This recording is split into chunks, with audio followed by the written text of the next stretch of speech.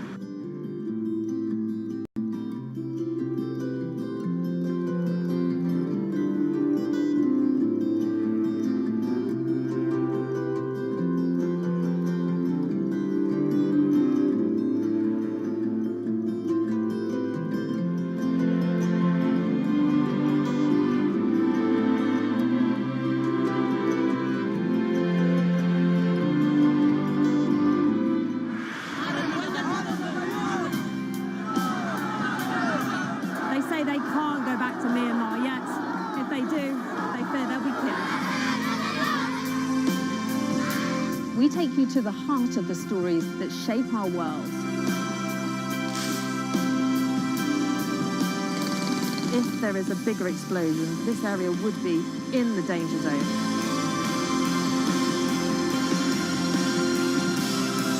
These traffic jams snake for hours up and down this hillside. It means precious aid can't access those in need. You can see the depth of the water. If you have a look in front of us, there are people wading through it. I think experiencing the 2 million person march in Hong Kong, that was a moment. I don't like the Chinese government. It's cruel. It was real people power in action. Police have been firing tear gas and rubber bullets. See fires all around us here, and just one of them is the size of around 31,000 football pitches. Siobhan Robbins, Sky News, Bangkok.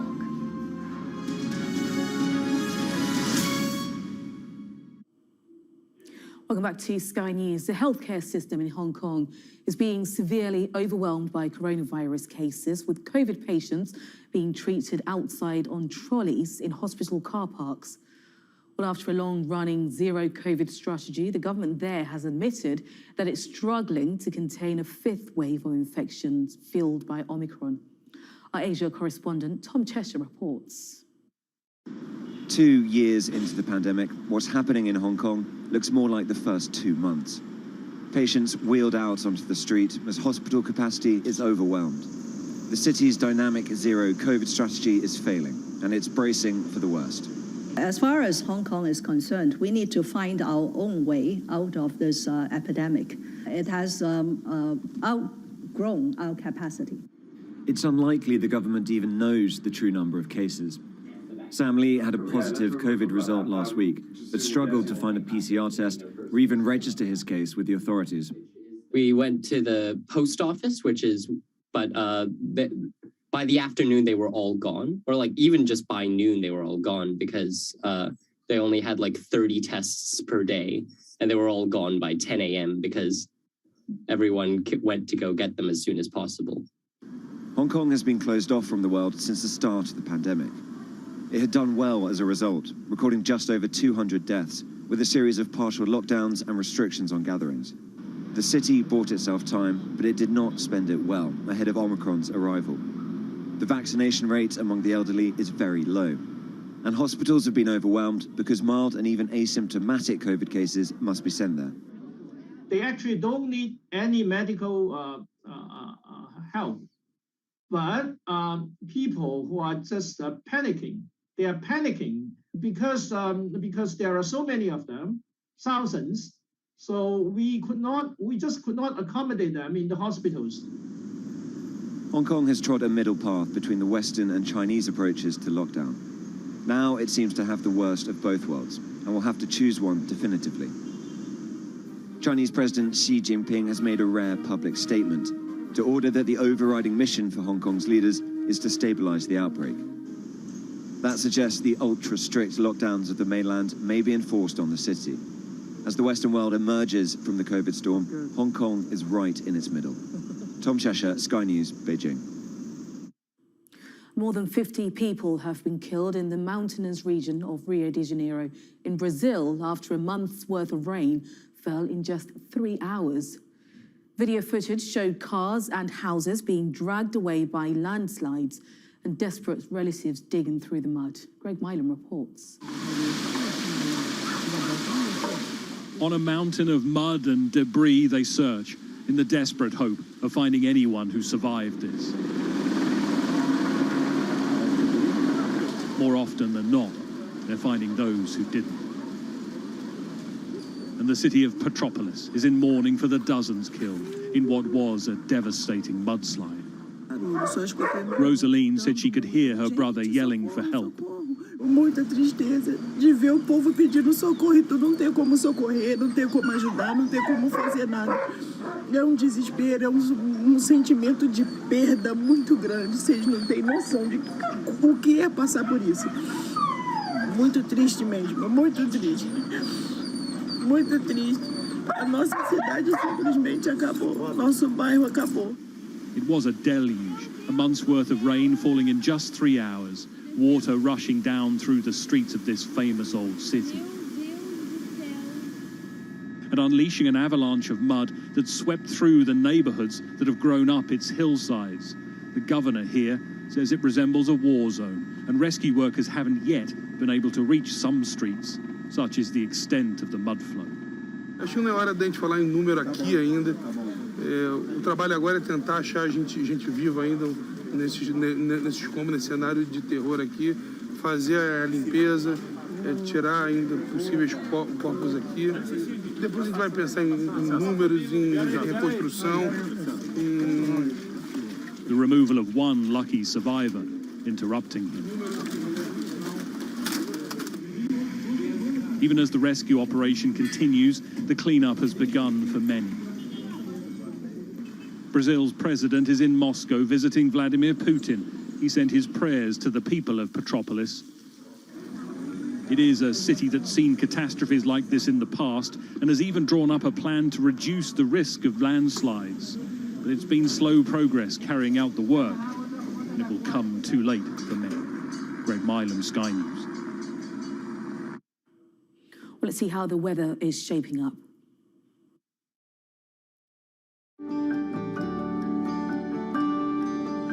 Look forward to brighter skies. The weather, sponsored by Qatar Airways. Storm Eunice will bring dangerous and damaging winds to the south tomorrow and heavy snow and blizzards to parts of the north. The Met Office has issued several warnings, the most severe being a rare red wind warning for the southwest in the morning. Ireland has a similar warning in place. Now, for now, there will be a mostly fine end to the afternoon with winds easing, but there will be a few showers in the north. Storm Eunice will bring some rain overnight, which will turn to snow in parts of the north, but northern Scotland looks dry and the wind will pick up later with severe gales reaching the southwest by dawn. The weather, sponsored by Qatar Airways. This is Sky News. Coming up, we'll be going back to the UN Security Council in New York, where the US Secretary of State and the Russian Deputy Foreign Minister will be discussing the Ukraine crisis.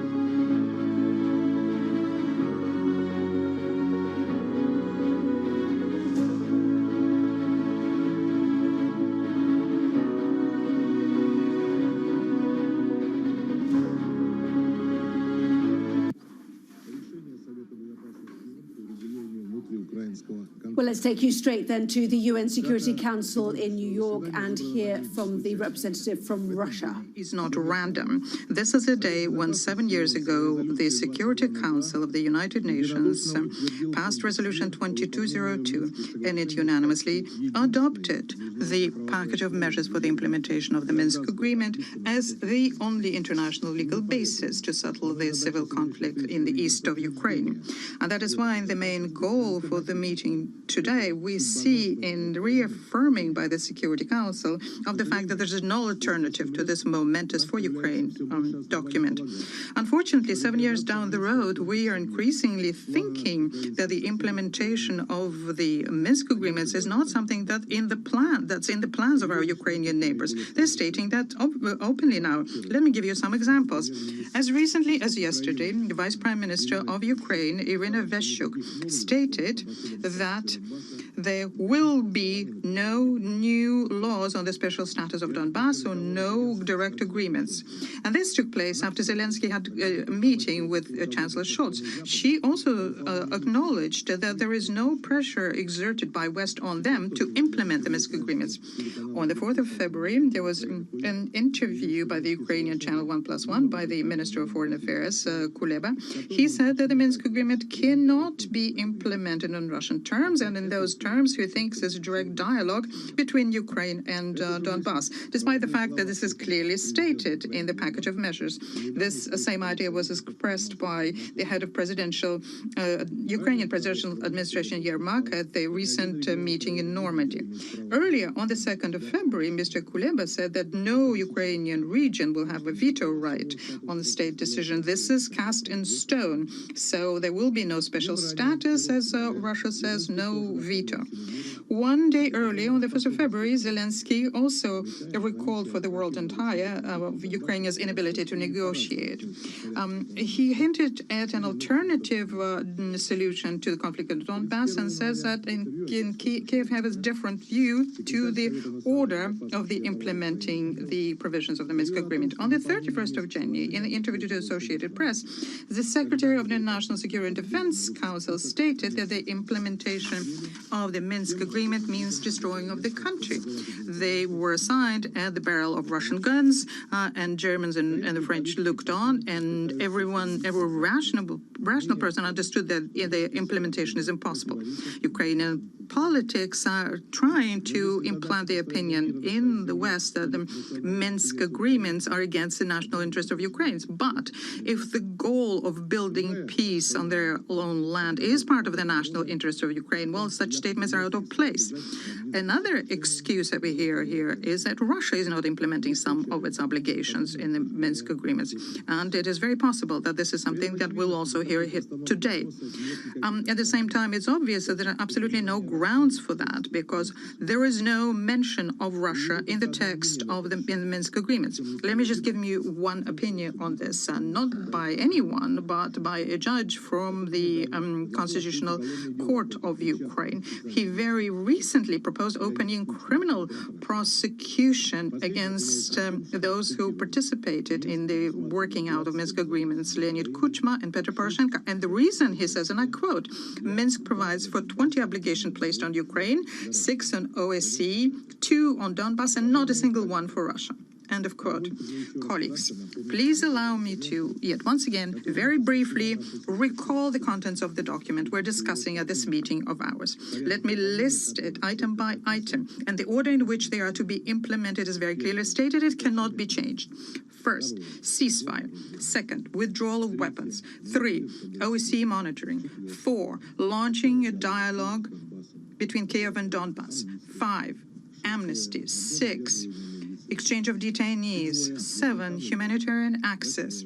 8, lifting the economic blockade. 9, transfer to the Kiev border control provided item 11 is implemented. 10, withdrawal of foreign formations and mercenaries. 11, new constitutions providing special status for Donbass. 12, agreeing on the order of conducting elections. And 13, intensifying the work of the contact group in Minsk. 7 years down the road, it is clear that none of the provisions of the package of measures have been implemented by Ukraine in full. Starting with the first one, ceasefire. And the root of the problem here is systematic lack of desire of Kiev to get into a direct dialogue with the authorized representative of Donetsk and Luhansk in the contact group.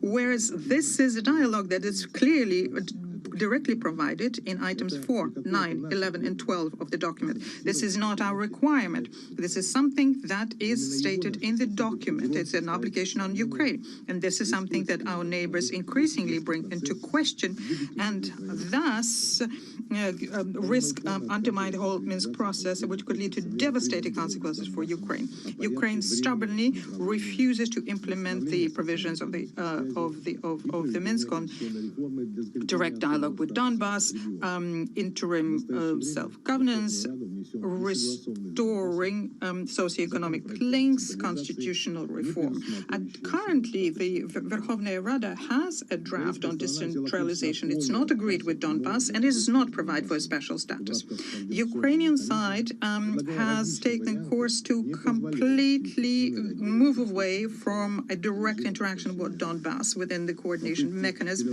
and they are providing various options, but they do not allow for effective reaction in case there are violations. Attempts to place the blame on Russia are futile and baseless, and this only hides the goal of shifting the blame away from Ukraine. I must say that we are very disappointed by the ostrich-like position of our Western colleagues who are trying not to see obvious things. We are surprised that they're putting into the shadow the Minsk complex of measures, but they are placing the emphasis on the Normand format. I'd like to recall the Normand format, according to Annex 2 of the resolution, is a mechanism to control implementation, but not a place where new decisions could be discussed. For 7 years, Russia has been calling in all platforms for the Western sponsors to exert pressure on Kiev to implement the Minsk agreements. They were doing exactly the opposite. it. So the increasing feeling of impunity pushed the Ukrainian hotheads to new excuses and military adventures against their own people. And this is what we have. We have thousands of victims of the internal armed conflict. Many millions in Donbass are still presented as foreigners in their own country. They have automatic rifles, sniper rifles, howitzers, and strike drones targeted at them. Ukrainian representatives keep coming up with new excuses not to implement their agreements and order to shell their own people. There is an Alley of Angels, a memorial complex in Donetsk to commemorate the children who died at the hands of Ukrainian military. Those who died at the children's beach in Zurgus on the 13th of August. It was targeted by the Air Force of Ukraine. 20 people died, dozens were wounded. A 24-year-old Anastasia Rubin, a local, was there with her son at the time when the Ukrainian Air Force started shelling the town from their multiple rocket launch system. One of the charges exploded right next to them. Everything was covered in blood and smoke and bloodied bodies of children. This and other similar episodes were compiled by the Investigative Committee of Russia and the RT Media in a compilation showing the Ukrainian military using prohibited means or ways of means. And our UN mission have compiled that and disseminated this to members of the Security Council. Please take a look at them. You'll be horrified by them. The Kiev's commitment to the complex of measures can also be illustrated by the abduction last year in Lugansk from the Joint Center on Coordination and Control of Andrea Cossack. Mr. Kinnunen, we would be very grateful if you could tell us about this episode. This is a treacherous event, and it is a direct violation of Item 5 of the conflict measures, which prohibits the prosecution and punishment of persons in connection with the events in Donetsk and Luhansk. Colleagues, I would like to finally say that you will be able to resist the temptation to play to the cameras and will not make this meeting of ours into a circus, will not present here baseless accusations saying that Russia allegedly was going to attack Ukraine. I think we've had enough speculation on that, including meeting on the 31st of January convened by the United States.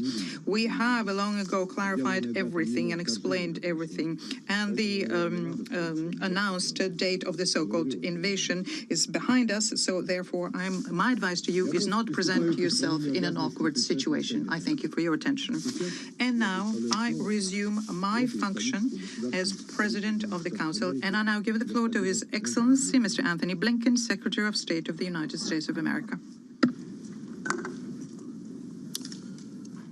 Mr. President, this council was convened today to discuss the implementation of the Minsk Agreements, a goal that we all share, despite Russia's persistent violations. These agreements, which were negotiated in 2014 and 2015 and signed by Russia, remain the basis for the peace process to resolve the conflict in eastern Ukraine.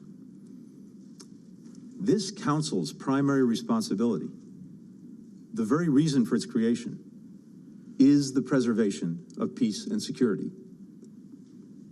As we meet today, the most immediate threat to peace and security is Russia's looming aggression against Ukraine. The stakes go far beyond Ukraine. This is a moment of peril for the lives and safety of millions of people, as well as for the foundation of the United Nations Charter and the rules-based international order that preserves stability worldwide. This crisis directly affects every member of this council and every country in the world. Because the basic principles that sustain peace and security, principles that were enshrined in the wake of 2 world wars and a Cold War, are under threat. The principle that one country cannot change the borders of another by force. The principle that one country cannot dictate another's choices or policies, or with whom it will associate. the principle of national sovereignty. This is the exact kind of crisis that the United Nations, and specifically this Security Council, was created to prevent. We must address what Russia is doing right now to Ukraine. Over the past months, without provocation or justification, Russia has amassed more than 150,000 troops around Ukraine's borders, in Russia, Belarus, occupied Crimea. Russia says it's drawing down those forces. We do not see that happening on the ground. Our information indicates clearly that these forces, including ground troops, aircraft, ships, are preparing to launch an attack against Ukraine in the coming days. We don't know precisely how things will play out, but here's what the world can expect to see unfold. In fact, it's unfolding right now, today, as Russia takes steps down the path to war and reissued the threat of military action. First, Russia plans to manufacture a pretext for its attack. This could be a violent event that Russia will blame on Ukraine, or an outrageous accusation that Russia will level against the Ukrainian government. We don't know exactly the form it will take. It could be a fabricated so-called terrorist bombing inside Russia, the invented discovery of a mass grave, a staged drone strike against civilians, or a fake, even a real, attack using chemical weapons. Russia may describe this event as ethnic cleansing or a genocide, making a mockery of a concept that we in this chamber do not take lightly, nor do I take lightly, based on my family history. In the past few days, Russian media has already begun to spread some of these false alarms and claims to maximize public outrage, to lay the groundwork for an invented justification for war. Today, that drumbeat has only intensified in Russia's state-controlled media.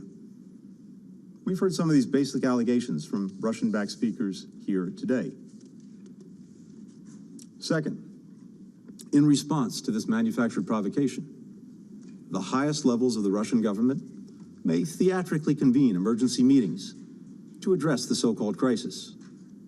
The government will issue proclamations declaring that Russia must respond to defend Russian citizens or ethnic Russians in Ukraine.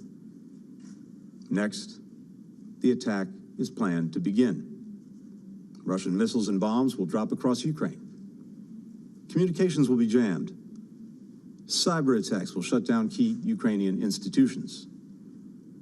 After that, Russian tanks and soldiers will advance on key targets that have already been identified and mapped out in detailed plans.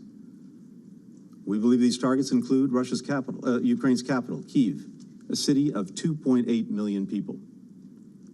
And conventional attacks are not all that Russia plans to inflict upon the people of Ukraine. We have information that indicates Russia will target specific groups of Ukrainians. We've been warning the Ukrainian government of all that is coming.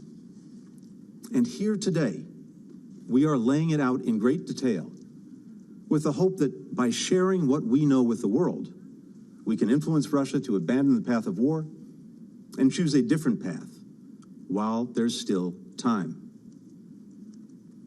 Now, I'm mindful that some have called into question our information, recalling previous instances where intelligence ultimately did not bear out. But let me be clear. I am here today not to start a war, but to prevent one. The information I presented here is validated by what we've seen unfolding in plain sight before our eyes for months. And remember that while Russia has repeatedly derided our warnings and alarms as melodrama and nonsense, they have been steadily amassing more than 150,000 troops on Ukraine's borders, as well as the capabilities to conduct a massive military assault. It isn't just us seeing this. Allies and partners see the same thing. And Russia hasn't only been hearing from us. The international chorus has grown louder and louder. If Russia doesn't invade Ukraine, then we will be relieved that Russia changed course and proved our predictions wrong. That would be a far better outcome than the course we're currently on. And we'll gladly accept any criticism that anyone directs at us. As President Biden said, this would be a war of choice.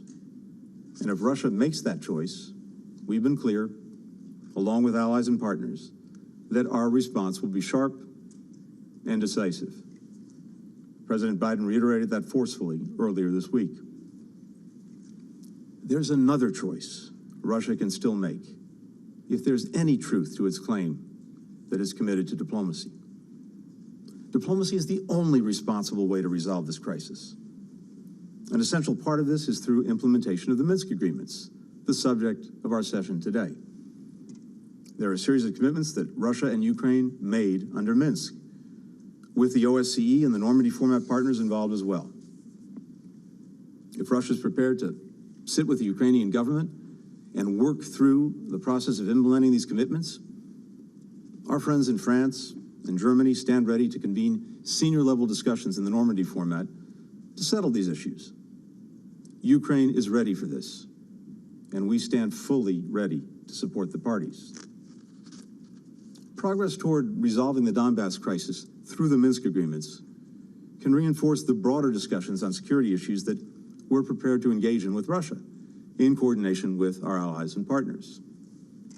More than 3 weeks ago, we provided Russia with a paper that detailed concrete reciprocal steps that we can take in the near term to address our respective concerns and advance the collective security interests of Russia, the United States, and our European partners and allies.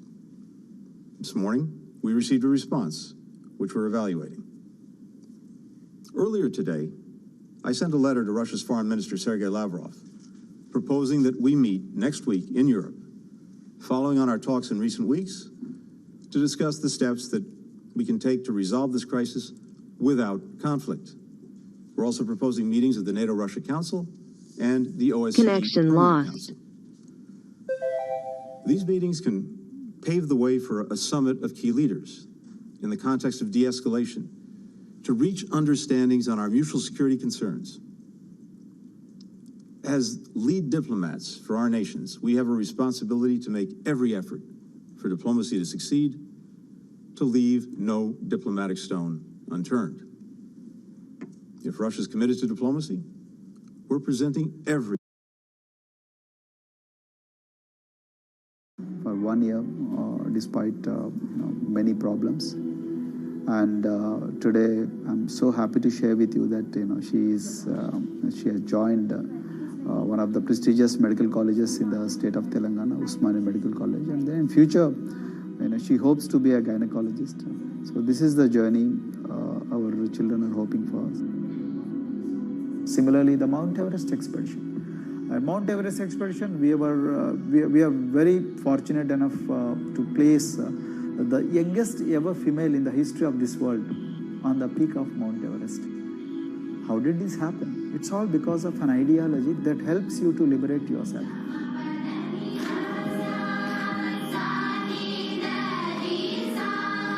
We brought a lot of extracurricular activities and most of them got institutionalized now. So for example, music. Similarly, the games. We have so many coaching academy. We have boxing academy, we have wrestling academy, we have handball academy. So we have, kabaddi, the traditional Indian sport. We have golf. We have introduced the golf also. Like golf is generally played by so-called rich people, but today even poorest of the poor people also are being trained in golf in our schools. Wow.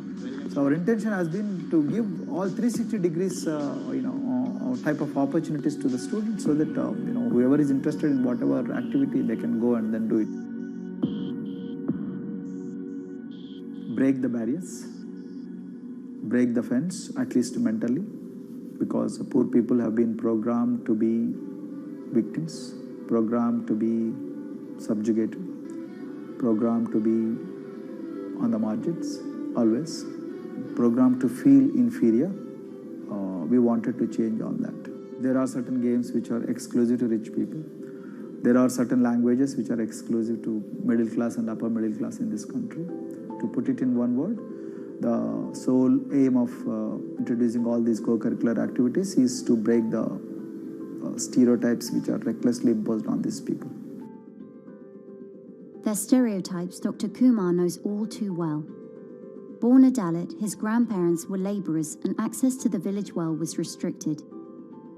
Dr. Kumar credits his parents' belief in the power of education with helping him realise his aspirations. He went on to join the Indian Police Service, attended Harvard University, and then began pursuing educational reforms back home. I attribute whatever I am today, it's to my mother primarily.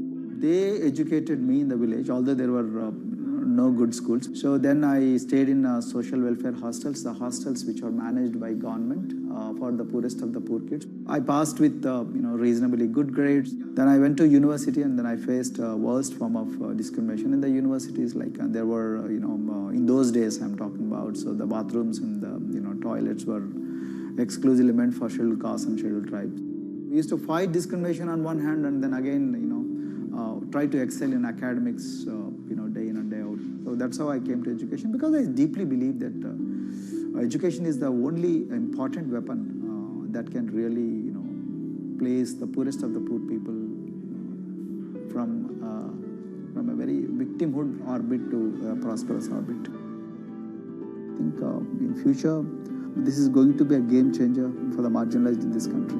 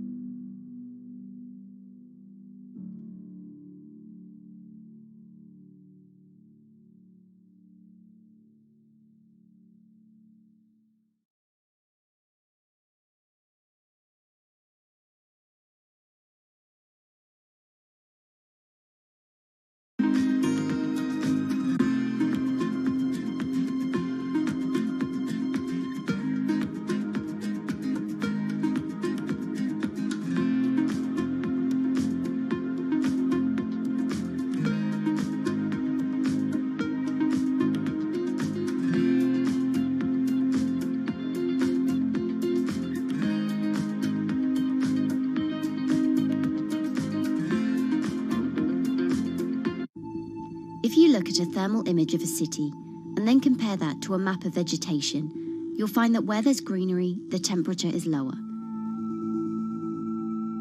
That's because things like asphalt, concrete, and shingled roofs absorb more heat from the sun than trees. This is the urban heat island effect, and it accounts for higher temperatures in cities, often by several degrees compared with their surroundings. It's becoming a huge risk to human health as growing urban populations exacerbate the heating effects of climate change. Heat waves kill more people than any other extreme weather event, more than tornadoes, hurricanes, and even floods. That's why urban heat island mitigation strategies are being studied in Singapore by a group of researchers. The government-backed project called Cooling Singapore is now in the process of combining everything they've learned to create a digital tool that can help cities all over the world, starting with Singapore.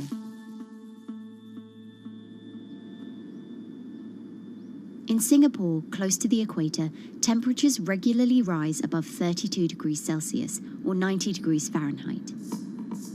And the city structures only make it worse. And that is also the case for Singapore, which is basically a concrete jungle, more urbanized, more developed city. And even in Singapore, what you have is a situation whereby there's a temperature difference of 7 degrees Celsius between the more urbanized and the more rural areas. The government has taken drastic steps to keep temperatures down. This is Gardens by the Bay, an award-winning park. And inside this greenhouse is a pleasant 24 degrees. That's because the dome, along with 24 nearby towers full of thousands of people, is chilled by what's probably the world's largest underground district cooling system. It uses a large central plant that cools water and then pipes it into banks, residential towers, an exhibition centre, shopping malls, and the city's iconic Marina Bay Sands hotel and casino complex. So one of the biggest perks of using this system for the buildings is that they can save 40% in terms of electricity usage compared to your traditional air conditioners. And with Singapore relying on natural gas for most of its power, this new system means emission savings equivalent to removing 10,000 cars from the city's roads. That has big implications for the rest of the world. If things stay as they are, more than a third of the world's electricity could end up being used to cool buildings and vehicles by 2050. As the world gets hotter, gets warmer, there is a greater need for air conditioning and as well as refrigerators, for instance. And the more people are buying these household appliances, the more energy usage they use, and they release heat more, and that then exacerbates climate change. It's a vicious circle. And so since 2017, researchers at Cooling Singapore have been identifying design solutions that reduce our need for so much cool air in the first place. One thing many cities have in common, and that's the importance of vegetation. That's a very important measure to mitigate the urban heat because of the shading effect, of course, and the psychological effects of the vegetation, and also because of the possible evaporative cooling effect of the vegetation. Vegetation can be, of course, on the ground floor in form of trees and shrubs, and you can walk under them. This is the so-called canopy layer that the vegetation forms above us. But vegetation can also go up the facades of buildings, and it can go to the roof of the buildings. Luckily, Singapore has been striving for the garden city feel for quite some time. It was a vision initially introduced by then Prime Minister Lee Kuan Yew in 1967 to make life more pleasant for people. And today, Singapore is one of the world's greenest cities in terms of urban vegetation. Kampung Admiralty, a community centre that contains health facilities and social spaces, now provides more green space than the plot of land it was originally built on. It's topped by a roofscape of staggered terraces covered in local plants, which functions as a community park. And a village green in the centre that contains farm plots for residents to tend to. Park Royal on Pickering was designed as a hotel in a garden that doubled the green growing potential of its site. There's now 15,000 metres of sky gardens, reflecting pools, waterfalls, planter terraces and green walls. And the government has big plans as well. Singapore actually has a plan to plant 1 million trees and add more green spaces over the next 10 years. It is actually a mix of one thing to reduce the urban heat island effect, but on the other hand is also to get the people to be more connected to nature. But it's not enough. The city-state has still been warming twice as quickly as the world average over the past 6 decades. That's why Cooling Singapore has developed a catalogue of other potential heat mitigation measures. When you try to mitigate the urban heat island effect in a city or in any building, in a village as well, the first place to start is by shading of the windows. You have to keep areas clear so that the wind can move through it. Water of a certain depth can act as a very good thermal buffer. If you have to construct heavy buildings such as high-rises. Hello traders, how are you doing today? Price right now, order placed to buy euro. The price I'm looking to buy 113.64.4. Okay, please place your order at 113.64.4. And wait, we will have to wait until this order will be filled. Okay, I'll speak to you later. Stay safe, guys. Moves the facades of the city into production areas for renewable energy. In Singapore, unfortunately, this is a limited option, but in the long run, it could produce up to 20-25% of the energy, of the electricity needed in Singapore, if all the roofs and the areas in the buildings, on the facades would be used to do that. With so many different ideas, Cooling Singapore is also designing a virtual model of the city to test them out. It's called a Digital Urban Climate Twin, or DUCT, that will calculate how each element of the city's design will impact the urban heat island effect. That means we model not only the geometry of the buildings digitally, but also we model the transportation, the insulation, the temperature, the radiation coming from the sun, the weather, the local climate, the even very, very microclimate of the city, the water, the movement of people in the city. We can invent scenarios, we can design scenarios, test them before we actually build them, and if they test very well and we are sure that they will function, then we can start to build them and put them into reality.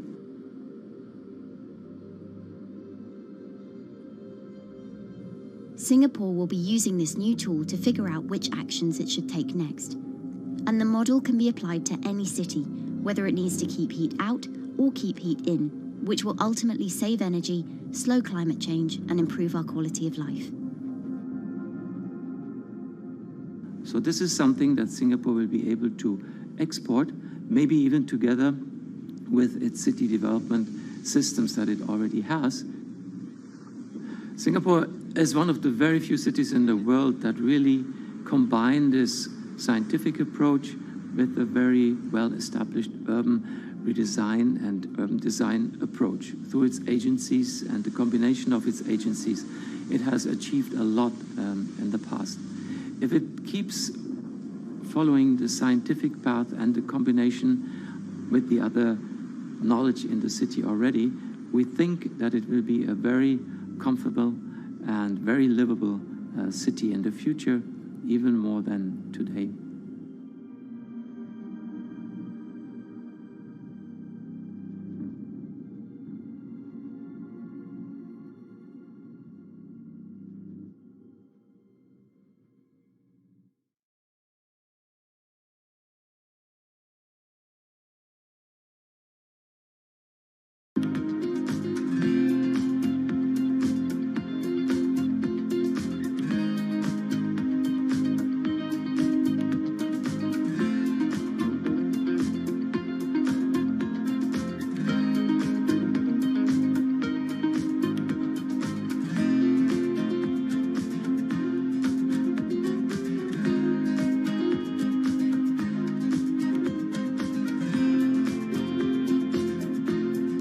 Times are tough.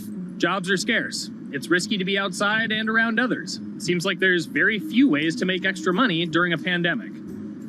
So I guess I'll just hunker down and binge social media until this all blows over. Wait, don't these people make money? How do these people make money?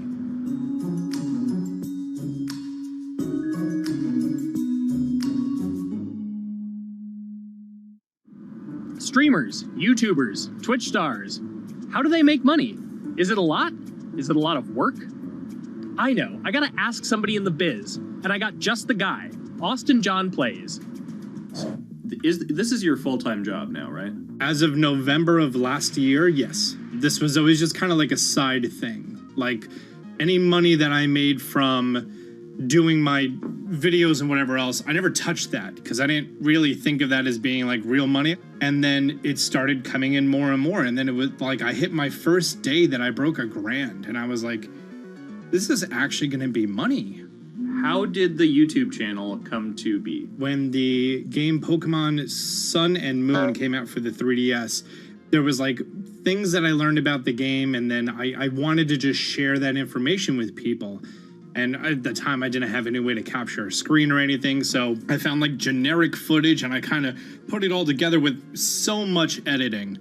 And that video got 6 views. And then 2 days later, I made another one, and that one got 12 views. And then I just started pumping out more and more content, and people were like, this guy knows what he's talking about. It really just started building on top of itself, and then it was like, my channel really focuses on tips and tricks. So I play a straight 18 hours, and I'll finish the game or get to about the 40-hour mark, and then I'll make my first video. While I'm going through, I have a giant notepad and just scribbles everywhere, and I make these notes of like the things that stumped me, so I know the things that may stump other people. What do you need to think about if you're building your YouTube channel? One, you need to do something that you're passionate about. Not that you like, not that you think you're gonna make money on, something you're passionate about. The other thing is something that other people are passionate about. It holds a special place to them. And third is, it needs to be something that people are gonna seek out information on. In order to enter into the marketplace, you either need to be better than everyone else, you either need to be faster than everyone else, or you need to be more accessible than everyone else. And you can't be more accessible because it's already on the platform. Granted, if you understand how the algorithm works, which is very similar to Google Analytics, then yeah, you can have a little bit of a head start. But if you're not doing it faster, and if you're not doing it better than everyone else, then why should anyone watch your channel? So my income as a YouTuber kind of breaks down to 3 different ways. One, which is the bulk of it, which is ad revenue. Whenever you go and you watch a video and then there's an ad and then you wait 5 seconds and you hit the bottom right corner and then you go on to the next video, or a non-skippable ad, or the video starts immediately, you get the little banner ad at the bottom, or if you scroll down from the video, the first thing that shows there is an ad. Those are the 4 different types of ads that can appear on every single YouTube video. And all of them pay a certain amount. It varies on lots of things, like the country of the person who posts it, the country of the person who watches it, the time of year, where you are in the quarter, if there's anything going on with a reduction in ad revenue. Like, great example, COVID-19, companies weren't spending as much on advertising. So because of that, CPM went down. CPM stands for click per thousand. I'm using the Roman numeral for 1,000. And that means that for every 1,000 views, you get a certain amount of money. Now, on low ads, when I first started off, my CPM was 30 cents. So every 1,000 views, I made 30 cents. But then once I signed with an MCN and I started making more quality content and more engaging content, some of my better videos and certain times of the year, I can see CPMs as high as $12 to $14. And there's a big fluctuation between, you know, if I post a video when there's no ads being spent, like January and February, that's the reason a lot of your favorite YouTubers and also TV shows don't post new videos in that time of year, because ad rates are down. Why are they going to make content then? Instead, you're recording and you're bulking up for when ad revenue is higher. The second way that a YouTuber makes income is support, crowdfunding, things like that. When I first started off, Patreon was really the only option, but then they started rolling out supporters and members for YouTube channels. So whenever I have a live stream, you can click a button and then you can become a member, and then you get special icons next to your name. I believe they're called badges. Or on any video, you can hit the join button, and that helps support the channel. And then the third aspect of that would be merch. And for me, my merch has been somewhat basic. In fact, I'm wearing one of my t-shirts from last year right now. You have to endure the times that your first video gets 6 views, that you posted on Reddit and they say, shut up, and then an auto mod bans you. You have to go through that, because until you go through that and you discover why you're doing it, you're not doing it for other people, you're doing it for yourself. If you're not loving what you do, then it's not worth it. Huh. So make a channel about something that I'm passionate about. Oh, sweet. I guess I can make the channel about that.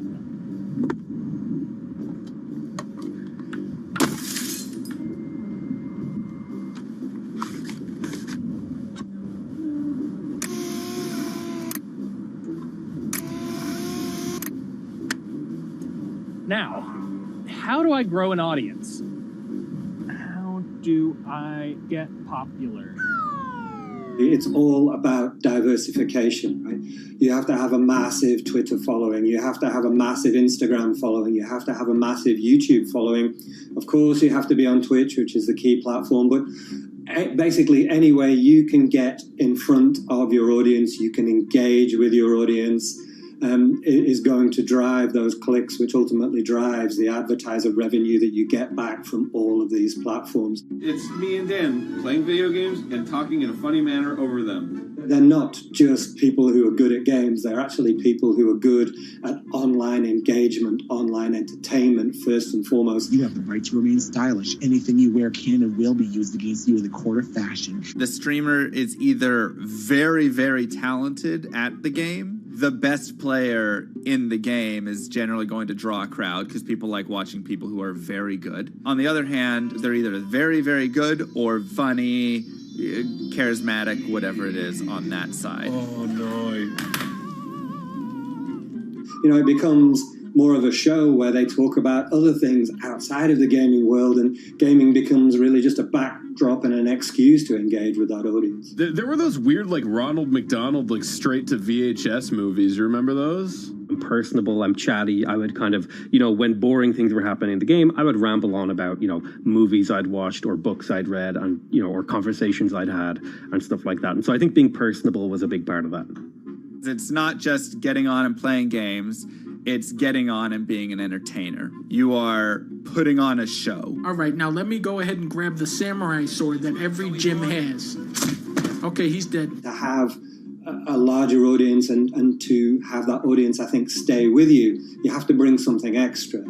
You have to find your niche. You have to find what works and what connects with the audience and what makes them laugh and what makes them keep coming back.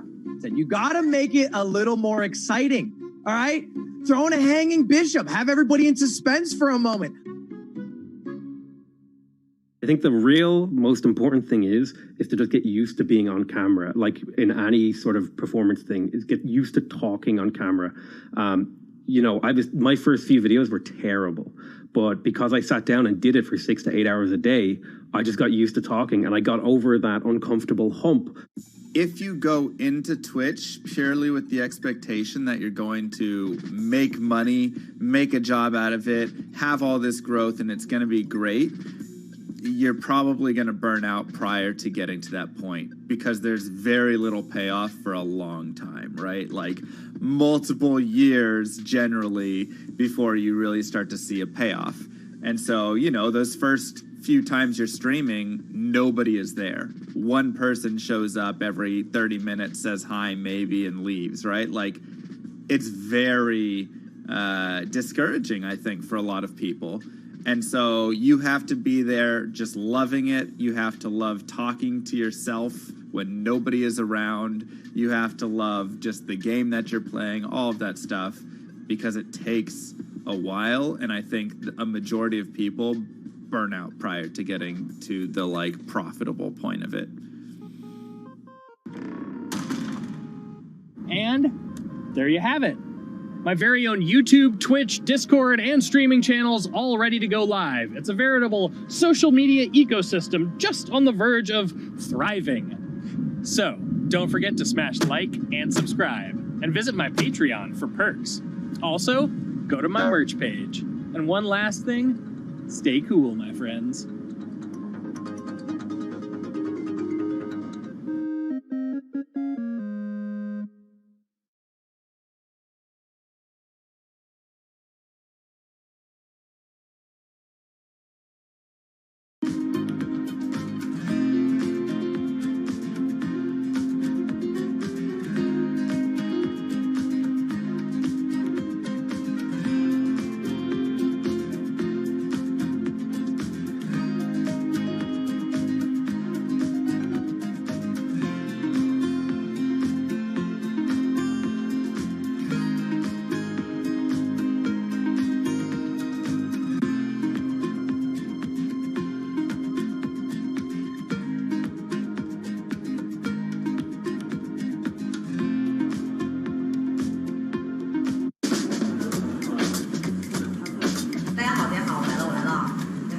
This is live stream shopping, one of the hottest trends in China.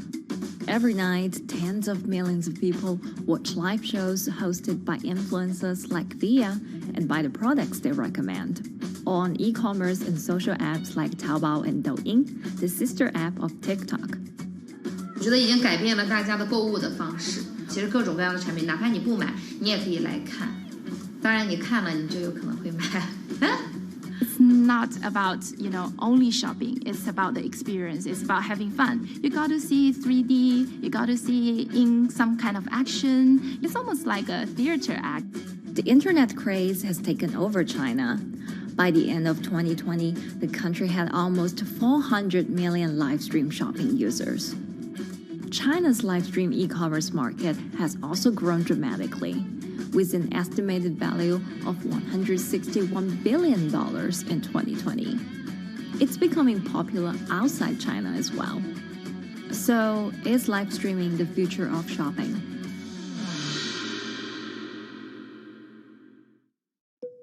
Live streaming is not a new thing. In China, it started in 2015 with the rollout of 4G. And it was first used for entertainment and socializing.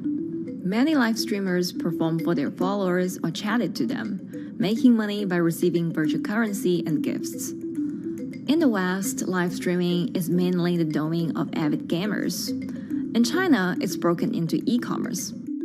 China actually has a very big e-commerce empire, so it uses these super apps, what we call that you have payment, you have search of information, you have recommendation system, and you have huge amount of goods available on the platform, and as well as a lot of consumers. So with this advantage, they merge these features of live streaming to make the influencers actually sell goods. Here is a perfect choice: nice neutrals, beautiful print, nothing overwhelming, and the warmth and comfort of flannel. This is item. Traditional TV shopping involves a one-way direction, whereby a host introduces a product, demonstrates certain things, and say, call this number or something. But live stream shopping is live. That in itself is a very, very big difference. It causes different psychology. And live stream shopping is a very entertaining way of actually engaging someone else. When you shop, actually, this live streaming video will continue. It will minimize into a corner, and you can buy the items and pay all on the same app. And after that, the live streaming screen will just enlarge by itself, and the promoter will come back to screen. So it's very convenient. Taobao, one of China's biggest e-commerce platforms owned by tech giant Alibaba, added a live streaming function in early 2016. In the following years, other e-commerce and social platforms like JD and Douyin also integrated this feature. 开头的时候还是有很多的挑战的，对画面的这个流畅，然后是否能够很真实的去还原商品，它其实在这个上面是有很高的这个门槛跟技术的这个卡口在的。不管是我们的这个用户的接受度，还是商家的这个上手的这个难度都很高，但是这几年下来，基本上难点在不断被突破的。Over $70 billion worth of goods was sold via live stream on Taobao in the year through March 2021. Latest surveys show that over 60% of live stream users in China were watching shopping shows, and over 65% of them shopped at least once via live stream. In 2020, live stream shopping got a huge boost during the pandemic, when millions of people were in lockdown and many retailers were pushed online. People, during the lockdown, felt like there's a need for more social interactions. This live platform creates an interesting kind of environment that gives people the sense that I'm actually interacting with you. And then live stream shopping brings in a lot more variety of things that people could buy and satisfy, the sense of losing control, especially during the pandemic. At the heart of this craze are the top influencers who have tens of millions of followers and sell products worth millions of dollars every night. They often use their star power to get bargains from retailers, which in turn boosts their own sales and influence. So if you think about China's live streaming, you have to know the king and queen of the influencers. The queen of live streaming, Via, she is actually having the biggest viewership and the biggest sales volume for a long time on Taobao platform. She can sell everything from like Gucci sunglasses, lipsticks, homes, and cars. One time she offered her followers to go on a Tesla ride with her, and she even, for once, sold a rocket launch in her live streaming room for 40 million yuan. 接下来我们真的要上火箭。 The king will be Li Jiaqi, more widely known as Lipstick's brother. He used to be a cosmetic sales before he turned into live streaming e-commerce. And he knows a lot about the cosmetics. So he's the one that will actually put the lipsticks on himself when he's on the show. Top live streamers like Via and Li Jiaqi have become celebrities in China and can earn millions of dollars a year. Although not everyone can be as popular, mid-ranking live streamers like Tiffany still earn a good income through sales commissions. 如果说单从收入方面来讲的话，那主播的收入是比普通的工作要高很多。但是呢，主播这个工作时刻对身体，包括对精神都有很大的一个考验的。 就是每天需要集中精力，然后长达5-6个小时，这种状态是很累的。而且这5-6个小时的话，你是脑子是不停的，然后嘴巴是不停的，然后手也是不停的，眼睛也是不停的。像我们做主播，不是说单一的只做直播一件事情，然后还会有选品的一些工作，然后还会有一些其他的事情排在里面，其实是没有个人生活的。那我觉得增强粉丝影响力的话，不是说某一件事情。 可能今天做了什么事情你就增大了影响力，而是每天不断的内容的输出，粉丝不断的可能对你的了解，慢慢的信任你。里面有芝麻酱的味道，如果吃不习惯的话就慎买。A lot of successful live streamers are generally very good at communication. They're very good at articulating very simply what a product does, what a product doesn't do. In order for them to sell, they need to be trustworthy and appear trustworthy, and they need to, show in some ways that they're authentic, right? So for Via and Li Jiaqi, they are able to articulate that quite a bit through their body language, through what they say. For example, Li Jiaqi will also sometimes say bad things about certain products because to him that's his honest opinion, and sometimes people want to hear that. And so they seem very credible, they seem very trustworthy, and don't forget, they're also very entertaining and very interesting. If you're familiar with Li Jiaqi, he won a Guinness record for like the most lipstick applications to models in like 30 seconds. So if you're able to create a lot of buzz with interesting things that you do, people who may not want to buy lipsticks will also stream in just to watch what he does. And then from there, you might get hooked. 这就是一般女生出门的时候涂的口红的颜色。 Live streamers also use sales techniques such as limited time or supply. This sense of scarcity can often encourage viewers to buy. The platform in itself creates and enhances some of these things, but you see it live. Something we call social proof has taken over, meaning that, hey, other people are interested, other people are joining in, other people want the same product. And they add it in the chat and they ask questions and they say, oh, I want this too. What happens then? It makes the whole product even more scarce. But it's not just influencers. Local farmers, luxury brands, even mutual funds have also started their own live stream shows. Working with very top-tier live streamers can be risky. It's not necessary that the benefits will end up with the brand. So we see company executives opening their own shows. And we see like P&G have their own sales room, which runs shows every day as well. We also have like local governors in like small towns to sell their agricultural products. So the live streaming is definitely transformed the way product owners can think about how to reach their consumers. And it enables a lot of players to actually sell. Live stream shopping is going global. Merchants in Southeast Asia have embraced this trend. And in the West, Amazon has upgraded its live streaming function, adding interactive features like chat rooms. Companies, including Google and Facebook, are also developing and investing in technologies to integrate video and e-commerce. 直播电商它其实已经开始成为主流，它未来的发展空间跟潜力都是巨大的。接下来大家会越来越依赖这种购物方式，会变成一个比较日常化、比较规范化的这么一个趋势。If you look at the numbers alone, their numbers alone, Li Jiaqi's numbers or Via's numbers, you know that they can sell and you know that they can generate revenue. are they able to sustain it over a long period of time? It depends on how innovative they are at changing some of the things that they do.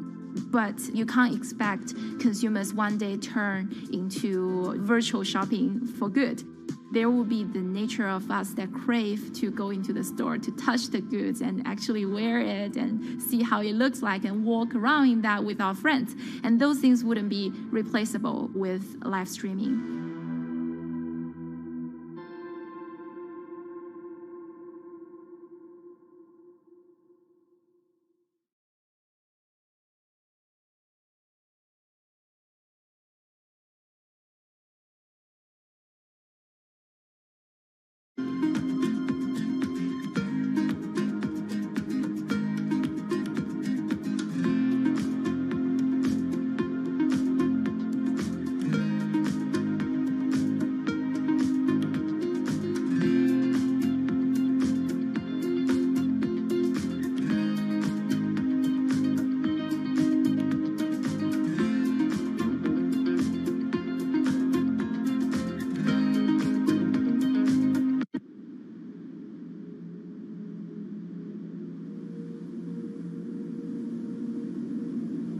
You could imagine that the oceans are actually the largest battery. We're storing huge amounts of energy in the oceans.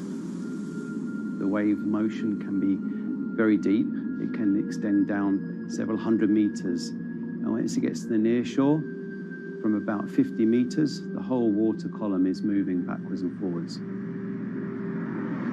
As we search for ways to reduce our reliance on fossil fuels, some are looking to a largely untapped potential source of renewable energy. In theory, waves off the coast of the United States alone could generate over 2 trillion kilowatt hours of electricity a year, enough to power more than half of the country.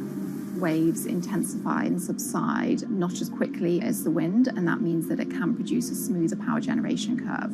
One of the potential advantages of wave energy is that it could act as a complementary source of power compared to other renewables. Okay, guys, as you can see, position opened on euro. Well done. It took a while for us until we opened position. All of you guys who decided to trade with me and copy the trade, well done. Stay with me. I'll let you know what's going to happen next. With it moved lower, so you still have a chance to buy at the lower level. Okay. If you use the strategy, you know what to do, and you know how to use the strategy, how to do arbitrage, how to sell at the same time, same securities, same pairs, okay? And I'll speak to you later, guys. For other people who want to get, I wanted to point out the strategy, because this website, we're not trying to teach you. This website that was created for our clients. We trade other people's money, and we wanted to show them how we make money for them. So it's not for people who were waiting for me to provide some kind of training or teaching stuff. It won't happen, because this has happened live, and I will not, if you want to get the strategy, you need to go to company.co.uk, where I provide you 1 hour webinar. Otherwise, you need to look for mentors or other teachers who will provide you teaching instructions on the previous charts.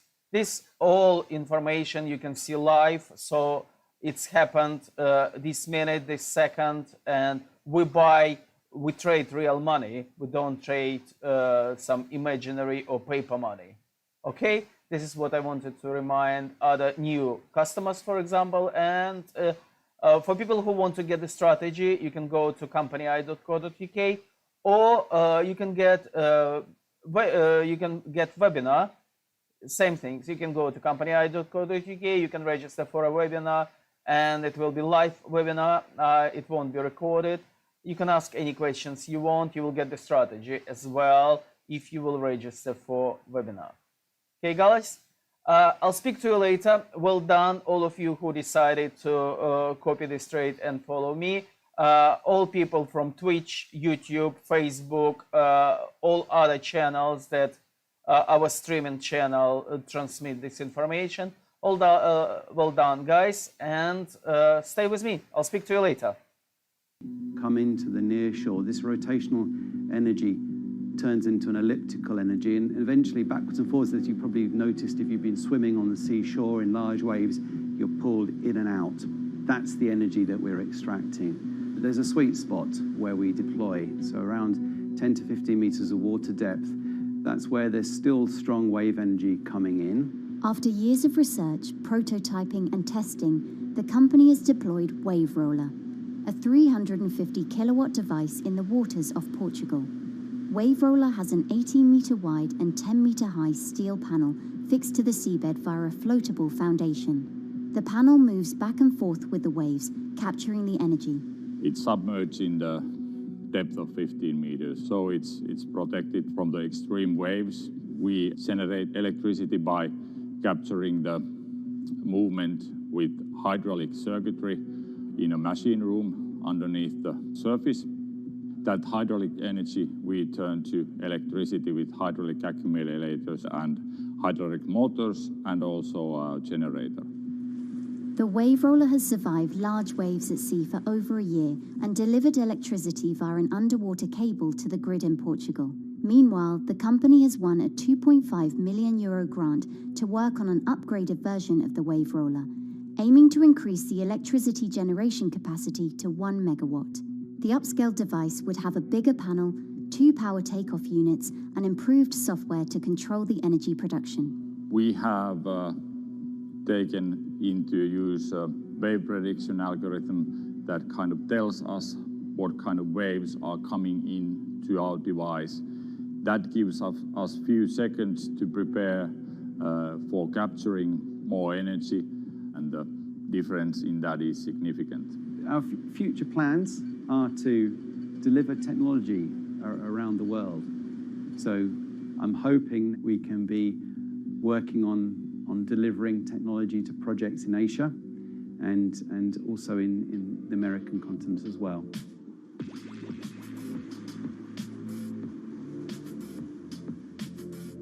Meanwhile, Israeli company Eco Wave Power is taking a different approach to capturing the power of the ocean. For the company's founder, Ina Braverman, developing new sources of renewable energy is a personal mission.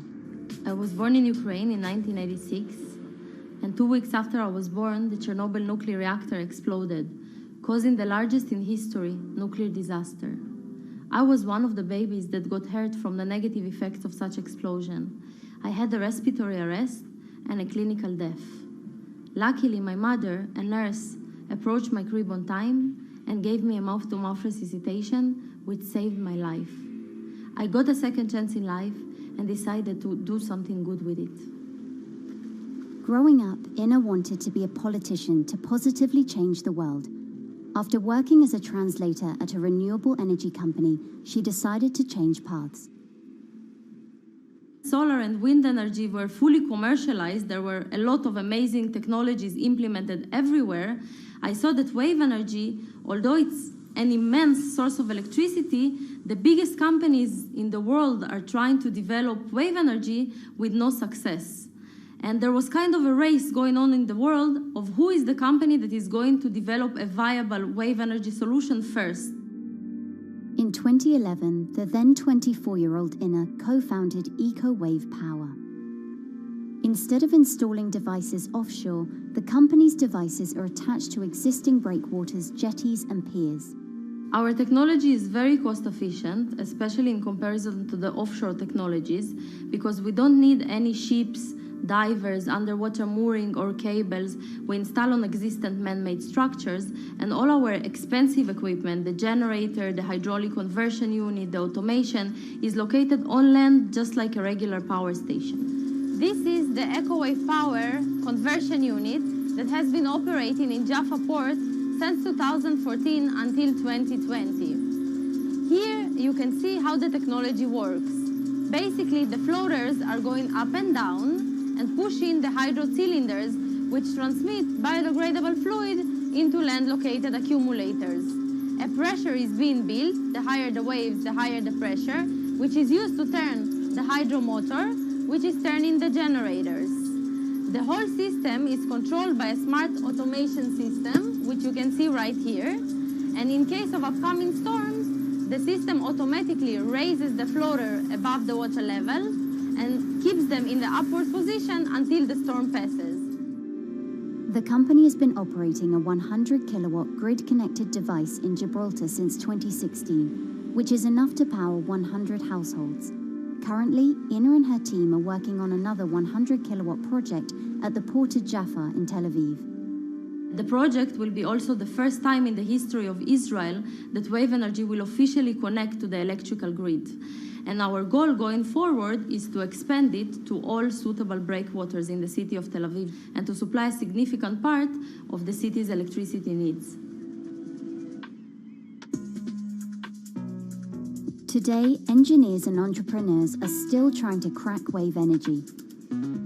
Globally, only a few hundred kilowatts of wave energy are deployed, compared with gigawatts of offshore wind. But the field has come a long way in recent years, and with the right engineering solutions, this new power source could eventually become competitive with more mature renewables like solar and wind. I would have a lot more confidence in the success of wave energy companies today as opposed to like 20 years ago. But in the next few years, or maybe the next couple of decades, it will be more likely to be used in remote locations like islands that are otherwise dependent on expensive diesel power, or out at sea on gas decommissioning rigs, or for powering underwater autonomous vehicles. So definitely, wave energy can compete with other renewable energy sources, but I personally believe that this is not a competition. In order to have a 100% renewable energy friendly world, we need all renewable energy sources to work together.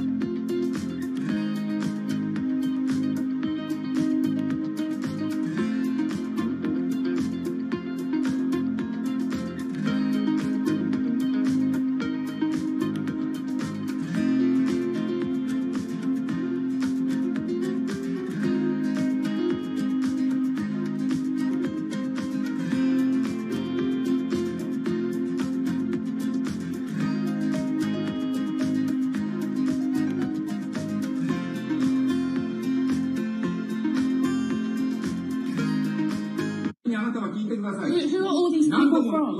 Who are all these people from?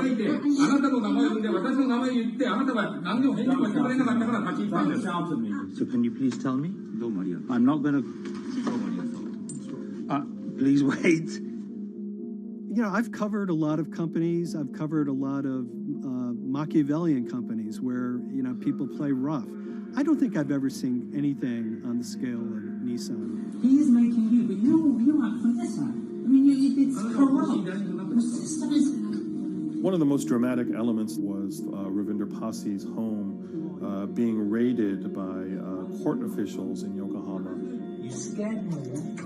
You scared my children. I worked in Nissan for 16 years. So Rav Pasi's journey into the darkest recesses of the Japanese corporate world started when he was the general counsel, the highest corporate lawyer position in the company.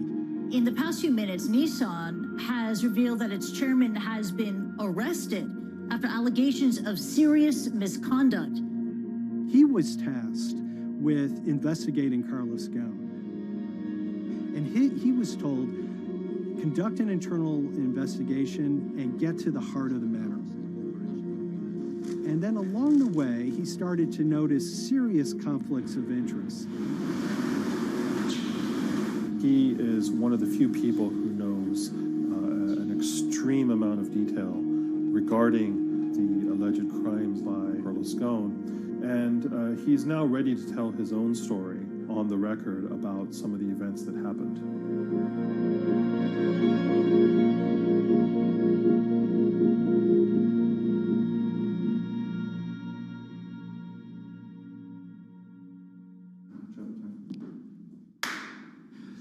My name is Ravinder Passy. I'm the former Global General Counsel of Nissan Motor Co. Limited. And you could say, yes, I had a front row seat in terms of what was going on.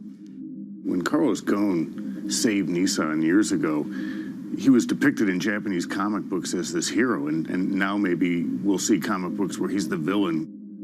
In corporate Japan, Nissan was quite an unusual company. It was led for 2 decades by a non-Japanese executive.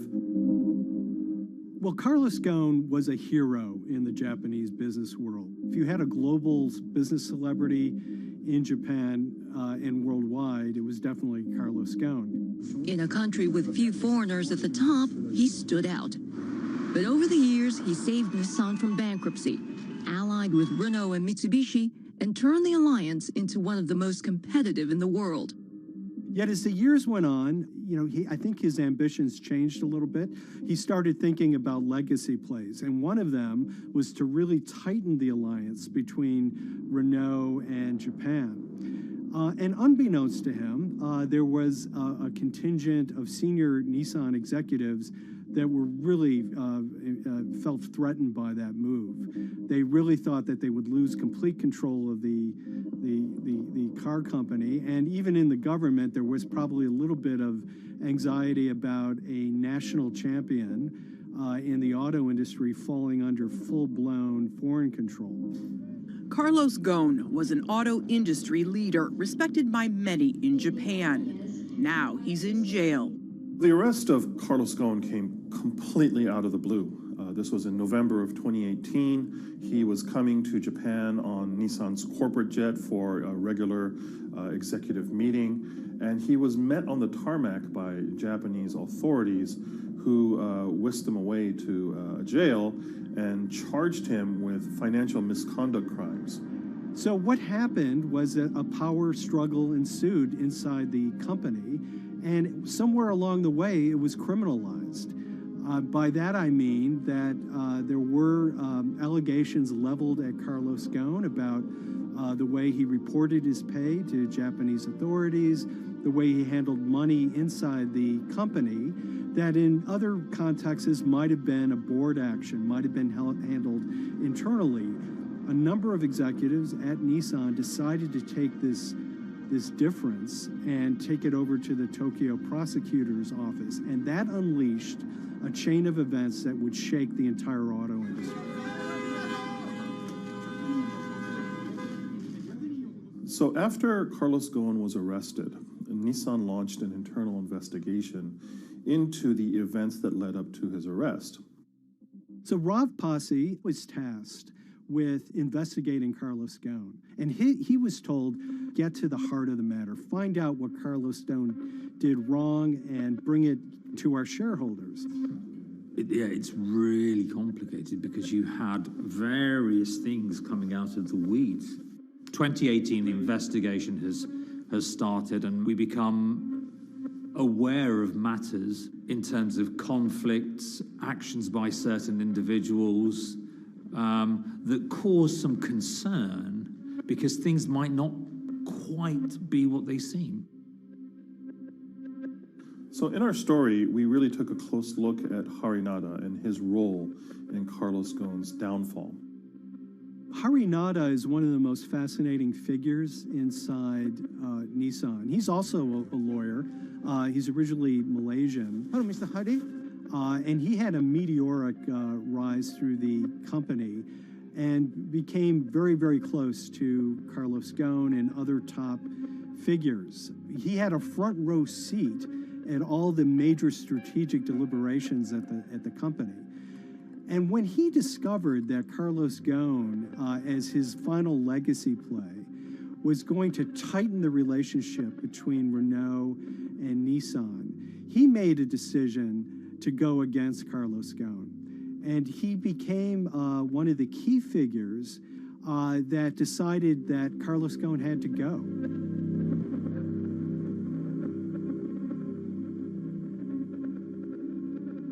Harry Narder was somebody who actually recruited me into the company. So I have a long-standing relationship with him, or did have a long-standing relationship with him.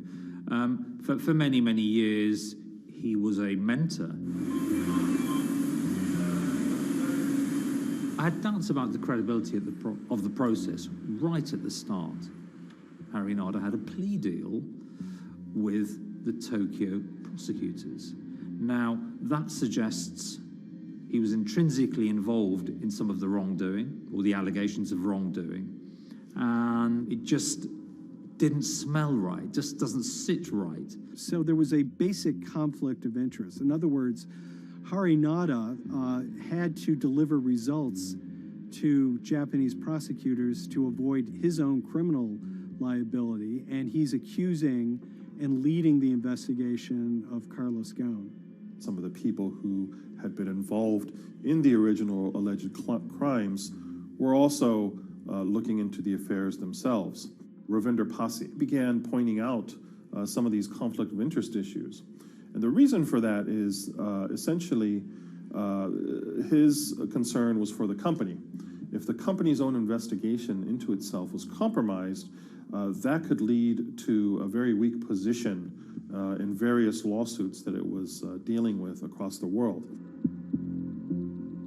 I had discussions with Harry, discussions with the statutory auditors about these conflicts, discussions with HR about some of these conflicts, because at that point, we reported into him. You know, at the time, everything was quite, as you can imagine, it was, we've got to do this, we've got to do that, we've got to move fast. But when you step back and look at some of these things, you just think, my God, what was going on here? Because me, members of my team, were being placed in immediate danger. Your chairman's been arrested, a representative director's been arrested. They both happen to be foreigners. And then now what we need to do, we're being instructed to do, is certain compliance professionals need to go into properties in Brazil, for example, and retrieve evidence. They've got to do it very carefully, because if they don't do it carefully, they're going to get convicted of criminal activities. And likewise, when a team of lawyers were commissioned to go to Lebanon. I mean, one of my immediate concerns was, why are lawyers from Nissan being sent to go to Lebanon to retrieve evidence? These are just lawyers, they're corporate lawyers from Nissan. You had revelations that a number of executives had benefited from share appreciation rights when they shouldn't have. I mean, you know, substantive amounts of money being taken by these guys when they weren't entitled to take them. And you do think, yes, how is this going to look later on? It's going to look quite concerning. So that triggered, for me, the sort of assessment that, well, I'm going to have to do something, because up until this point, I haven't put down on paper these conflicts and these issues.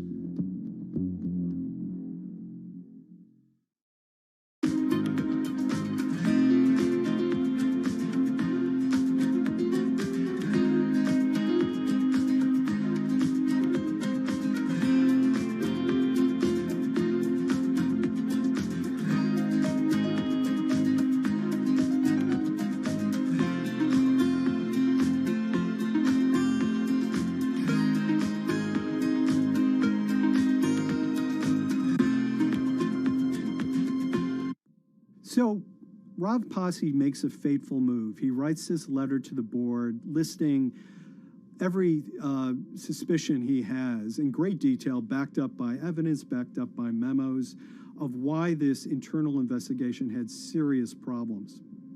He sends the letter to the board and it's crickets. He doesn't hear much of anything. Nothing happened thereafter.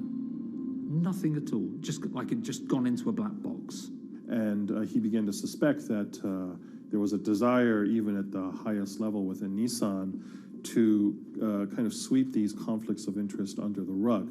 Unfortunately for me, I think, again, with hindsight, people must have thought that this is the nail that's sticking out, and we can't have this.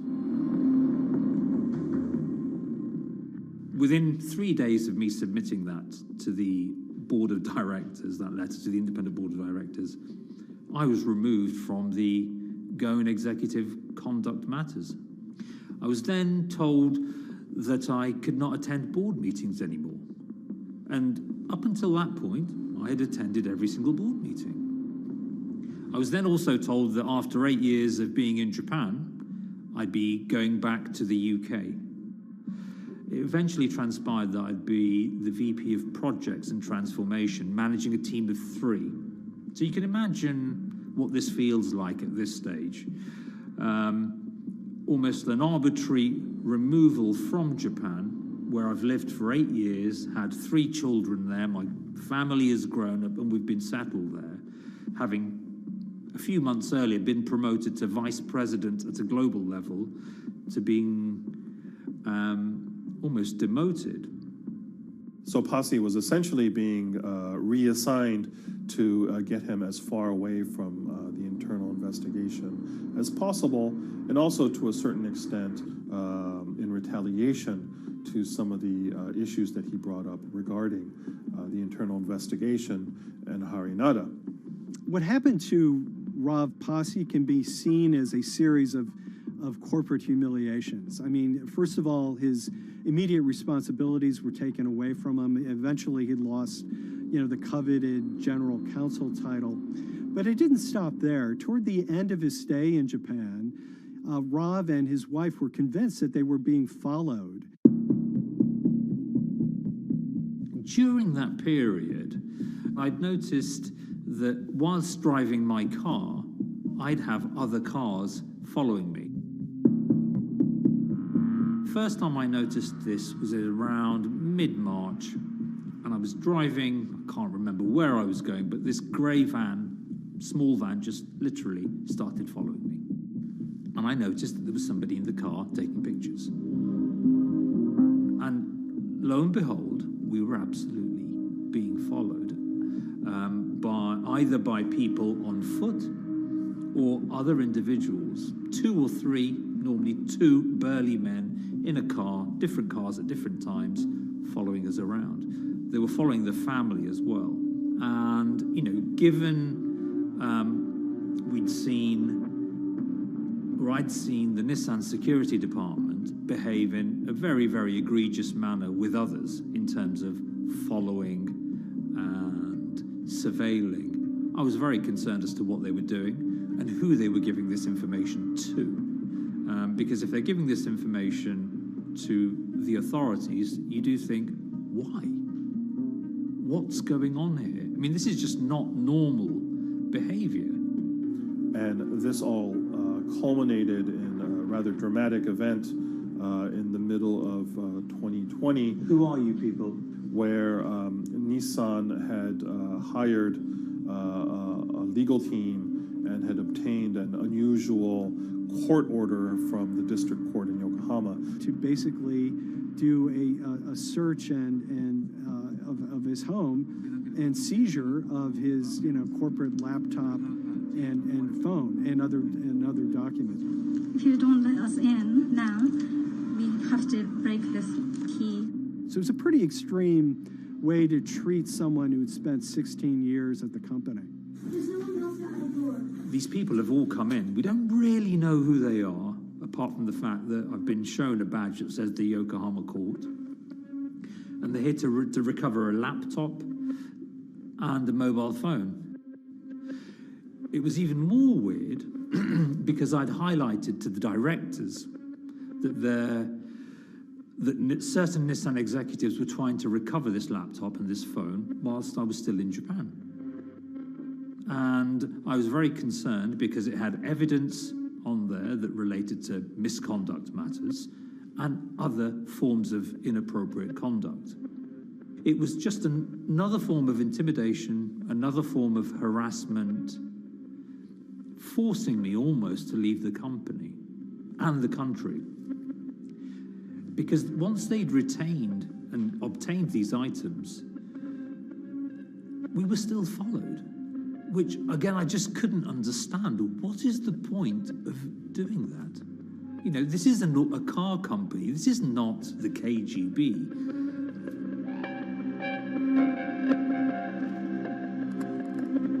I think it's fair to say that Rav Pasi didn't have full battlefield awareness of all the intrigue going on at Nissan. I mean, Hari Nada is interesting because he's both charismatic and charming, and one of the most brutal corporate infighters one could ever run across. This is a confidential company email, right? You should not have this.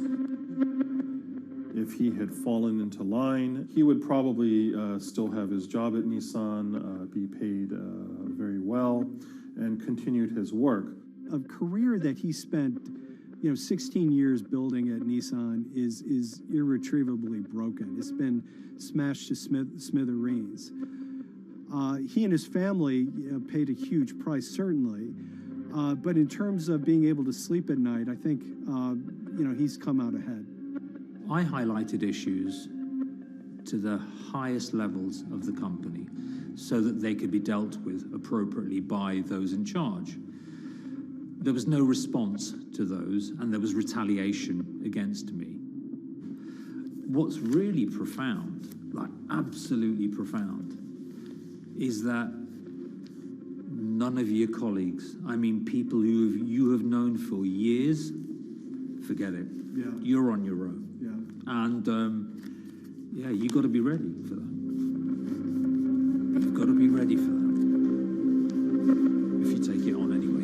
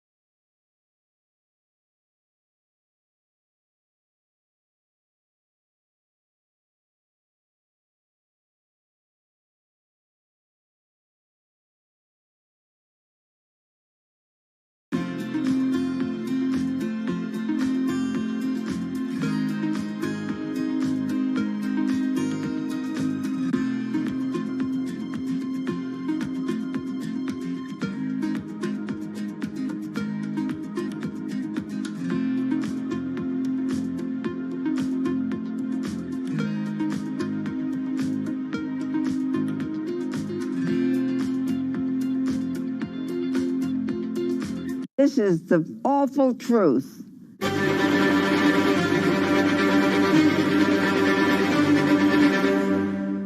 There's always someone in the family that's pushing it.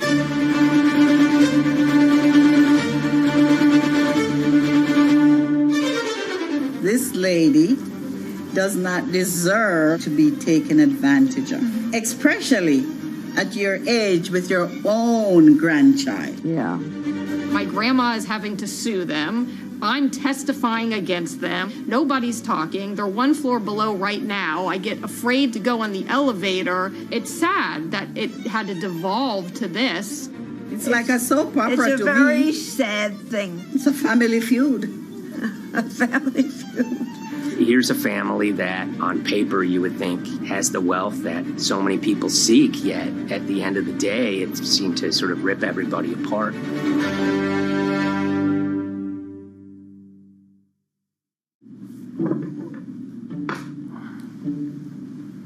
My name's Tom Schoenberg. I'm a senior reporter here at Bloomberg News, cover financial enforcement. I was approached by someone close to the Schottenstein family and asked whether or not I would be interested in writing about Beverly Schottenstein and this case that she had against JP Morgan. And it was immediately clear that there was a great story here to be told.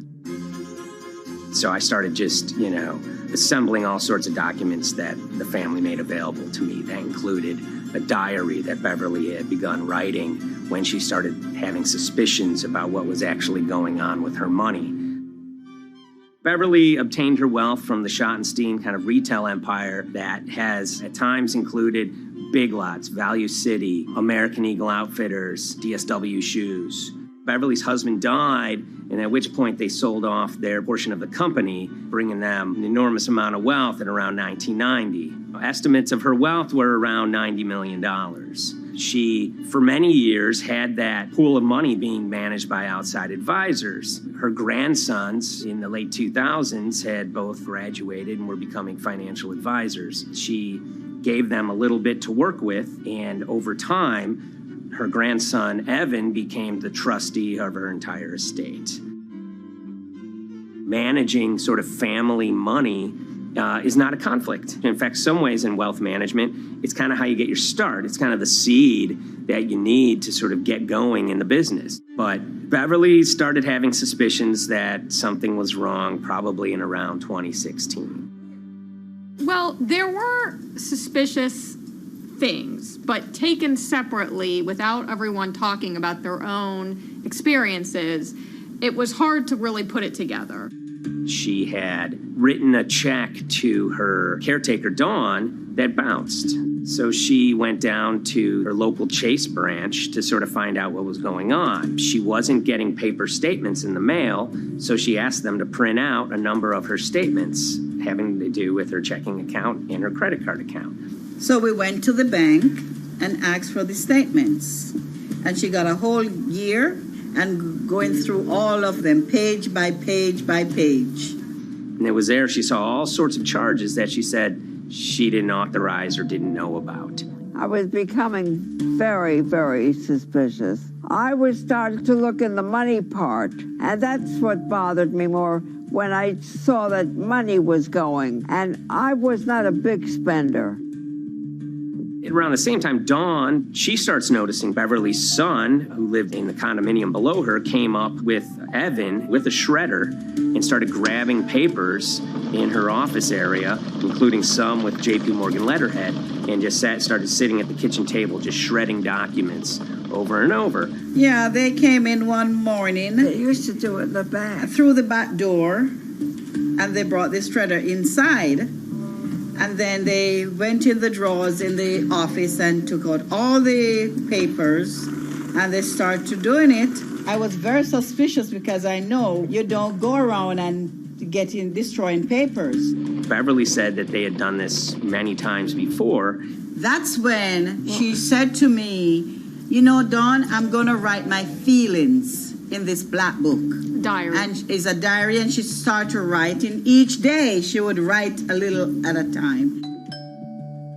Around the holidays of 2018, a package had arrived, a FedEx package, and in it were materials about a venture capital fund based out of the Cayman Islands. Dawn and some other family members take a look at this, and they see that Beverly is signed up for this fund to the tune of $5 million over the course of several years. And that was really the beginning of it.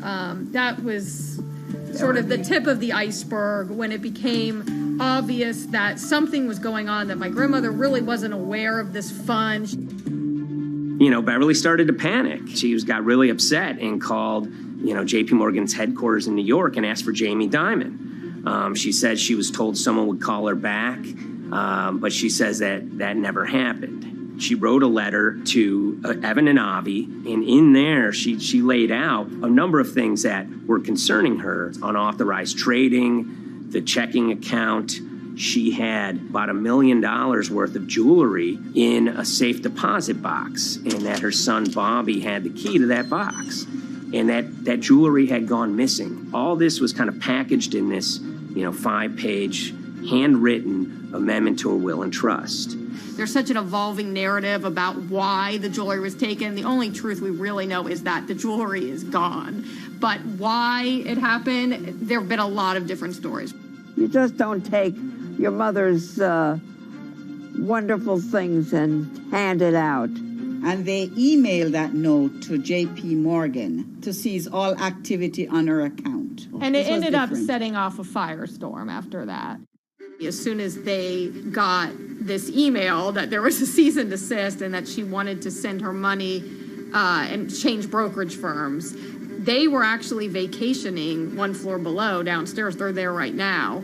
The next day, Beverly's in her place. The granddaughter's still in her place visiting. Dawn is there, and up comes Bobby kind of barging through the door. And he's screaming about what was sent to the J.P. Morgan. They're now investigating now. And he's furious, takes his mother and sort of puts her into a chair, gets pen and paper, and she says physically forced her to write a retraction letter. They were pushing me around. It was a scary time. I was really afraid, too. I had to take her to the doctor, and she did an x-ray because she was in so much pain. The locks had to be changed. The phone number had to be changed. I really thought we were going to have to hire guards to be outside just for protection. Oh, it was terrible. Horrible scene. Beverly brought her case before the Financial Industry Regulatory Authorities, usually known as FINRA. It took several months of hearings. She sees all sorts of transactions that's going on, hundreds of them that she claims that she never knew about, never authorized, but yet were logged in J.P. Morgan's files as having been direct requests from her.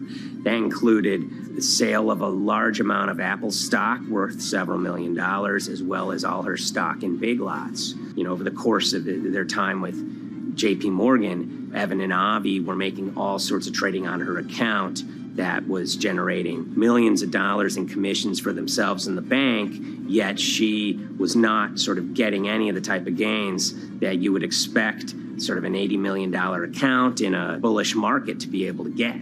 They issued a ruling entirely in her favor, finding that her grandsons, as well as J.P. Morgan, they were liable for violating their fiduciary duty, misrepresenting themselves, and they also found that the bank and her grandson, Evan, were liable for elder abuse. Evan and Avi, they were fired from J.P. Morgan. They issued an award of about $19 million. I reached out for comment, and J.P. Morgan emphasized that Evan and Avi were no longer with the firm and that their actions do not represent the sort of values of the bank. I reached out to Evan and Avi, heard back from their lawyer saying that, they disagree with the law and the facts that FINRA kind of used to decide the case against them and are seeing if they can have it withdrawn. Her son, Bobby, wrote her a letter, said his sons weren't criminals, and he also admits to taking her jewelry. And he says he needed it to pay off some bad business debts he had. They never once came up to say, I'm sorry.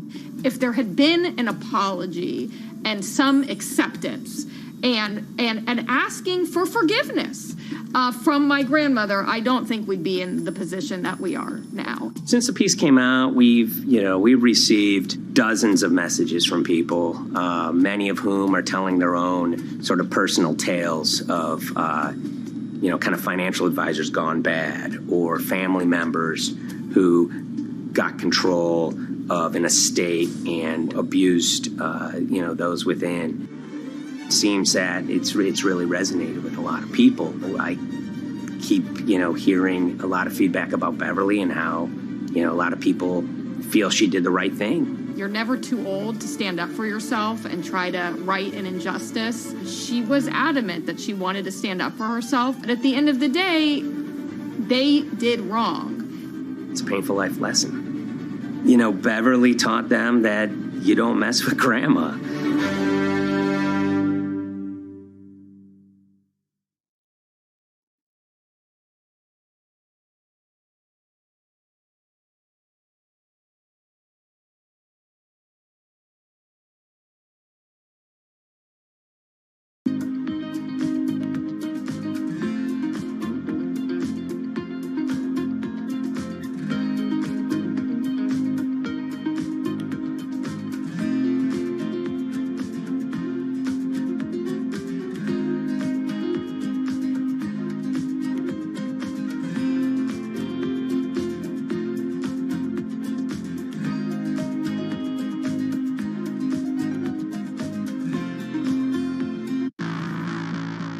On April 20th, oil markets did something they never had before, and they crashed, went into negative territory and closed the day at minus $40. Meanwhile, in a place called Thaden Boyce in Essex, a group of 9 traders, led by a guy called Cuddles, made $660 million over the course of a couple of hours. The price of oil has collapsed to a record low. We've never really seen anything like it. WTI this morning down more than 35%. People maybe wouldn't have been so surprised if the oil price had fallen to zero. But the oil price went to minus 38. Connection lost. Far lower than anyone had expected. And so lots of people in the market were saying, well, hang on, something else is going on here. A couple of months later, I started to get wind through a kind of network of sources that a tiny firm in the outskirts of London had made a huge amount of money that day and potentially had some part to play in what happened. The information we got was that 9 traders at Vega Capital London had made in the region of $660 million in one day. As a group, I think they made as much money in one day as Apple makes from its international sales in one day. I mean, it's an insane sum of money. Did they pull off a fantastic trade? Did they predict the way the market was moving and get it absolutely right? Or was there something else going on, and had they actually done something that breached market rules in a bid to sort of push the market? And that investigation is ongoing.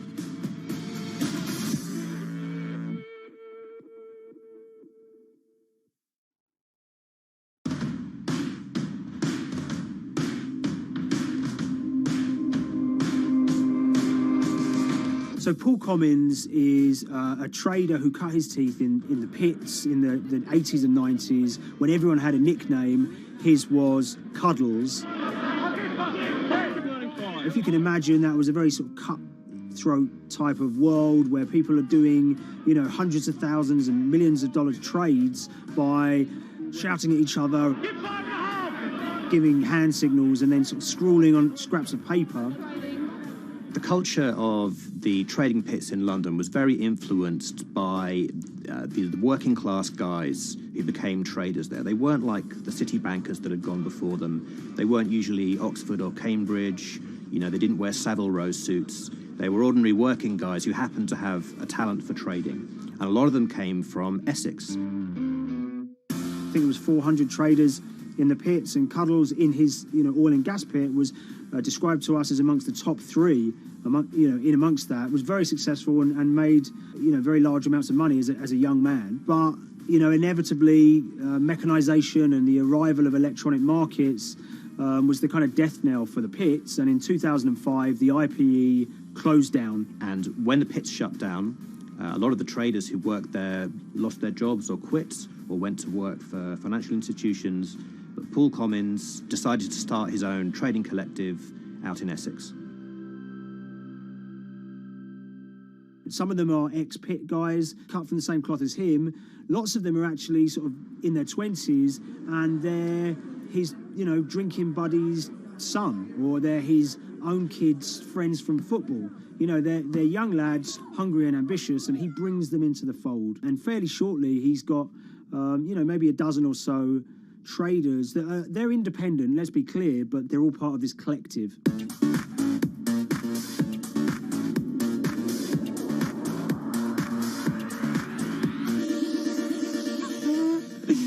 Yeah, I'll let Liam deal with Essex.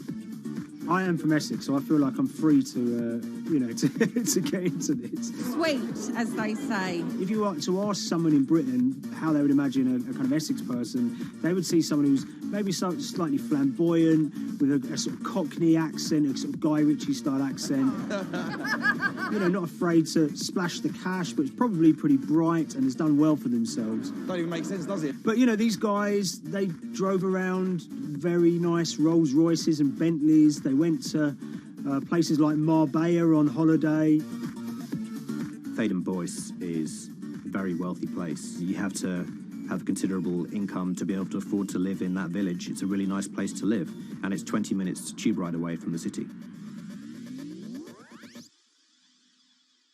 Earlier in the summer, we have this lead, which is that there's this tiny firm called Vega Capital London, and they were the biggest winners from the biggest oil crash in history. You know, anyone that covers markets is going to be surprised about that. You know, you're thinking your BPs of the world or your Glencores, but it's this tiny firm. And one of the big challenges that we had was actually finding out who worked with Vega Capital. It wasn't immediately obvious, and at first we had absolutely no idea. If you go to the Vega Capital website, it says it's under construction. If you do basic online searching, it's very difficult to find anyone who's publicly connected to the company. So inevitably, we're incredibly curious at this point. Like, who the hell are these people? The more reporting we did, the more it became clear that this group were connected socially as well as professionally. They went to weddings together, they played golf together, they would go on holiday together. We found out that a number of them were members of the West Ham Supporters Club in London. A few of them started companies together, so you could see all the connections between them and start to see a distinct group emerging. And it really just was this kind of shock that, you know, this wasn't just like a hedge fund or a firm you'd never heard of. This was actually a group of buddies who all had the same experience on this day and had all made a huge amount of money. So if you're an oil trader, there's a number of different ways you can trade, and probably the most popular is WTI futures contracts. And it's basically a contract that says, I'm going to buy 1,000 barrels of oil from you at this point in the future, or I'm going to sell 1,000 barrels of oil to you at this point in the future. It's actually just a financial contract to gamble on to predict whether oil is going to go up or down. On the 20th of April in Essex, there had been signals for a while that this was going to be an exceptional day in oil markets. And we know that some of them arose early and started their trading in the early hours of the morning while it was still dark outside. Essentially what they were doing is buying contracts that gave them an obligation to buy oil at whatever the price ended up at 2:30 p.m. So they're basically placing a bet that oil was going to fall throughout the day. But they're simultaneously selling lots of oil as well. And whether they make a profit and how much profit they make is the difference between what they buy the oil for and what they sell the oil for. Now, of course, we now know throughout April 20th, the price dropped and dropped. So this is going very well for them. You know, they are committed to selling oil at these prices, and the prices are continuing to fall, which means they're going to be able to offset it and buy oil at cheaper at the end of the day. Now, once it gets to kind of 1:30, 2 p.m., that's when things start to get really interesting. Suddenly there's a kind of influx of buyers and sellers, you know, as desperation increases in the market and trading volumes go up. Now at 2:08 p.m. exactly, something bizarre and unprecedented happened, which is that oil passes into negative territory. And it fell to a record level of minus $38. We've never seen anything like it, period, in terms of the contraction of the global economy. That huge gulf between what they were buying the oil for and what they were selling it for enabled them to make more money than they ever thought possible. So their profit was the difference between minus 37 and all of these positive numbers on every contract they sold. The price of crude briefly hit minus $37 a barrel. For one group of traders operating from a small office, it was a very, very profitable day. It's important to remember this had never happened before in the history of oil trading. No one could have predicted it. I can't think of another example of where you enter a trade and you get paid on both sides. You get paid both to sell and to buy. It's unthinkable. One thing we know about the Cuddles Trading Arcade is that they were very comfortable taking large risks. And, you have to be clear, this was a large risk. Yeah, we spoke to oil traders, both people that know these guys and people that don't, and they all say that this is, incredibly risky. And that's actually what stops a lot of oil traders doing trading like this. They simply aren't willing to stomach the risk. But Cuddles and his friends were. So when the kind of final calculations came down, the group of the 9 most profitable traders made $660 million or thereabouts between them. I mean, if you can imagine, I think 3 or 4 of them made in excess of 100 million each. One of the astonishing things about this trade is that 2 of the individuals who made more than $100 million in a single day were in their 20s. One of them was 22 years old. You know, only a few years earlier, he'd been posting on his social media about doing teenage stuff with his mates in town and going to see girls and rap music. And here he is a few years later making $100 million in a single day's trading. When me and Liam discovered that, we were just, we couldn't believe it. We couldn't believe what we were seeing.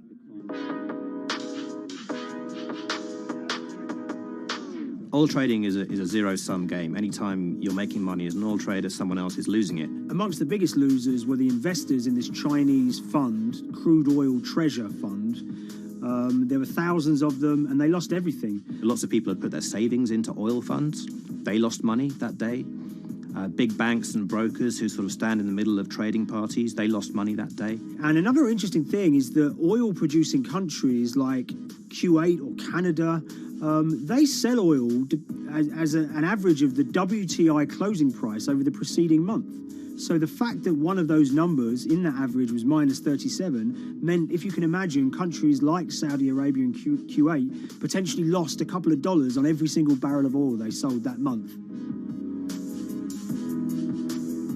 Vega Capital's traders made such an extraordinary sum of money that it was inevitable there would be some scrutiny of what they did. But it wasn't just the sums of money they made. In the vital half an hour before the settlement price was set, they were by far the biggest sellers of oil futures in the market, which is an incredible thing to think about when you consider that the other participants in that oil market are going to be the world's biggest banks, you know, oil majors, BP and Shell, and here you have a group of 9 guys in Essex who are having this significant influence over a global market for oil. I mean, I think you have to assume that if these guys had made $7 million or $10 million, they probably would be celebrating in Essex right now. But the fact that they made closer to $700 million has meant that they are facing understandable scrutiny. We wrote individually to all the Vega traders who did exceptionally well that day, and we got a letter in response from a law firm representing the group. And the law firm was at pains to point out, number one, that they haven't been accused of any wrongdoing, that they all traded independently and separately, and they'd basically all made up their own minds that this was what was going to happen in oil markets based on publicly available knowledge, and decided to execute this trade. What I love about these stories is there's a real variance of opinion, and some people will look at what happened and think that must be dodgy. They all traded at the end of the day. They all made a huge amount of money while all these people lost.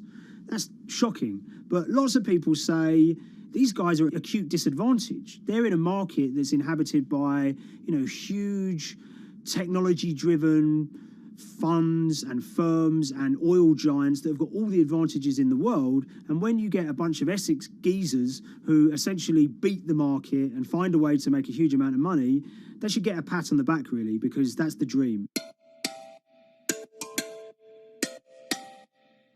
Since this happened, a lot of the guys have stopped trading the monthly settlements that they'd done so well at in the past. Several of them have set up new companies. They've essentially gone very quiet. You know, any kind of social media presence they had has kind of closed down. By all accounts, they're, you know, waiting this out. It's certainly too early to try and predict how the regulatory investigations are going to pan out. You know, we just don't know. There's a number of potential outcomes for these guys. You know, potential punishments if there are any findings of manipulation against Vega or anyone affiliated with it. Might be, you could be fined, you could be banned from trading, and, you know, in the most extreme cases, there have even been criminal prosecutions in the past of people who have been found to have been manipulating the settlement and misconduct related to trade at settlement. There are other outcomes too. You know, one obvious one is going to be that they're able to walk away from this life-changing trade with all the money that they made and celebrated as heroes in the trading community. That, you know, they'll go down as legends.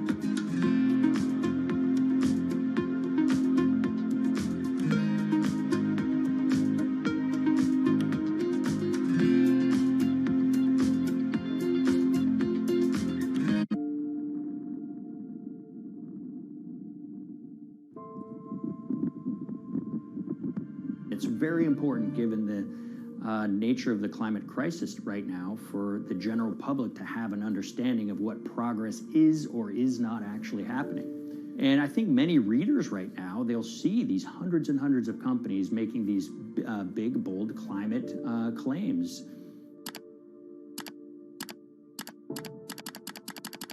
And they would be forgiven to think that, you know, we're well on our way to meeting the emission reduction trajectory we need to be on. And the reality of the matter is we're just not on that trajectory. And a key reason for this sort of disconnect is the use of offsets that aren't doing what they claim to be doing. We have a massive potential for sort of willful blindness. We can convince ourselves of things regardless of what the facts are. And so that's what tends to happen in these cases. It's not that anybody is setting out to commit climate fraud. They sort of walk themselves into a situation and they convince themselves of one thing, and that allows them to convince themselves of another thing. But at the end of the day, they're doing something that makes no sense at all.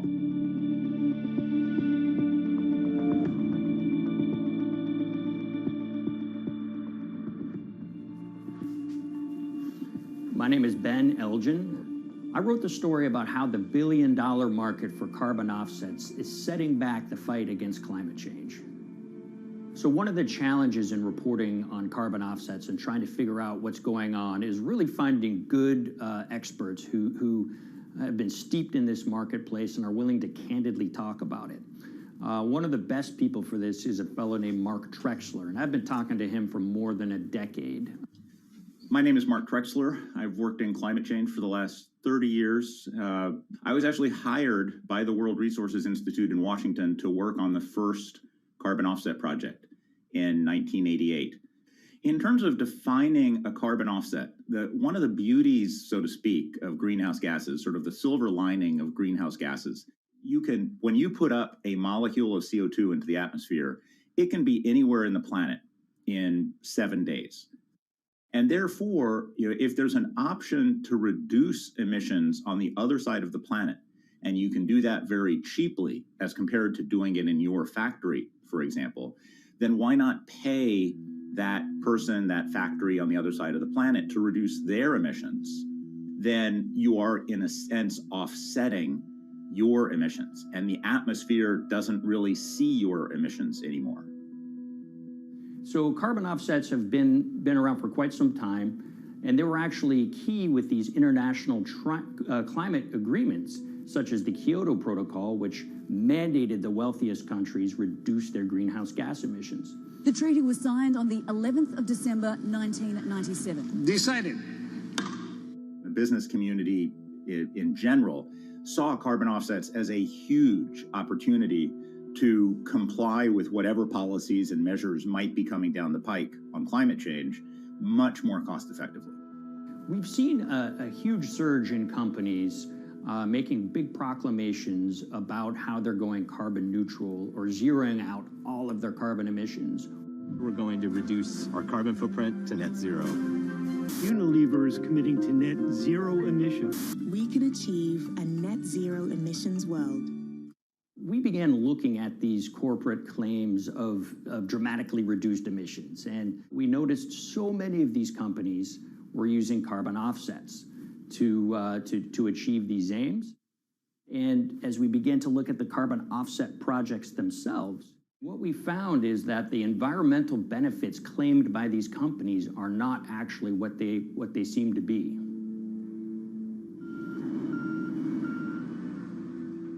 And as we sort of saw and spotted a number of these very aggressive carbon offset projects, which appeared to be generating inflated credits or bogus credits, we saw a number of them were associated with the Nature Conservancy.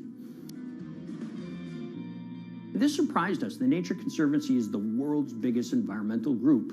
They have about $1 billion a year in revenues, and they've been around for 7 decades. They've preserved about 125 million acres of land, and they've done so many good works over the years, and they've been very strong in terms of working with corporate partners. The Nature Conservancy has taken a different approach, a very pragmatic and pro-business approach. They will not go out and criticize a big polluter, but they're very happy to work with them.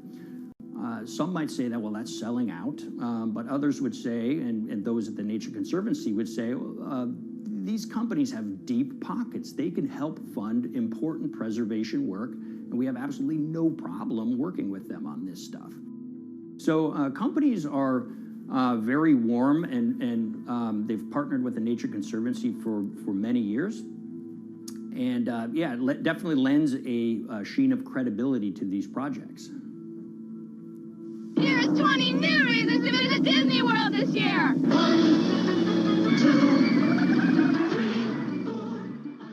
3. If you look at, for instance, Disney, that's a sprawling company with theme parks and cruise lines that burn up diesel fuel.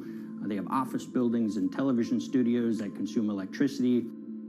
So these companies are trying to make major reductions in their carbon footprints, but it's very difficult to change these fundamental ways their businesses operate. So Disney has been a big buyer of carbon offsets that are orchestrated by the Nature Conservancy. One of the projects that they buy from is called Pennsylvania Ridges. And that's a plot of land. Most of the land is actually about a 3-hour drive outside of Philadelphia. Interestingly, this land, 3,000 of these acres, was actually acquired by the Nature Conservancy in the late 1990s. This land was imminently threatened. There was a pending logging contract on this land. So they do what they've done so well for all of these years, which is they go out, they raise money from local philanthropists, and they go buy this land to protect it from developers and loggers. And at the time, according to an archived version of the Nature Conservancy's website, when they were proudly announcing this deal, they said, these threats have been abated because of this acquisition by the Nature Conservancy. So it's really interesting now, fast forward 2 decades to earlier this year when they put forward this carbon project. And if you look through it, this land is a key part of that carbon project. And what they're now saying is this land is now, once again, imminently threatened.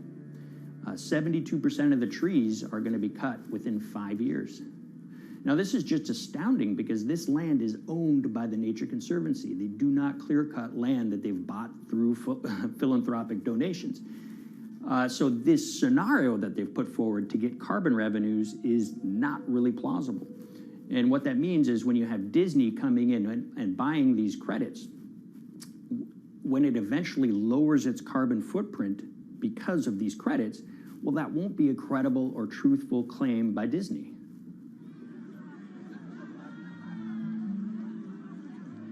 So this is an organization that truly understands the threat of the issue of climate change and is wanting to do its part to address this. However, in this situation, it just appears their drive, which they've had for decades, to increase the amount of revenues that it can use for land preservation work. Nature Conservancy and many others see that the carbon credits as a pot of money that they can tap into to further their own benevolent aims. But unfortunately, what this has resulted in is claims of climate progress that just aren't really happening.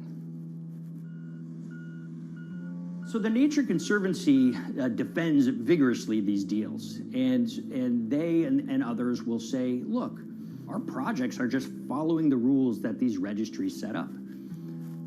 So some would also put some of the blame on the registries themselves because they're setting up the rules which allow these vapid projects to get up and sold. So we've reached out to all of the companies we mentioned in this story, including Disney. They didn't want to be interviewed for this story, but they all told us that, look, we have to rely on the experts out there, and those experts, they say, are these carbon registries that have been set up. Most of these Nature Conservancy deals are set up and sold on this exchange. It's called the American Carbon Registry. Now, it's the oldest of these registries that allow voluntary carbon credits to be sold. They've been around since 1996.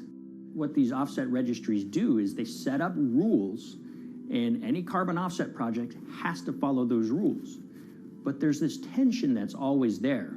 If the rules are too strict, then it's going to be very hard for carbon offset projects to get up and running.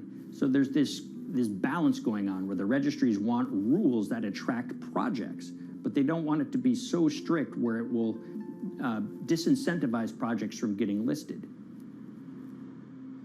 One of the challenges with designing carbon offset systems is that there are normally two people at the table. You have buyers and you have sellers. And to some extent, you have policymakers, but you know, the buyers and the sellers are really the ones with the expertise, with the incentive to really participate hard, make a lot of things happen.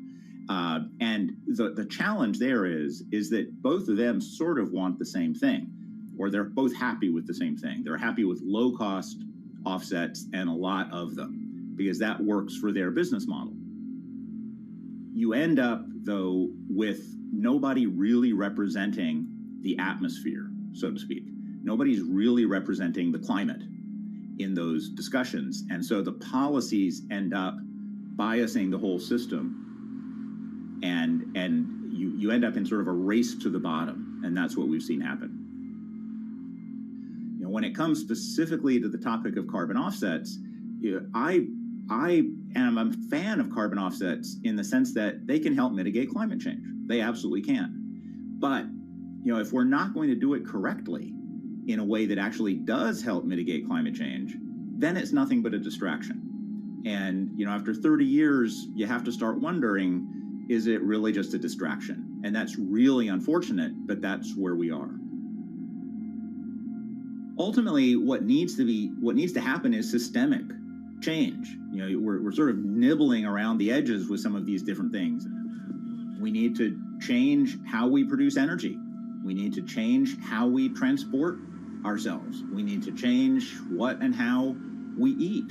You know, we need systemic change associated with transitioning to a low carbon economy. A lot of what we're doing today is not promoting systemic change. It's sort of trying to stick your thumb in the dike to preserve the current system. And at the end of the day, that can't really work.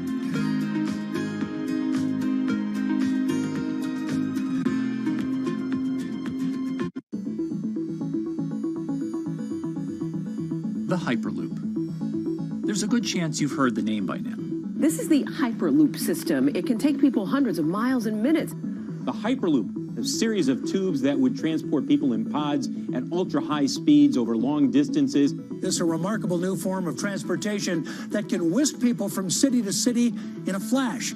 29 minutes from New York to D.C., 30 minutes from L.A. to San Francisco. For years, we've been seeing these futuristic, utopian renderings of some cross between a spaceship and a monorail. But lately, the Hyperloop is becoming much more real. Yes! It was surreal to be even sitting inside a Hyperloop, and just even more incredible to actually be like riding down a track in something that was nothing more than a crazy idea 6 years before. Companies all around the world have been developing and testing the technology needed to propel passengers at speeds of over 1,000 kilometers per hour. But for many, speed is only the first step to unlocking the full transformational effects of a new mode of transportation. Fast is what we just sort of take for granted in the Hyperloop world. It's the network effects that really deliver the benefit. And that opens up a completely different scale of economic opportunity.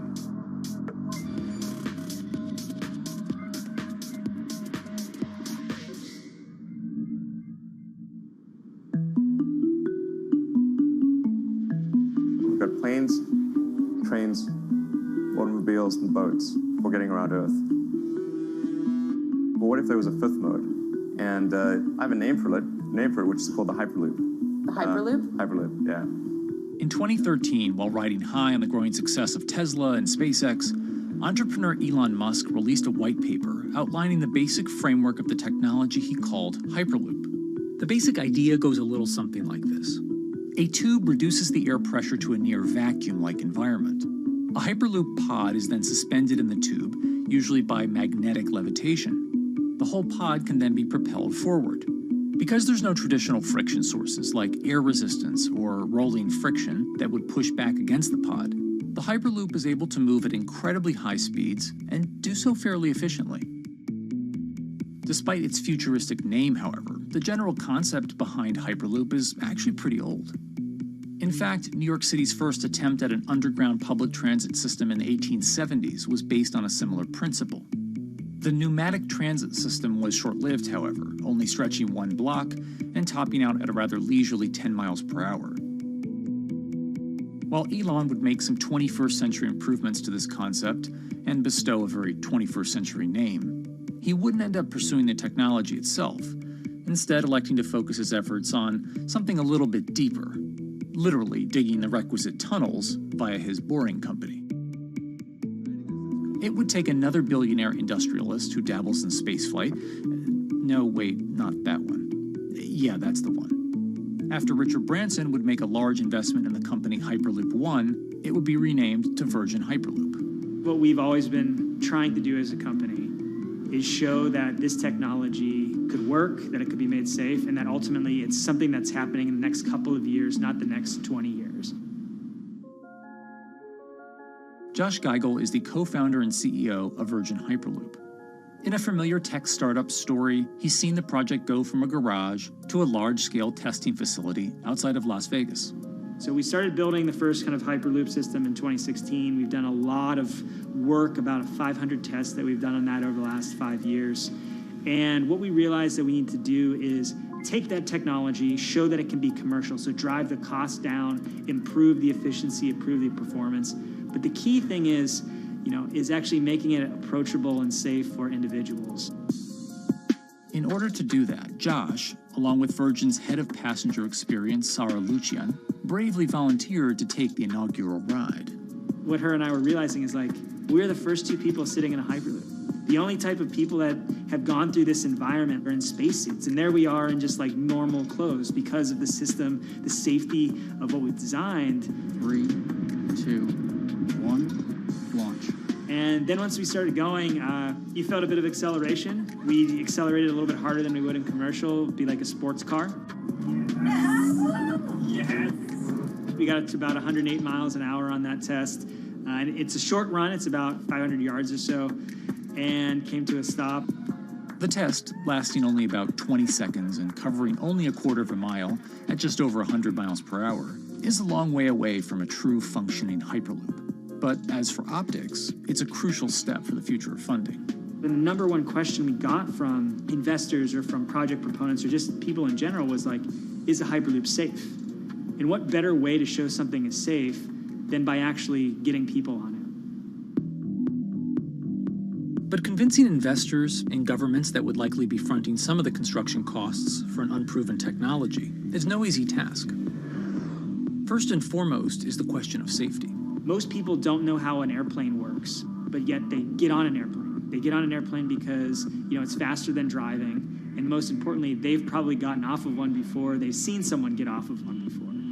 And so what we set out to do was actually show that Hyperloop could be safe with two normal people, not astronauts, not adrenaline junkies or test pilots or anything like that. Two normal people getting on a Hyperloop, and then most importantly, those two people getting off. But beyond safety concerns, constructing Hyperloops will undoubtedly require a significant capital investment, to the estimated tune of around $60 million per kilometer of track. So a track from San Francisco to Los Angeles, for example, is likely to come with a price tag over $10 billion. And before large governments are willing to come in and front those costs, investors who are funding Hyperloop development must accept it as a long-term mixture of technology and infrastructure investing.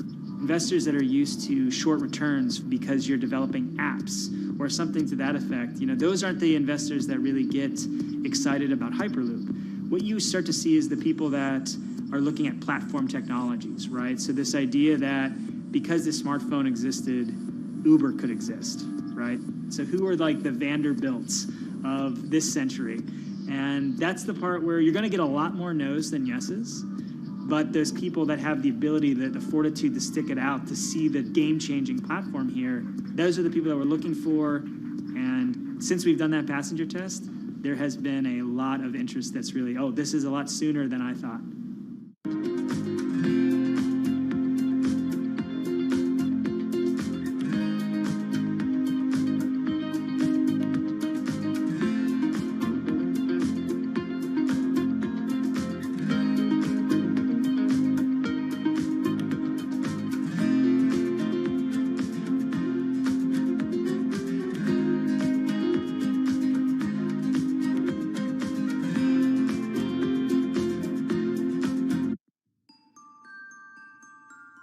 Envisioning the ripple effects of what Hyperloop could achieve, though, is fairly challenging at this stage of development. It's fast, yes, but for point-to-point travel, traditional maglev trains can move pretty fast as well. And outside of China, South Korea, and Japan, even those haven't seen much adoption elsewhere due to the high costs and questionable profitability. The Shanghai line in China, for example, loses around $100 million every year. Hyperloop companies, however, believe they can offer something different than traditional railway lines. My name's Alan James, and as far as I know, I'm the only guy on the planet who's written a government-level business case for 300 kmh conventional high-speed rail, 500 kmh maglev, and 1,000 kmh Hyperloop.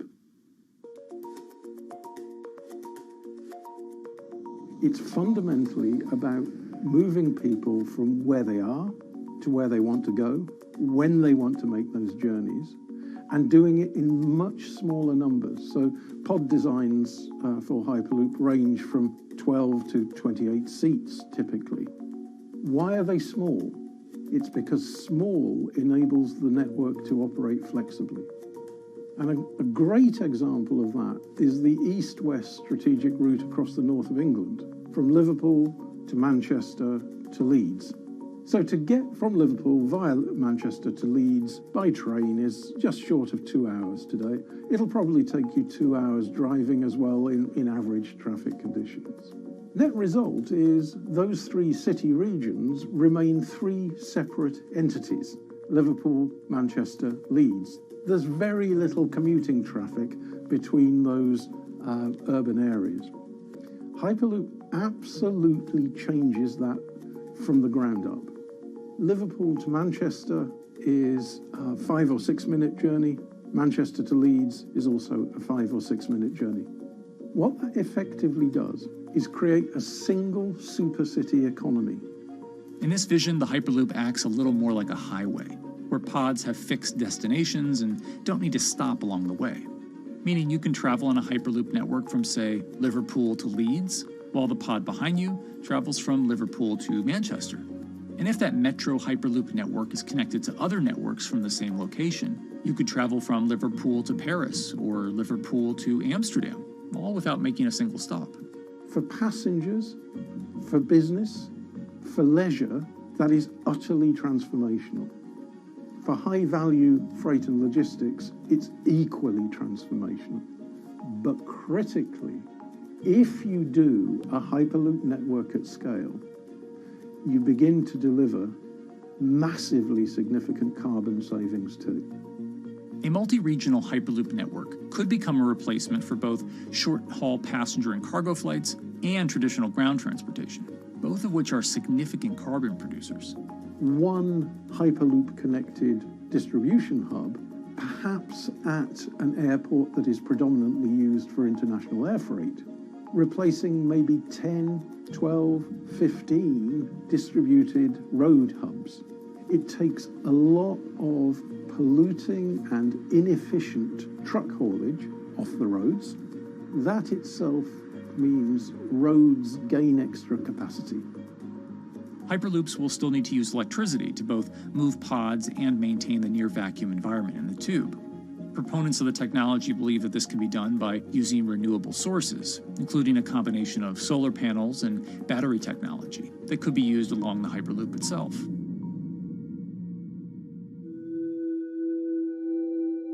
But even with all multipliers of time and carbon emission savings that a Hyperloop network may provide, the investment capital required to actually build such a network becomes even more economically and politically daunting.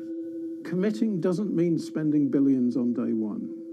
Committing means, how do we phase it?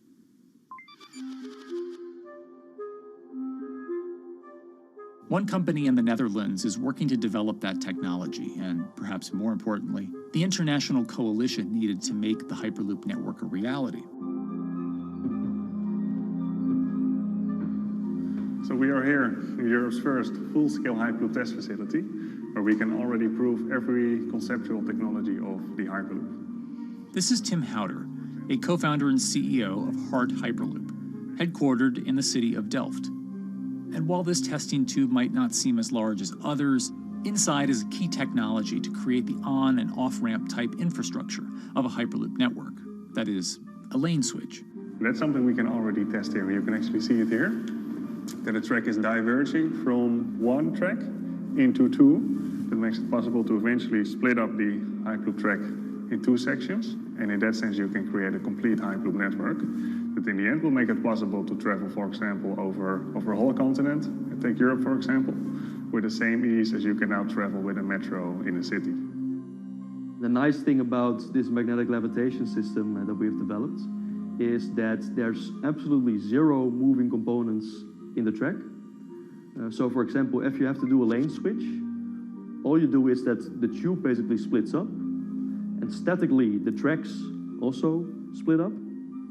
And whenever the vehicle enters a switch, it either pulls itself to the right with its magnets, or it pulls itself to the left with its magnets.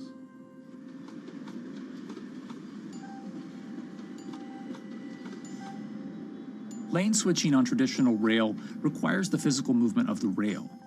Even modern magnetic levitation tracks use lane switching techniques in order to transfer trains from one track to another. And this is a very crucial element, because this is the thing that limits the capacity and, in the end, the usefulness of the rail network. Because the moment that a track is switching, that means that at that moment you are creating an unsafe environment for the trains behind it. So you need a lot of space between trains. But in a Hyperloop, because you have no moving components in the track, all the vehicles can be much closer to each other. You can achieve a very high frequency and basically have your vehicles moving and merging in and out of the network very much like a highway. For now, though, Hart's physical testing has been limited by the size of their tube. Because the test track is only 30 meters long, they haven't tested this lane switch at speeds greater than 20 kilometers per hour. However, the company is working to build a new test site where it plans to increase that testing speed to 300 kilometers per hour. We're now in a phase where we have proven most of the most important technologies in the test facilities that we already have. And we have also demonstrated the viability and the feasibility of a network. If you look at all the subsystems that it consists of, most of those are proven systems, already demonstrated in lab conditions. So we don't really believe that the technology itself is going to be the biggest challenge. Because for all Hyperloop companies out there, actually building a Hyperloop system requires more than just a good product. We're talking about the safety aspects, we're talking about integration into the environment, we're talking about the social aspects. Do people feel comfortable traveling in such a system? So it's about all these different aspects, and the complexity is really getting all the different stakeholders that are relevant and that do need to contribute to bring this to market, to get them all following the same roadmap.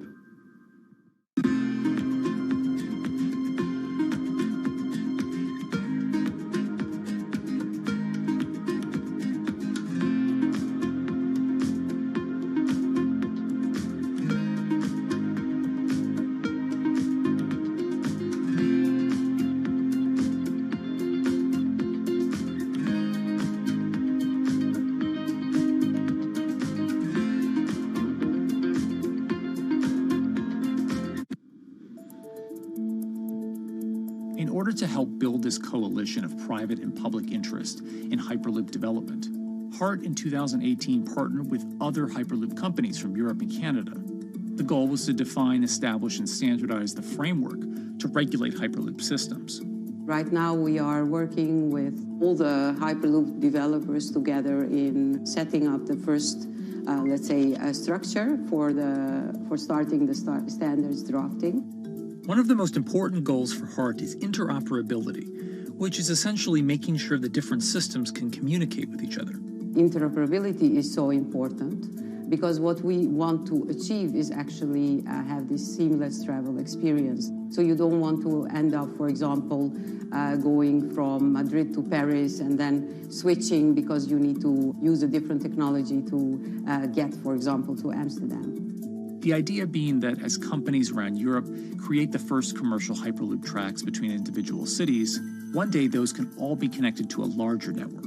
Everyone that believes that Hyperloop is a future transport system also realizes that there is a need to have this network because that's where Hyperloop thrives. Hyperloop is such a huge project. It's definitely not something that you can do on your own or as a single company. So you need to do it with a lot of other companies. You need to have the governments. And I think in that sense, the biggest challenge that we've encountered is to really get all the required parties together to take the steps in development and in commercial implementation. HART's next plan is to build the European Hyperloop Center, an open testing facility which will include a 2.6-kilometer test track. And the company hopes to test travel speeds there at up to 700 kilometers per hour. Virgin Hyperloop is also racing to construct the first commercial Hyperloop route, with projects in various states of development in India, Saudi Arabia, and the United States. Recently, the company announced plans to build a Hyperloop certification center in West Virginia, which will include a 6-mile-long test track. Proving the technology here will be crucial if Hyperloop networks can find a home among infrastructure investments that the Biden administration hopes to make. The idea that there's multiple Hyperloop companies, I think, is a redeeming aspect in the business. People really want to see something happen, so having multiple people move forward is good for that. I was struck when Josh and Sarah rode the pod. 2 or 3 of the major outlets used the phrase, "We now have a new mode of transport." And although all of that technology had existed before those 2 human beings rode it, it was the moment at which those 2 human beings traveled that short distance down the tube that in popular imagination, Hyperloop became a mode of transport. The metaphor I use with my team is that, the Wright brothers were first, but none of us fly on Wright Brothers Airlines anymore.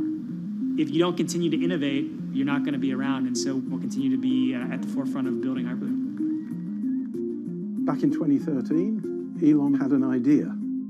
I think the difference now in 2021 is some brilliant engineers have spent real time grinding out the details. And I thoroughly expect the next 3 to 5 years to be decisive.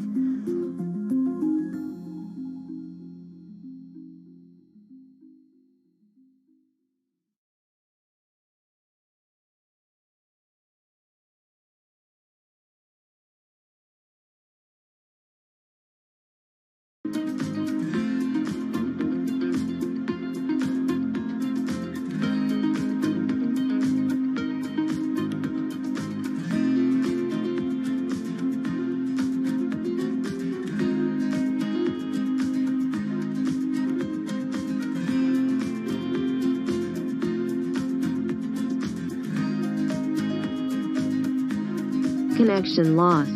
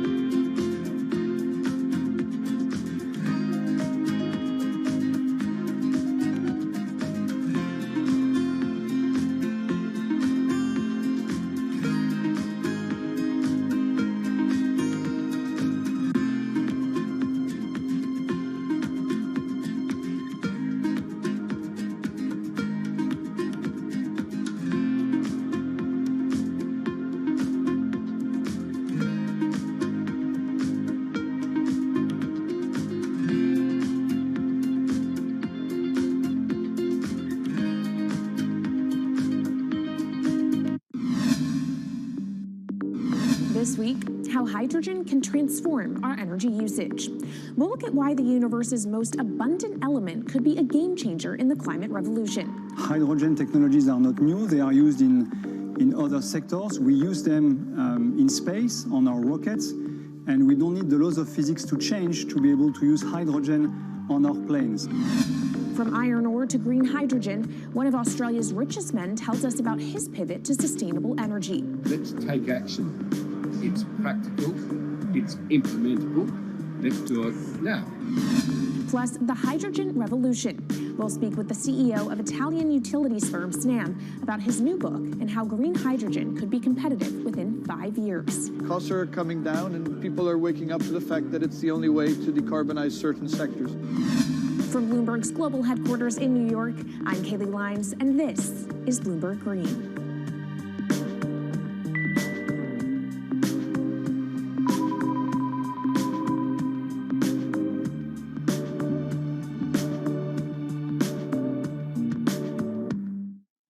It's a new year, so here at Bloomberg Green, we're highlighting new solutions in the fight against climate change. And one of those is as old as the universe itself, hydrogen. It's the simplest element around, but could well be a game changer when it comes to turning around our dependence on fossil fuels. Today, hydrogen is used in the chemicals industry to produce petroleum products. It's also starting to be used in steel production, an industry under a lot of pressure to decarbonize. But it has far more uses as well, from powering cars to heating our homes. And Bloomberg New Energy Finance sees a seismic shift in the sector in the next 10 years as green hydrogen squeezes out dirtier alternatives. So-called gray hydrogen dominates today. But as renewable electricity gets cheaper and more accessible, so will green hydrogen.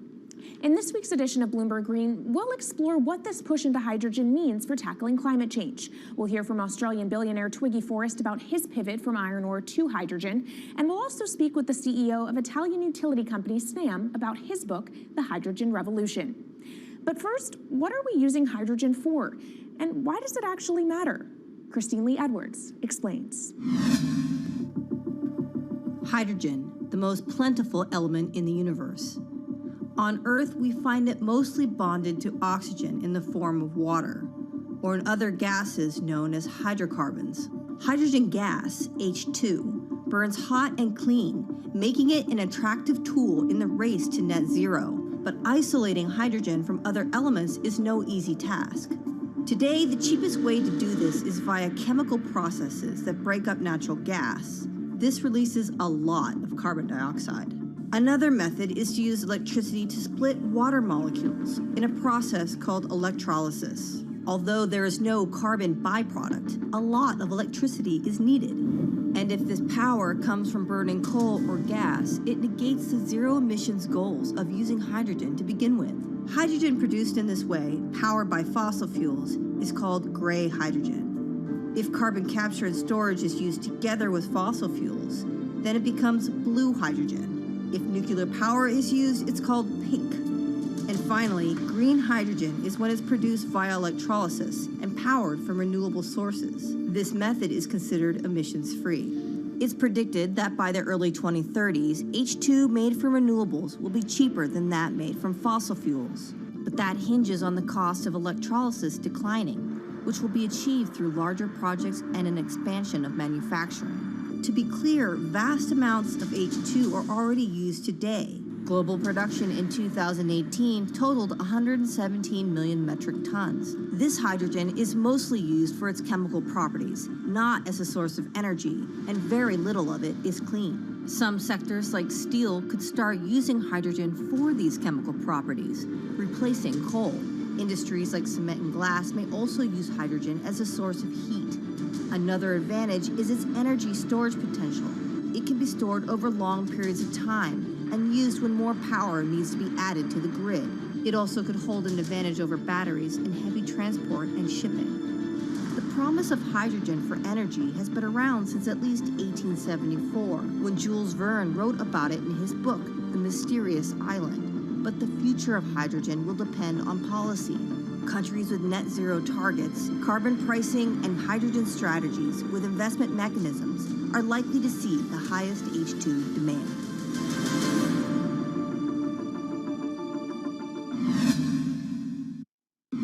That was Bloomberg's Christine Lee Edwards explaining what hydrogen means for the energy transition. But how are businesses approaching the sector? Well, one of Australia's richest men is making a big play into hydrogen. Andrew Forrest, better known as Twiggy, made his fortune from iron ore, being the chairman, former CEO, and major shareholder in Fortescue Metals, one of the world's biggest miners.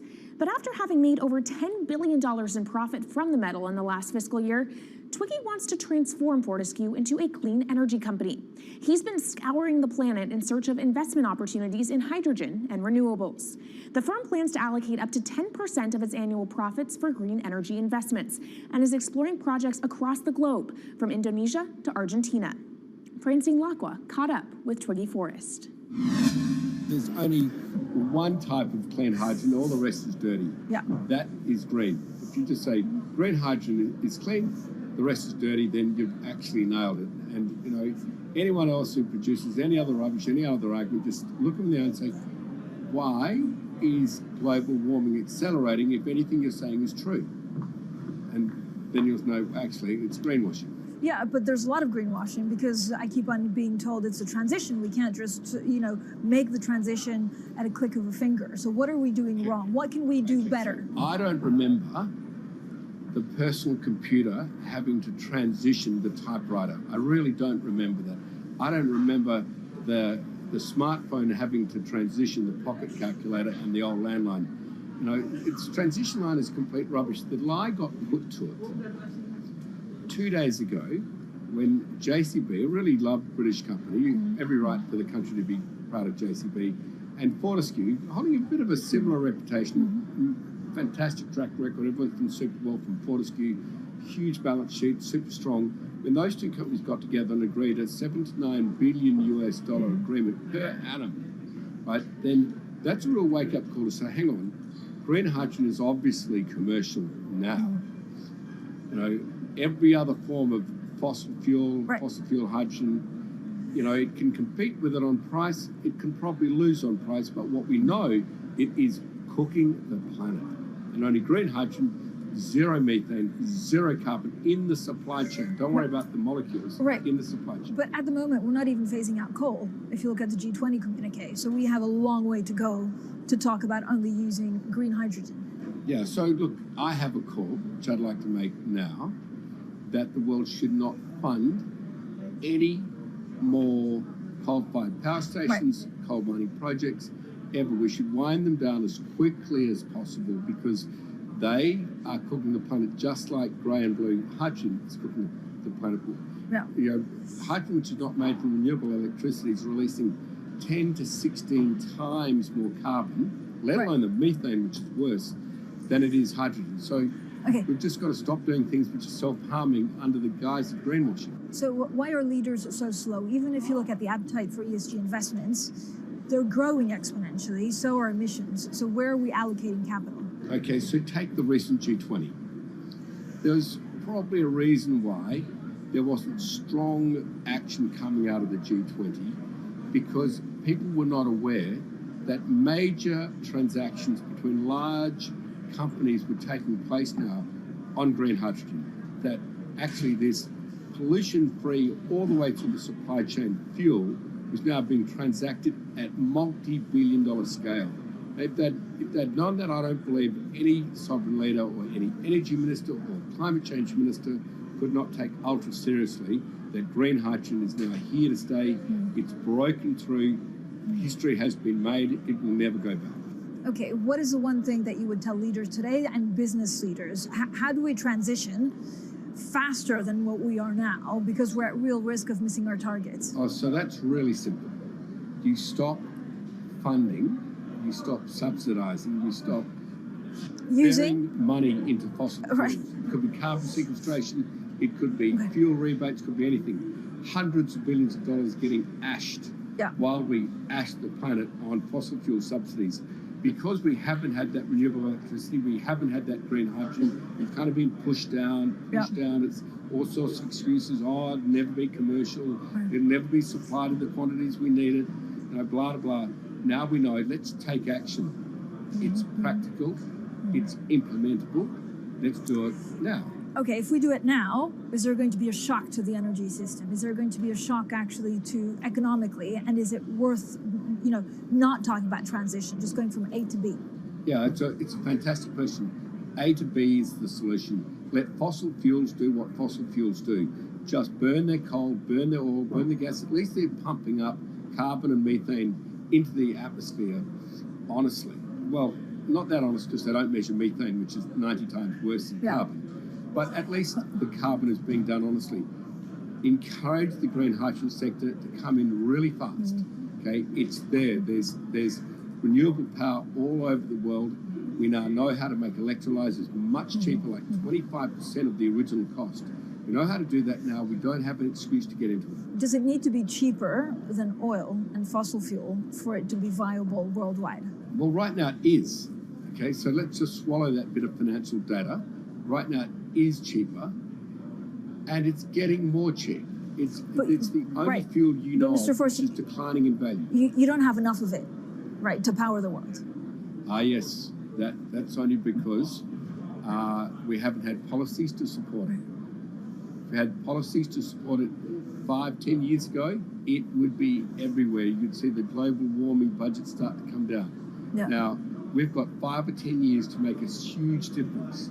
I need policy leaders all over the world to appreciate now, okay, big business is transacting with green hydrogen in multi-billion-dollar agreements. We now know it's here and it's here to stay. Let's spread it everywhere.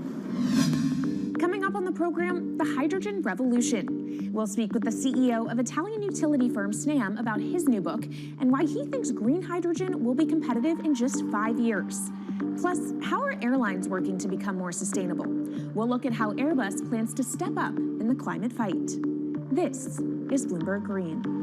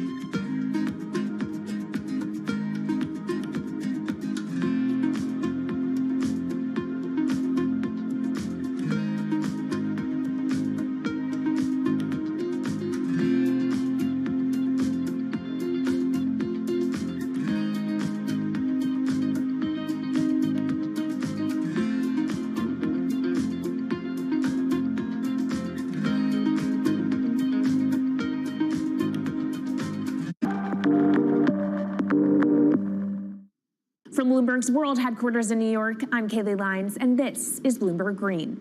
What will the world look like in 2050? Will global temperatures have stabilized, electric vehicles be abundant, and solar and wind power homes around the world? According to Marco Alvera, the CEO of Italian energy company Snam, that vision of the future could be a reality. And he says that hydrogen will pave its way. As he tells it in his new book, The Hydrogen Revolution, Alvera's moment of reckoning came in November 2018 when he tasked the Snam Scenarios team with studying how Europe could reduce its CO2 emissions to zero by 2050. Looking through the results of the study, Alvera said he was struck by how much hydrogen was in Europe's energy mix by that year. Beyond the abundance of hydrogen, the SNAM model also predicted that it would be the cheapest form of decarbonized energy for many sectors, and that it could be cheaper than today's prices for oil, coal, and nuclear power. Our Maria Tadeo spoke with Alvera at COP26. It's happening all very fast. We see the cost of hydrogen coming down a lot. Hydrogen will play a big role in the energy mix. I don't know if it's going to be 15 or 25% of a fully decarbonized energy system, but it's going to be big. Costs are coming down, and people are waking up to the fact that it's the only way to decarbonize certain sectors, the so-called hard-to-abate sectors. And you say it's the only way and the costs are coming down. Where do you see prices moving? Because a lot of the reticence at times has to do with the pricing, that some argue, well, it's still not the cheapest option on the market. So when I was first working in hydrogen in 2004, it was costing $1,000 per megawatt hour. 2010, $600. Today, $100, and we see it going down to $50 in 5 years' time, and to going down to $25 per megawatt hour in the next 10 years or so, which is a quarter of where it is today. That's really because renewable energy, and we're talking green hydrogen here, renewable energy costs are falling, but the cost of making the electrolyzer, which is the kit that you use to convert solar or wind energy and water into hydrogen, the cost of this kit is falling a lot because it doesn't really exist on an industrial scale. So as we build up capacity, we industrialize it, we standardize it, and we squeeze costs out. That's really the cost trajectory. And for that, of course, you need demand, however, for governments and also institutions to kind of buy into this idea that it is the future and we want to invest and create infrastructure. What are they telling you? When you speak to governments, when you speak to officials, are they keen on this? They're very keen. So the Department of Energy shares our view in the States of getting to below $1 a kilo, which is $25 a megawatt hour. The European Union has a hydrogen strategy, which is very clear, and several member states have the same. Chile wants to export a lot of hydrogen. China's big on hydrogen. Australia's very big on hydrogen. Japan is blending already hydrogen. So I would say the world is now really focused on this because it's the only way to store energy for a long period of time economically is to convert it into either a liquid or a gas. And of course, you talk about the price, but the other big component is the volume. You know, how big can you go? Where do you see that on a time scale? So wherever it's sunny or windy, you can produce very cheap hydrogen eventually. And so compared to oil and gas, which are concentrated in few parts of the world, it's going to be very democratic from that point of view. So every sunny place, every desert, every ocean wind can be turned into hydrogen that we can put on ships, in pipes, and really start trading it around the world. So it's going to happen a lot faster than a lot of people think. So, and when you say a lot faster, what is that in time? As I said, $50, which is essentially oil parity within 5 years. And then, depending on how quickly we ramp it up after that, we could get to $25, which is coal parity before the end of the decade. And in big scale. In big scale, because once you get to coal parity, that's the only way we're going to get China and India to stop burning new coal. We have businesses in China and in India, and I see a lot of hydrogen development, a lot of renewable development in both countries. The India announcement was incredibly strong on 2030. Some people were upset about the 2017 net zero deadline, but when it comes to 30, he announced a big commitment to get to 50% renewables. Were you surprised by it? I was surprised that they would make it so explicit, and even the net zero is a big thing for them. And so I think it will happen faster than 2070 because of the falling cost of renewable and hydrogen. India's burning 80 gigawatt of oil, of diesel, to keep the lights on. So there's an immediate opportunity there, and we're very interested in working in that country. And with regards to China, perhaps the fact that we haven't really seen them active, I guess the diplomats are working on this, but we haven't really seen the leadership. It's going to be technology, it's going to be industry. I think China has committed to a net zero, which is very important. At the G20, China was clearly behind the 1.5 degrees. So I think a lot has been achieved between the G20 and COP, and I think what's really important is to see in the coming years how quick it's in our hands to make part of this happen in 5 years, or it could otherwise happen in 15, 20 years. It's about building the projects. The capital is there. We saw how many trillions of dollars are already committed. What's missing is really the projects, and that's where companies like us step in. Marco Alvera, CEO of SNAM there, speaking with our Maria Tadeo. Let's turn now to the aviation industry. It's a big contributor to global greenhouse gas emissions, and it's under pressure to change that. In October, the International Air Transport Association, a trade body representing airlines, approved a target of achieving net zero emissions by 2050. To achieve that, many airlines in the US and Europe are looking to buy sustainable aviation fuel made from renewable sources like used vegetable oil. Initiatives like these are pushing plane makers to come up with some radical new aircraft that will eventually cater to our growing appetite for travel without hurting the environment. We took a look at how Airbus, the world's #2 aircraft manufacturer, is stepping up to the challenge. How long until we can fly emission-free? Airbus says it's more confident by the day it can be done by its 2035 target.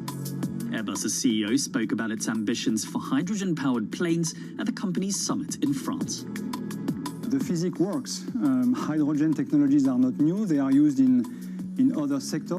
We use them in space on our rockets, and we don't need the laws of physics to change to be able to use hydrogen on our planes. So every day we become more confident, but we think we need to have a plane, we need to have the right fuels, the hydrogen available in the right quantity at the right place at the right time, and we need the regulations to be ready. So we really need the work and the collaboration of many people around the globe to make it happen on time.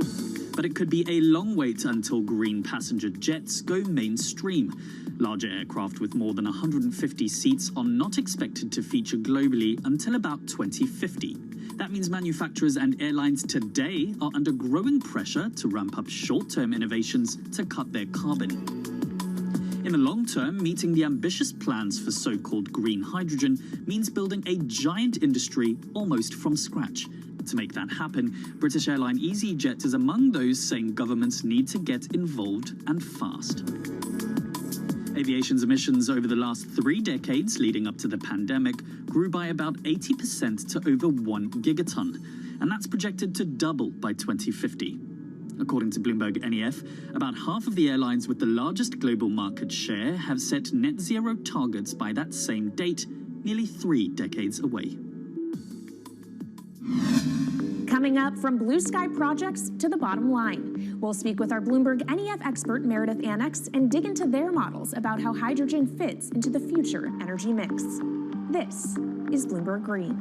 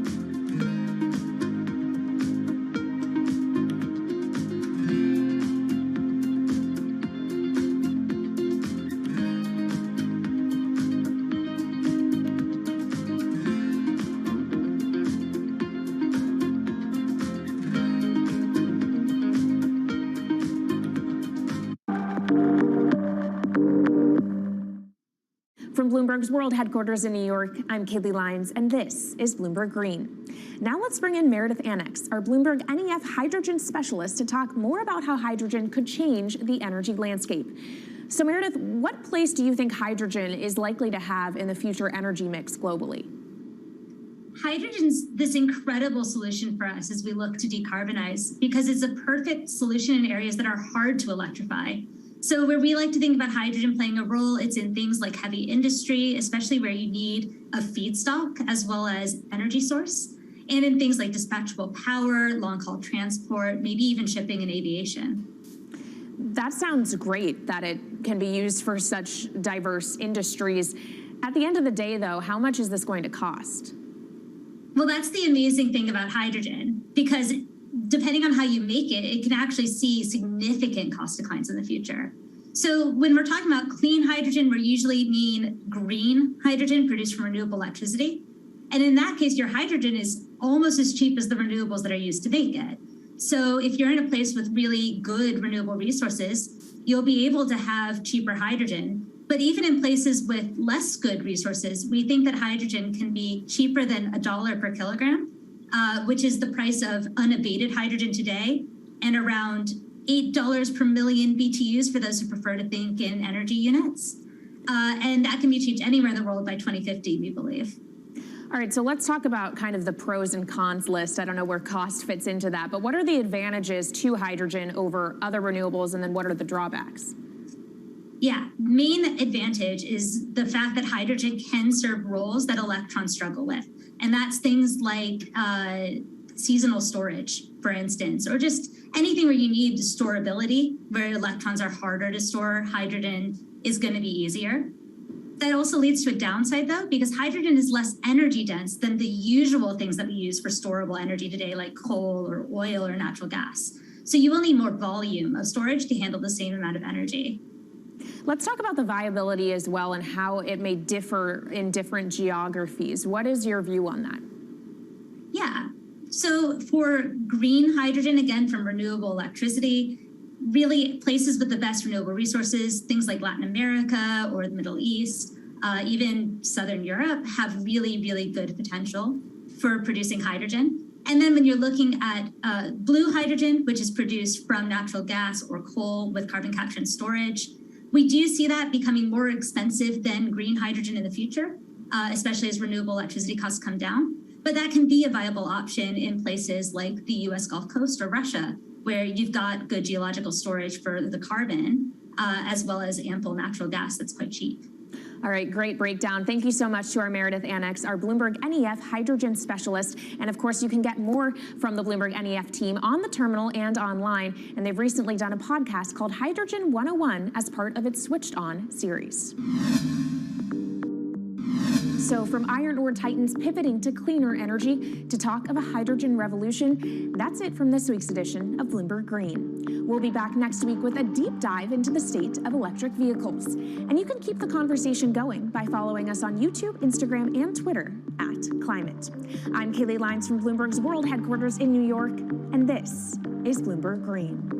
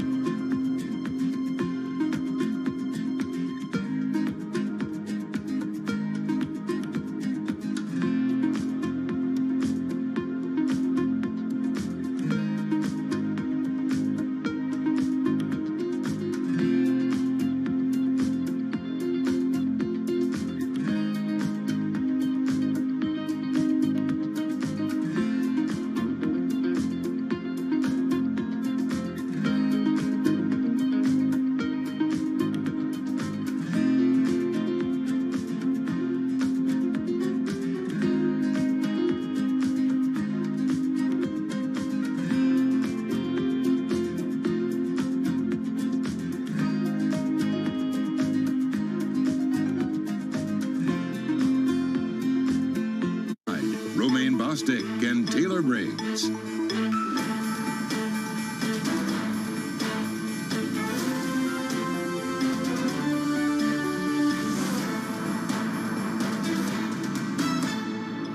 It is 2 p.m. in New York, 7 p.m. in London, and we are live from Bloomberg's World Headquarters. This is Bloomberg Markets The Close. I'm Caroline Hyde. I'm Romaine Boston. I'm Taylor Riggs. And the market, it's got jitters. Stocks slump, bonds, they climb. Investors back on edge amid geopolitical tensions and ongoing inflation concerns.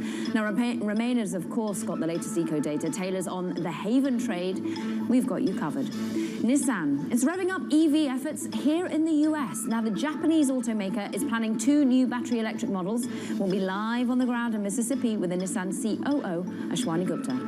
And order up because restaurants are facing the heat amid Omicron, labor shortages and rising food costs. We bring you the perspective from Red Lobster CEO, that's Kelly Valade, as she leads the world's largest seafood restaurant chain. All that and so much more coming up this hour, Romaine. All right, but we have to check on in the markets. It's been a down day pretty much all day long. Obviously, those jitters around Russia, Ukraine, and the U.S. response in between 4410 on the S&P 500. That's right around the lows of the day. We're back below that 200-day moving average on the S&P. The NASDAQ composite now down 2% on the day, and a flight to a lot of those haven assets. You're looking at spot gold at $18.97 right now. We actually did get above $1,900 an ounce at one point on the day on a spot basis here, and TLT at the bottom of your screen as people did start to flock back into treasuries. Typically, we do some of that treasury economic analysis, but on days like today, we have to get right to our analysis with Sylvia Jablonski, Chief Investment Officer of Defiance ETFs, roughly $1.6 billion in assets under management. Sylvia, as you take a look at these markets today, is this the beginning of sort of a broader risk-off sentiment that you see? Hi, Taylor. Great to see you. I think that when we look at today's markets, it's just a continuation of what we've seen in the markets over the last couple of weeks. You know, we have this volatility that's here to stay, and there are a lot of reasons for that. And markets, as we know, don't like uncertainty. We have geopolitics as the major, risk we think today. Yesterday, that felt a little bit better prior to President Biden's speech, and the market reacted both times about equally. So I think that until some of these uncertainties about the Fed being hawkish, how much and how many times, inflation, geopolitics, spending, supply chain issues are cleared up, we're going to remain in this sort of range-bound type of trading environment. Yeah. And we should point out, the range that we're in is a pretty low range, at least relative to kind of how the market had performed after previous drawdowns over the last few years or so. We're still not far off from correction territory on the S&P, and of course, the NASDAQ indices still remain mired there. Is there any sense here, even if we don't return back to some of those pre-drawdown levels, is there any sense here that maybe the range that we're in right now is still a little bit too low valuation-wise? Well, I think, there are a lot of differing opinions out there. You sort of hear that we're still overvalued, but, I don't believe that to be true. I think that there's a lot of proof in the earnings. If you look at the mega cap names, for example, the larger percentage, 75% or so, have outperformed what the street expectations were. We're on the top and bottom lines. A lot of these companies remain cash heavy. They've had solid year-over-year revenue growth. They have sort of good outlook, particularly in the areas of, secular growth areas like technology, cloud, cybersecurity, consumer discretionary. Yeah. The retail sales number look good. There's some good news out there, which leads me to believe that we're going to have uncertainty and range-bound volatility, but perhaps not a major recession. Okay, I like the optimism, Sylvia, but let's go pessimistic for just 1 second. There are issues out there, geopolitics, inflation, a Fed mistake. Line them up for me. What's front of mind for you? Sure, and I think you hit the nail on the head with all of those. I think that if the Fed were to hike, significantly more than we expect at significantly, higher amounts at a time, that would be something that would spook the market.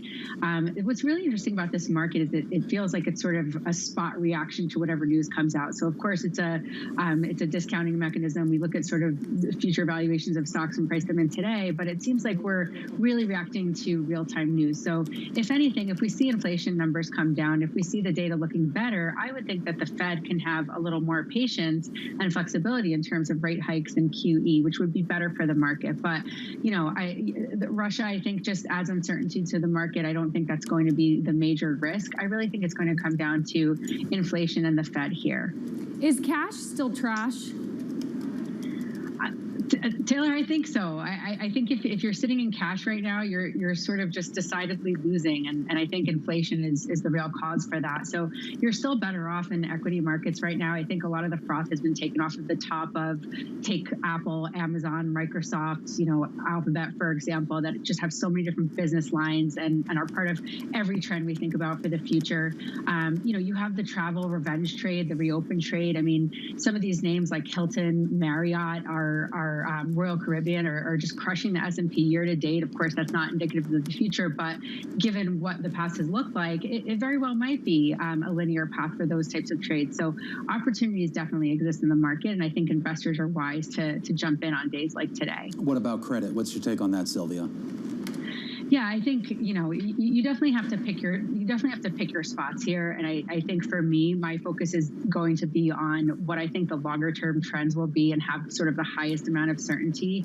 And again, for me, that will be, some of the economically sensitive sectors that were beat up, like the airlines, the hotels, the casinos, the cruise ships, things like that, and technology that's just getting absolutely beat up. And then my third play is sort of the futuristic technology, the 5G, the quantum computing, cloud, cybersecurity, AI, EV. That's really where I'm focused on. Everything else for me is sort of too uncertain to touch right now, and I want to see how that plays out with rates and inflation. All right, always great stuff out of you, Sylvia. Always wonderful to see you. Sylvia Jablonski, CIO of Defiance ETFs, helping us kick off the show here. We're going to pivot from that over to some news that we got a little bit earlier about Nissan Motors. The company saying that it's going to build 2 electric vehicles for the U.S. market. This is at a plant down in Mississippi. It's going to mark the Japanese automaker's biggest EV move in North America to date. Bloomberg's Ed Ludlow joining us right now from Canton, Mississippi, with the company's chief operating officer. Ed? Yeah, thank you, Romaine. The best ways to think about it is simply that they are getting paid more. It doesn't seem like it because we like to look at real wages, and especially in financial media, we love to be like, oh, let's adjust for inflation. But at the end of the day, people are seeing more in their bank accounts, more in their paychecks. And when you see that number, whether it's inflation adjusted or not, bigger than the number you used to get, you spend, right? You say, oh, well, I have $10 extra. It doesn't matter what inflation is doing. I've got $10 extra. I'm going to spend it. And it's that psychology that continues to feed into essentially these sales, these revenues. But the question is, how long does that continue?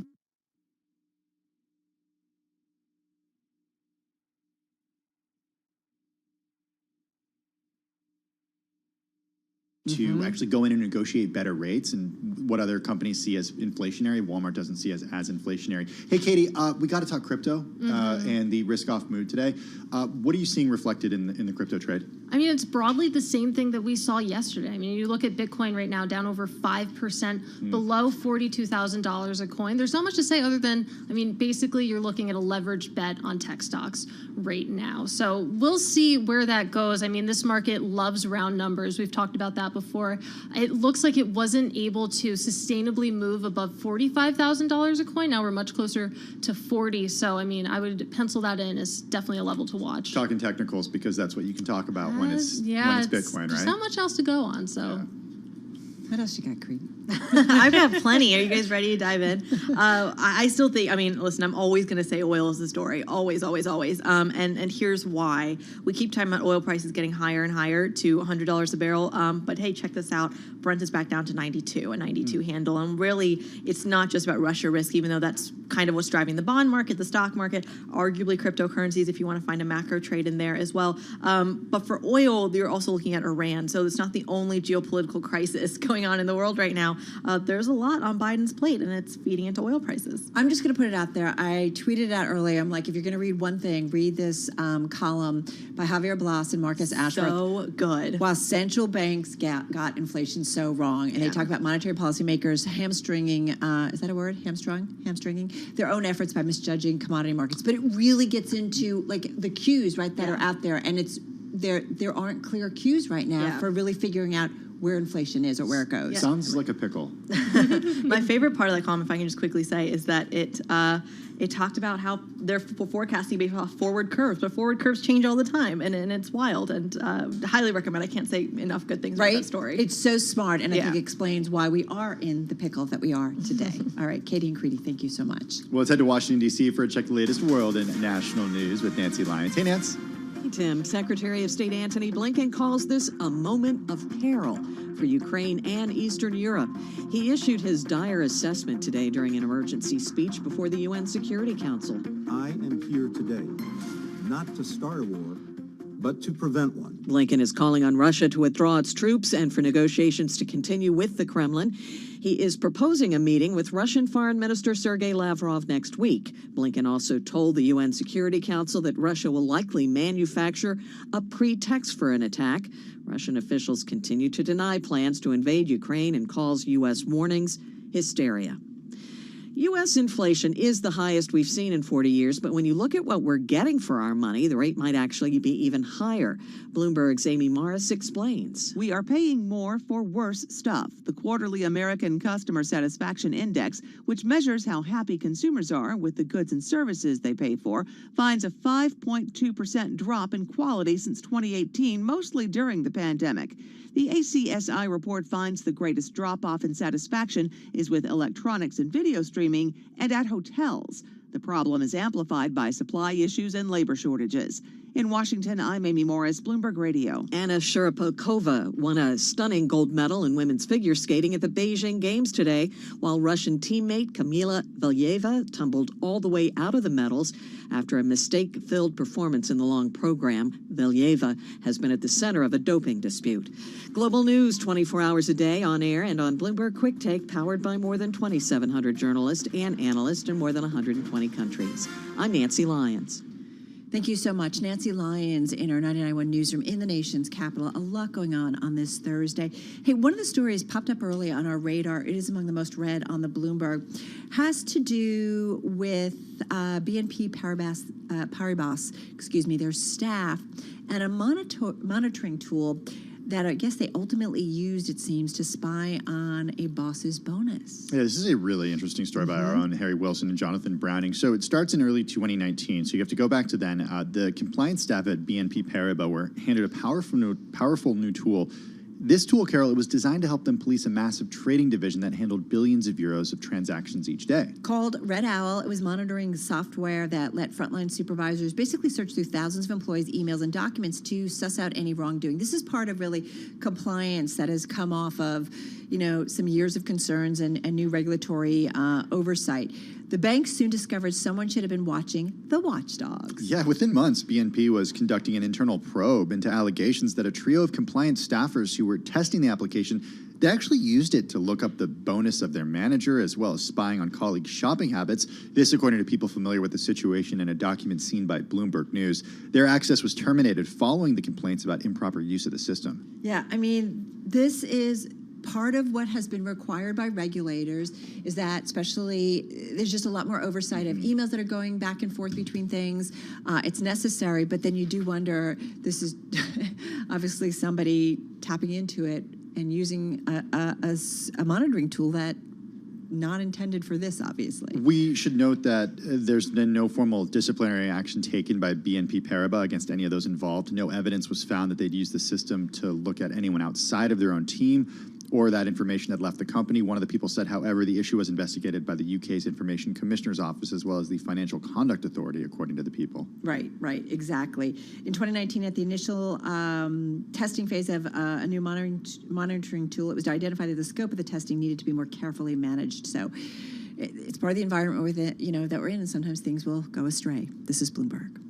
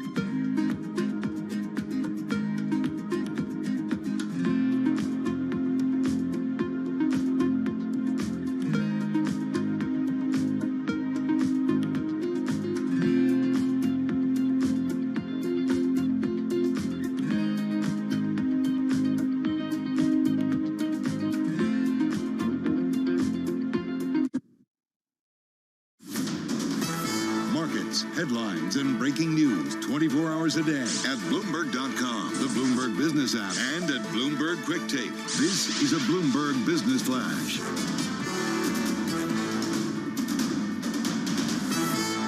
Bloomberg World Headquarters. I'm Charlie Pellet. We're just about lows of the session right now. Right to the numbers. We'll give you the why in a moment here with the S&P down 66, drop right now of 1.5%. The Dow lower by 443, down 1.3%. NASDAQ is down 293, a drop there of 2.1%. 10 years up 1930 seconds, 10-year yield 1.97%. Spot gold up 1.6%, $18.99 the ounce, while West Texas Intermediate crude is tumbling 2.4%, $91.47 a barrel.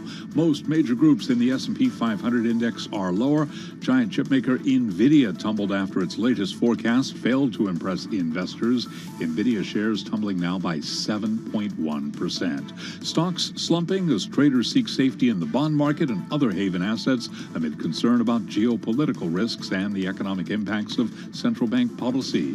A headline to pass along from the Bloomberg Professional Service: Ukraine said to be in talks with the United States to shore up its finances, that according to Reuters. Recapping, stocks lower, 10-year yield 1.97%, S&P down 1.5%. I'm Charlie Pellet. That is a Bloomberg Business Flash. All right, you're up to date on the markets. Charlie, thank you so much. So we've gone from daily COVID updates being atop the most read on the Bloomberg to Ukraine updates being at the top. And today that included a story about President Biden saying that there's a very high risk of a Russian invasion of Ukraine within the next several days. There's a lot going on. And earlier, Anne-Marie Horton, Bloomberg TV Washington correspondent, she caught up with the Ukraine ambassador to the United States, Oksana Makarova, and she talked about Ukraine's specific goals here. We will never give up on our sovereignty. We will never give up on our territorial integrity. We will never give up on our Euro-Atlantic aspirations. But how to bring peace and how to stop the ceasefire, we are ready to discuss, because for us, again, we are prepared to defend our country, but unlike Mr. Putin, we value each of our soldiers and each of our civilians. So we would like to avert the war.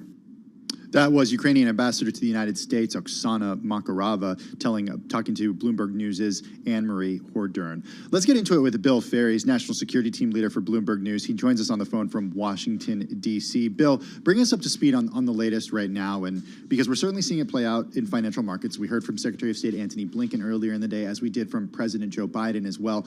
What's the latest? Well, the U.S. seems to be taking, I think, a much more pessimistic tone to what was probably already a pessimistic tone on the situation, saying that, with President Biden saying that there may be some sort of false flag event already starting to unspool along the Ukraine border or in that eastern region, the Donbass region that has been contested for years between separatists and the Ukrainian government.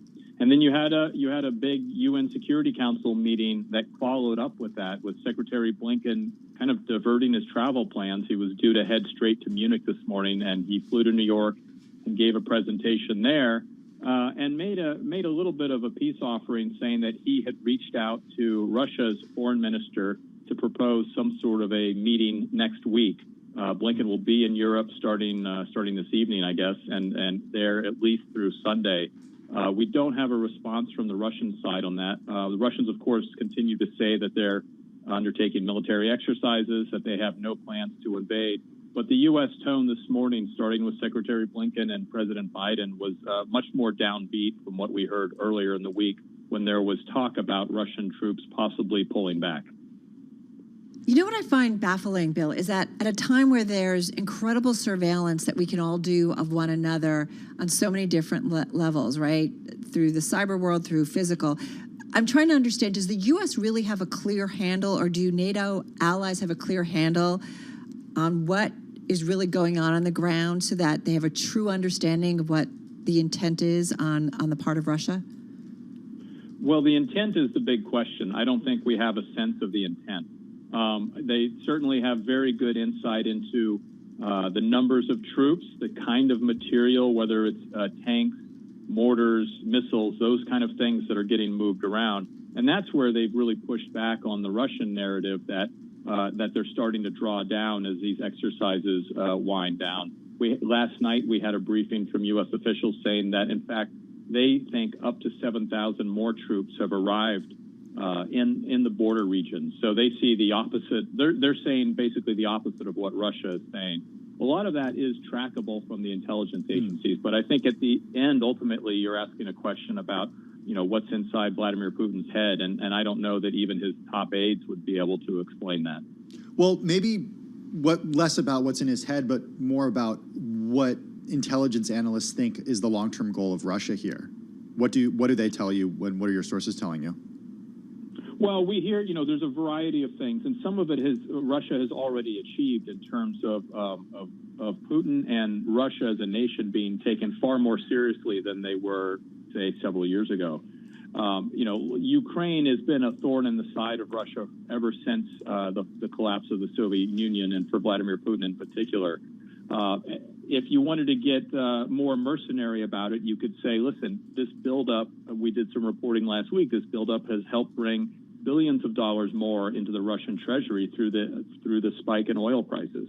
I think our estimate was something like up to $65 billion more for Russia. So that will really help keep these troops deployed if that's part of what Putin's goal has been. All right, forgive me, I'm not so good with my European history always. So why is it that Ukraine has been a thorn in the side of Russia since the breakup of the Soviet Union?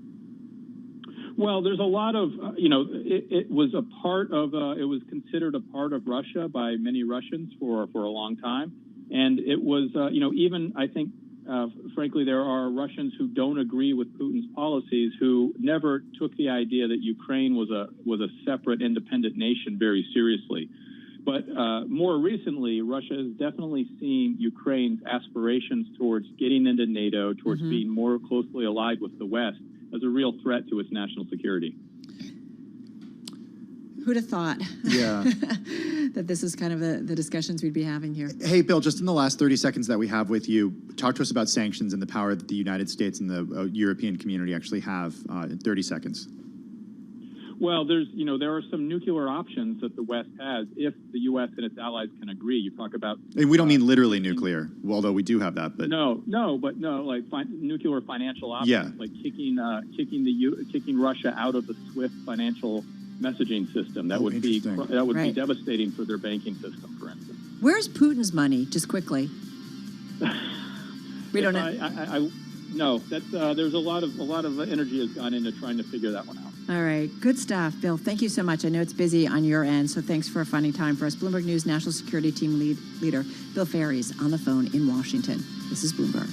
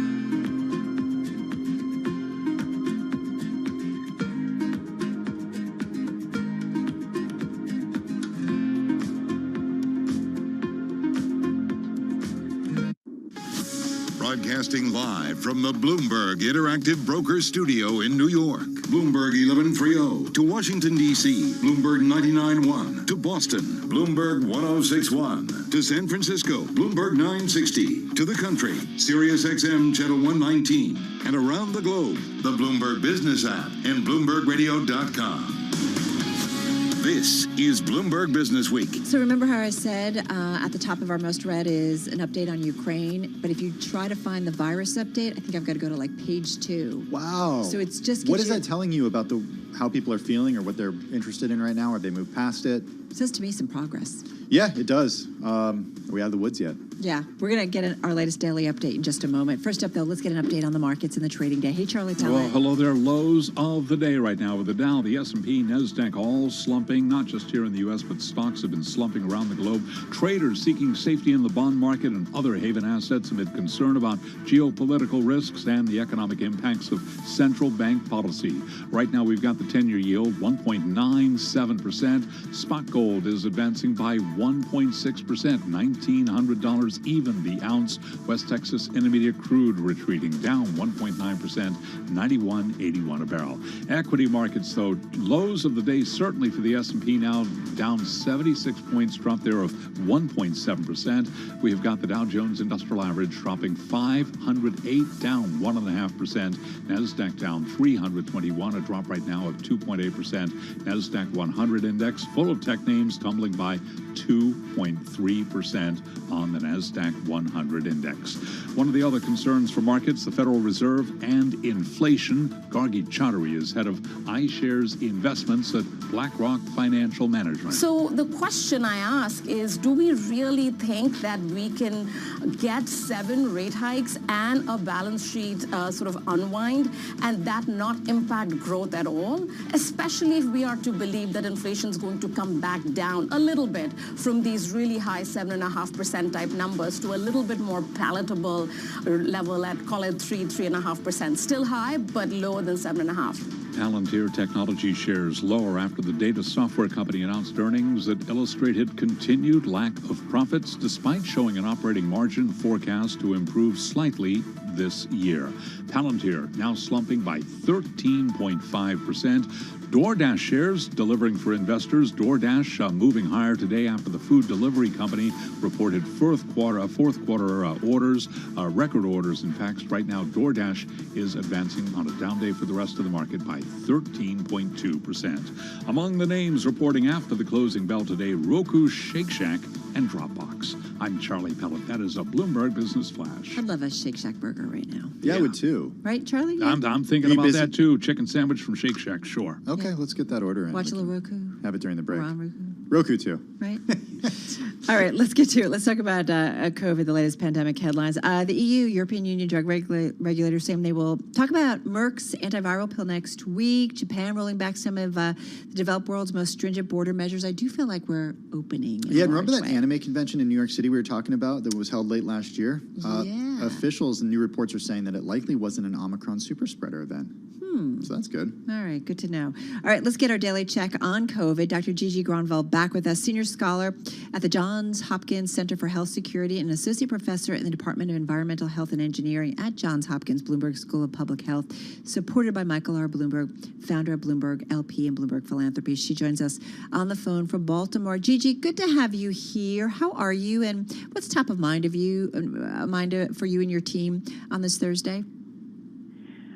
Well, it's great to be here, and I think I'm mostly optimistic, but we are thinking ahead to the future, and I am a little concerned that the flurry of lifting mask mandates is going to imperil in-person school. So that's my biggest worry right now. Talk a little bit about that. Why do you think that's going to imperil in-person school? Because of parents or because of the spread of the virus? Because my goal here is to I think that schools should not be sources of outbreaks. So I'm concerned that if schools lift the mask mandate too soon, that we will have spread in schools, and that it will it will cause children to miss out on school to get COVID and also to shut down the schools. So Well, that's okay. my biggest worry right now. So given what we know about the spread of this in schools, and given what we know about kids between the ages of 5 and 12, and how they can get vaccinated, what do the data tell us about schools being areas of spread if kids aren't wearing masks? Well, we do know that schools that do have masks in place have closed less often than schools that do not have masks. So it's hard to get data because all the schools are so different. But in general, the schools that have the masks in place do better. And so that's in masks, testing, vaccination, and ventilation. I mean, those are the tools that we've got. So I can only imagine the discussions you guys have, and I know Tim and I have it, in terms of kids at schools. What's more important, having these kids at school, in school, physically with their peers, mask or no mask, or is it better to have some kids in schools with masks? I think it's better to hold on a little bit and have the masks and stay in school. I think we all know that in-person school is really the biggest priority, and let's wait and see as these mask mandates get lifted for other places how that affects transmission. No, but my point is it better to just have kids back in school whether they're wearing a mask or not, or is it better to just maybe have a smaller amount of kids in school but make sure they're still wearing masks?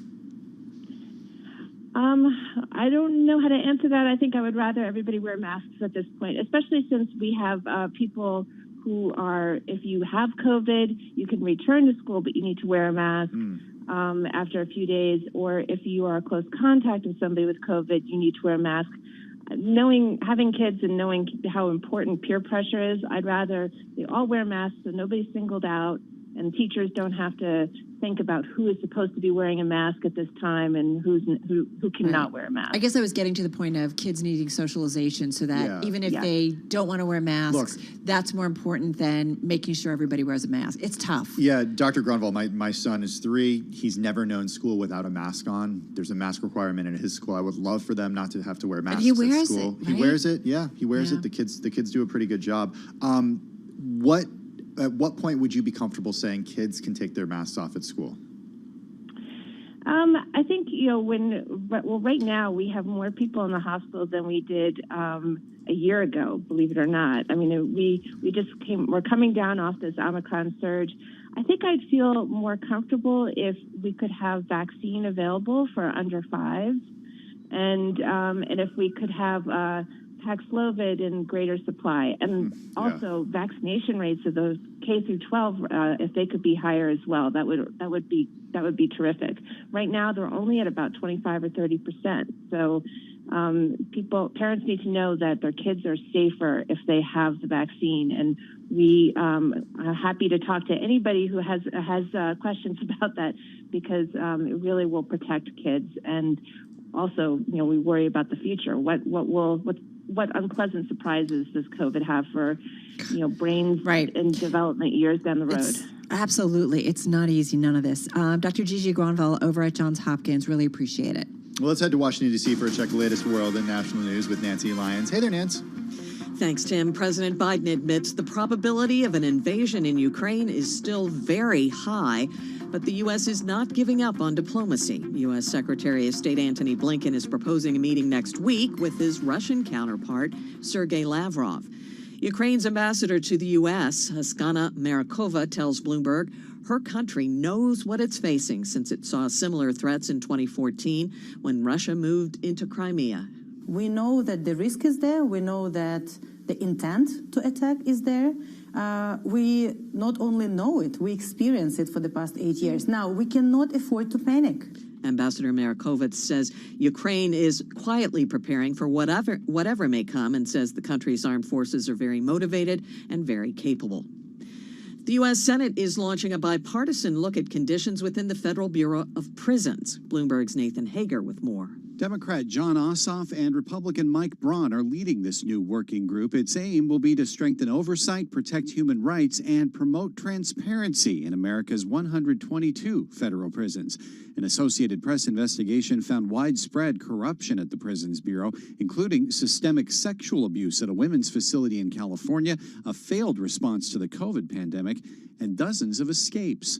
Nathan Hager, Bloomberg 99.1 and 105.7 FM HD2. Oklahoma has executed a man for his role in a quadruple slaying in 2005. 35-year-old Gilbert Ray Postel received a lethal injection this morning. Global news 24 hours a day on air and on Bloomberg Quick Take, powered by more than 2,700 journalists and analysts in more than 120 countries. All right, Nance, thank you so much. Nancy Lyons in our 99.1 newsroom in the nation's capital. Can I do a deep tease that this is going to be part of your decliners? Yeah, do a deep tease. Tesla. Yeah, right? So much of my decliners and gainers that we do in the simulcast each day, Carol, well, I won't speak for your gainers, but so many of the decliners are earnings driven, and I finally have one because we're in the height of earnings season. We got, Roku after the bell, Redfin, Shake Shack, Dropbox, and more. Tesla, though, is down for a different reason today. It's down 4.7% for two reasons, actually. One of them has to do with the SEC. Yeah, one has to do with the SEC. Elon Musk and Tesla telling a judge that the SEC is targeting them with, quote, unrelenting investigation for criticizing the government while failing to pay Tesla shareholders $40 million the agency collected in 2018 settlements over Musk's tweets. Excuse me. I meant to say You're excused. There's three reasons, okay? The National Highway Traffic Safety Administration also opening its second defect investigation into Tesla Autopilot. Always a lot going on when it's Tesla. We haven't even hit the Consumer Reports one yet either. Well, let's do that because they have gained, when Consumer Reports rank them pretty highly, right? Yeah. But Tesla did sink toward the bottom of Consumer Reports' newest annual auto brand rankings, weighed down by poorly received design changes and reliability problems. That made Tesla placing number 23 out of 32 brands on the 2021 list. That's down 7 spots from the year before. The Model 3 was beaten out as the top pick for 2022 in the electric vehicle category. Guess who beat it? Well, I know because I'm cheating. Okay, you're looking. The Mach-E. Is this what your dad got? Well, can I say that? You can say it. That's fine. Tim's dad. He's ordered it. And it was supposed to have arrived, but no. I don't know if you've heard about the chip shortage. Oh, yeah, I did. So he's been waiting probably about 3 or 4 months. That's where you really see the supply chain problems, Yeah. right? U.S. manufacturers are faring poorly on that list, by the way, with none ranking in the top 10. At number 11, GM's Buick was the best domestic brand, while GMC and Stellantis' Jeep took the last spots. Hey, it shows there actually is some serious competition for Tesla. I love this, that there are more people involved in it. Yeah, it's great. Not so great for Tesla. Shares down about 5%. All right.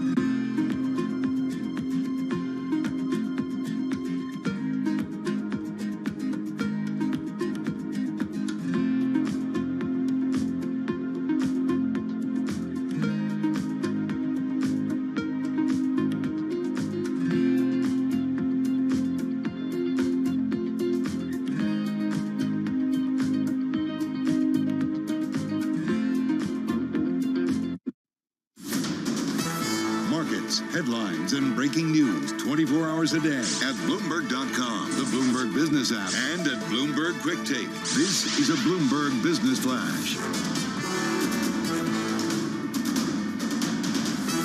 From Bloomberg World Headquarters, I'm Charlie Pellet. The Dow, the S&P, NASDAQ are all slumping at or near session lows right now. Right to the numbers. We'll give you the why in a moment here, but the S&P down 80 points right now, down 1.8%. The Dow now down 534 points, down 1.5%. NASDAQ lower by 338, a drop for the NASDAQ Composite Index right now of 2.4%. NASDAQ 100 Index, full of tech names, also down 2.4%. Russell 2000 down 2.2%. Dow Transport slumping 1.6%. And the SOX, the Philadelphia Stock Exchange's Semiconductor Stock Index, down now by 3%. Among the names tumbling there, NVIDIA dropping now by 7.6%. 10-year yield 1.97%. Spot gold up 1.6%, $18.99 the ounce. West Texas Intermediate crude oil down 2.2%, $91.62 a barrel. Lots of earnings after the closing bell today. Among some of the names reporting, Roku lower now by 9.3%. Shake Shack, they are down. Shake Shack shares down by 4.4%. And Dropbox lower now by 4.3%. I'm Charlie Pellet. That is a Bloomberg Business Flash. All right, Charlie, thank you so much. Well, the cover story of this week's new issue of Bloomberg Business Week is about the pill that's safer than Tylenol, but it is impossible to get to. Some people might remember over 20 years ago, it was released under the name RU486. And even before that, in France. Joel Weber is editor at Bloomberg Business Week. He joins us on the Access line from Brooklyn. This cover story written by Cynthia Coons, U.S. healthcare reporter for Bloomberg News. She joins us on the phone from New Jersey. Joel, I'm going to jump right in. Why is something that's safer than Tylenol so hard to get? It has been stuck in almost like a regulatory purgatory. And it has been that way actually for decades. And the reason that we want to talk about this story now is obviously there's a big case coming to the Supreme Court. Well, the Supreme Court will decide basically the future of Roe versus Wade. And as that happens, the abortion pill has kind of re-entered the conversation in terms of a potential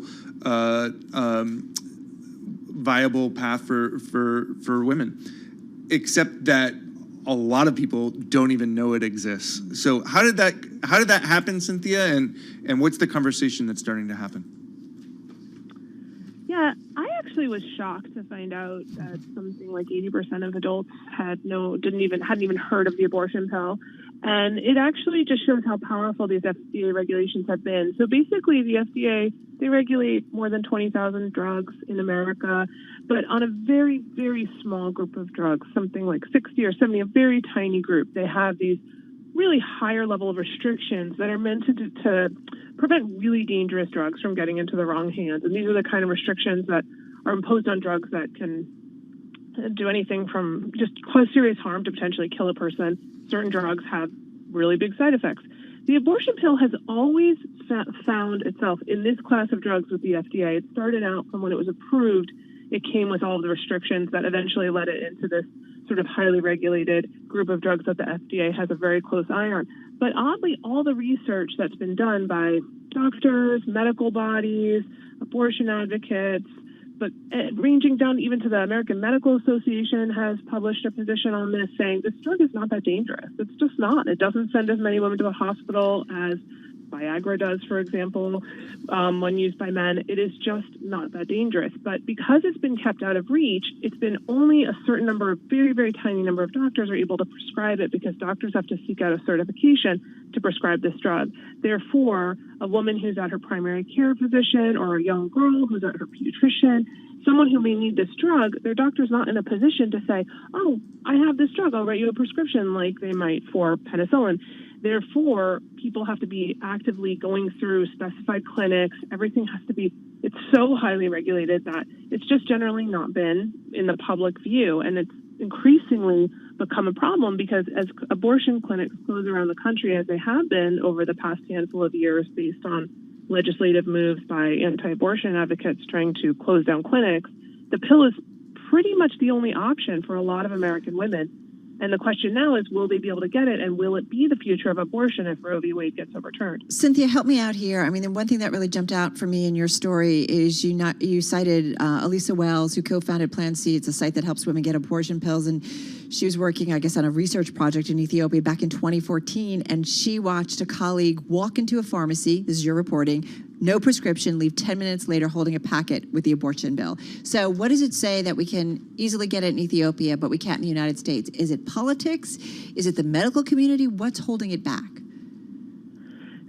That's really interesting. I really couldn't get over that. And she had set out to do that experiment and see whether or not it was easier to get. Because she heard that in many developing nations it was much easier to get. And so she kind of knew that the U.S. had this next level amount of restrictions on the drug. But to see it in practice, I think, was really astounding to her. I think there's a couple things at play here. Surely there's politics involved with abortion. There's no way to pretend there's not. But I think at the end of the day, there's also sort of the issue of when you have restrictions, it's very hard to take them away. It's very hard to prove that something would be safe when you take restrictions away. Like, when I think about it, if a road had a speed limit of 35 miles an hour and you said, no, it could be 50, it would still be safe, it's very easy to lean back on, but it's safe at 35, let's just keep it there. And I feel like the FDA, to be fair to them, has probably been hanging on to something that they know is safe, and it's very hard to let go. I think what's going to have to happen here, besides the fact that they've already been sued, and even the latest move that they've said in December, it's now going to be legal to mail the abortion pill, though that's going to have to play out because many states have already banned that as well. But I think the next move really has to be either through a lawsuit or the FDA themselves telling these research bodies that are trying to churn out the research to show that all these specific little regulations are unnecessary. Here, this is how to do a study. This is what we want to see. Because the problem is people are producing tons of research for them, and I've seen in their responses, well, it's not a perfect proxy because it doesn't totally answer the question because it sort of needs to be driven by the FDA at this stage, besides the response to a lawsuit, which is the other way that this could actually ultimately get overturned. Hey, Cynthia, we only have 30 seconds left, but what can you tell us about the company that's behind trying to bring it to the United States? They're a very secretive, low-profile company. Most pharma companies have sprawling campuses. This company doesn't even publicize its address. They operate with a P.O. box. They're very low profile. That's another issue. I think they were formed in a time when there was a lot of violence in the anti-abortion world, and they were fearful of that, rightfully so, perhaps. That was their decision, and because they've kept a low profile, they also haven't been aggressive in marketing the drug, which is typically how drugs get marketed. So now it's been up to advocates and third parties to basically market this drug, which is not usually what they do. It just seems like such a logical solution, and it's been out there for a while. It's just unbelievable. Hey, it is the cover of Bloomberg Business Week. Cynthia, thank you so much. Cynthia Coons, U.S. healthcare reporter at Bloomberg News, along with Joel Weber, editor of Bloomberg Business Week, joining us here in our Interactive Broker studio. February is Black History Month, and every day this month we are celebrating significant moments in U.S. Black history. Now with your installment for February 17th, here's Bloomberg's Renita Young. On this day in Black history in 1891, Albert Richardson patented the butter churn. Up until then, anyone who wanted butter had to make it by hand in a bowl. But Richardson's invention would eventually make it easier to make butter and forever change the food industry. Throughout his life, Richardson had a habit of seeing a problem and then inventing a solution. One such problem he saw was the way dead people were buried. At the time, it was in shallow graves or lowering caskets with ropes into a deeper hole. And this required several people to work in unison, which wasn't always possible, and it could result in damaging the casket. So in 1894, Richardson patented the casket lowering device, and it's used in all cemeteries today. Richardson also invented the home fastener, an insect destroyer, and an improved design of the bottle. That's Today in Black History. I'm Renita Young, Bloomberg Radio. A big thank you to Bloomberg's Renita Young for today's installment of Today in Black History. All right, folks, we're going to just in a minute or so join our TV colleagues. We're going to talk about the markets. Here we've got stocks pretty much hovering at their lows. You are listening to Bloomberg Business Week. And coming up, countdown to the close in just a moment.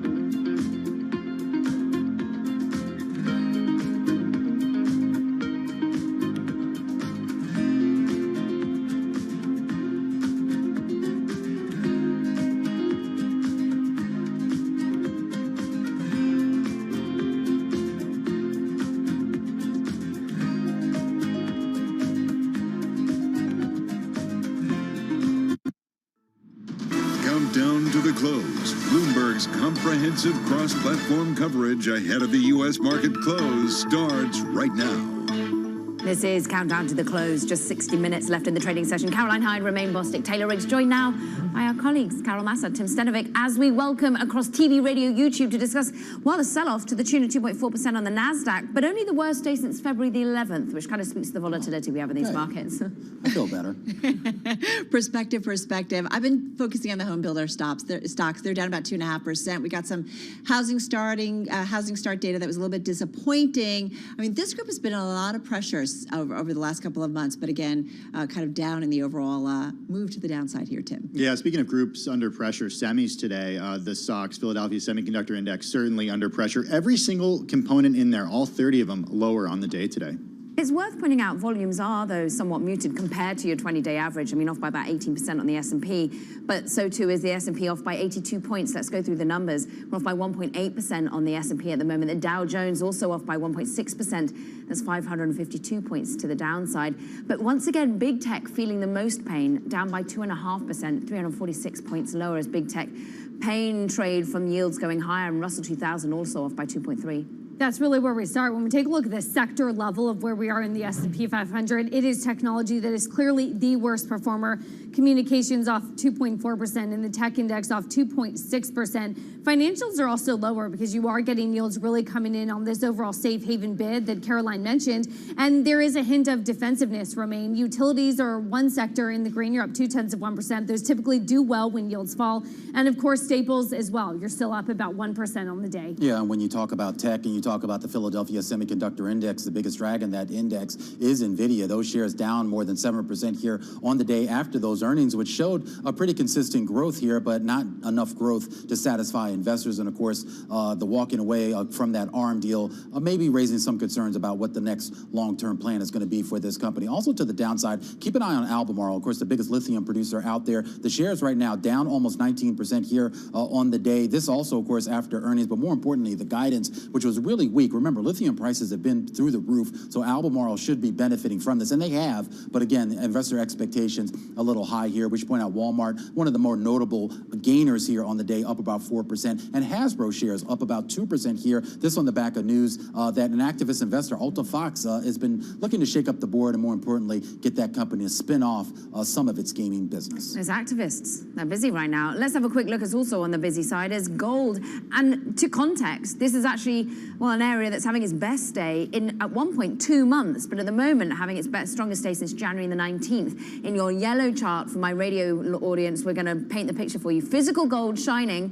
What's not got such, it's lacking some luster. It's digital gold, Romain. Oh, this is digital crypto not having a good day. Over, yeah, you like what I did there? Physical gold? Yeah. I like that. And so seemingly they're certainly not moving in lockstep. We have one risk asset and one haven trade there for you.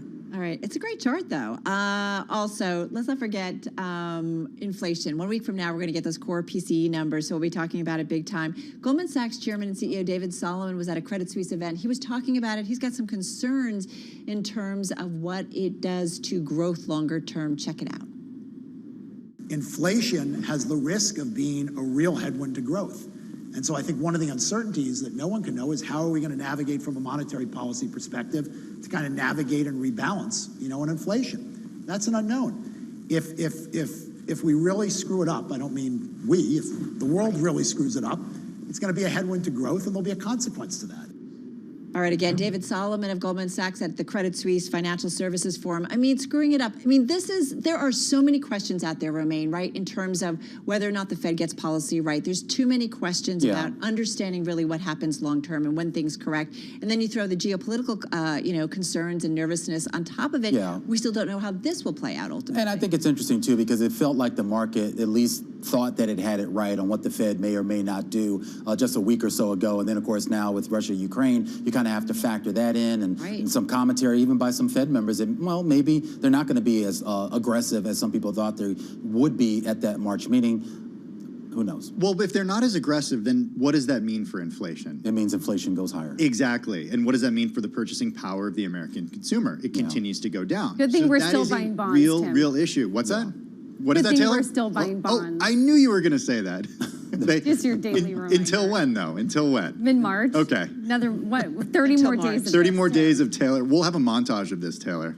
But Taylor, you were pointing out a great note a little bit earlier coming out of Credit Suisse, though, really calling for some sort of Volcker volatility here, talking about how you have to upend this market, how you really need to pop some of these asset bubbles. I mean, here speaks Goldman Sachs CEO, who's got an above-inflation paycheck, I think, of late. But these are the asset bubbles that they've been talking about in terms of whether it be crypto, whether it be your overall, the wealth factor here, that in some ways is meaning that if you slam on the brakes just to cool down those asset prices, well, then you slow down the entire economy, and that hurts the lowest income of them all the most. We've really had some big conversations here about the front loading, if you will, of all of these rate hikes in the first half, and I guess sort of the long-term implications of that, Romaine, which we don't have time to discuss on this program. But if inflation risks are to the upside, which is what we got in the meeting minutes yesterday, wouldn't you have to be front-loading some of these rate hikes? I think so. And I mean, to Caroline's point, I mean, she was referring, I believe, to Zoltan Posner,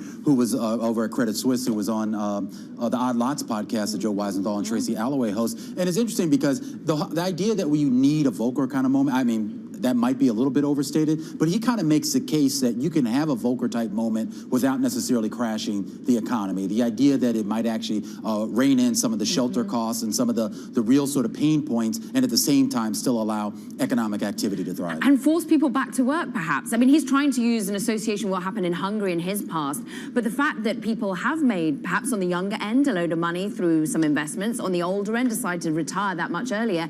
What do we do then with this labor shortage, which every company is speaking about at the moment? Well, speaking of asset prices, you guys saw the news earlier today that mortgage rates have surged to the highest point since May of 2019, 3.92%. My question is, what does that do to home prices? Does that cause home prices to finally start to cool?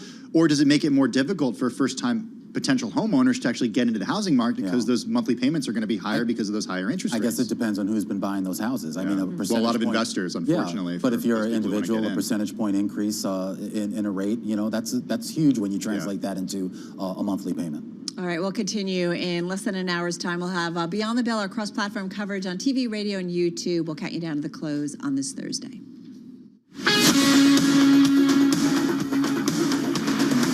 This is Bloomberg Business Week with Carol Masser and Bloomberg Quick Takes Tim Stenovic on Bloomberg Radio. All right, so we are hovering near our lows of the session. I mean, it's funny to just kind of listen to our conversation. I think we don't know, and I think there's a really big chance that there is a policy mistake. I mean, if at some point those higher prices prevent people from buying things, at some point the housing market, it'll be too expensive for people to buy.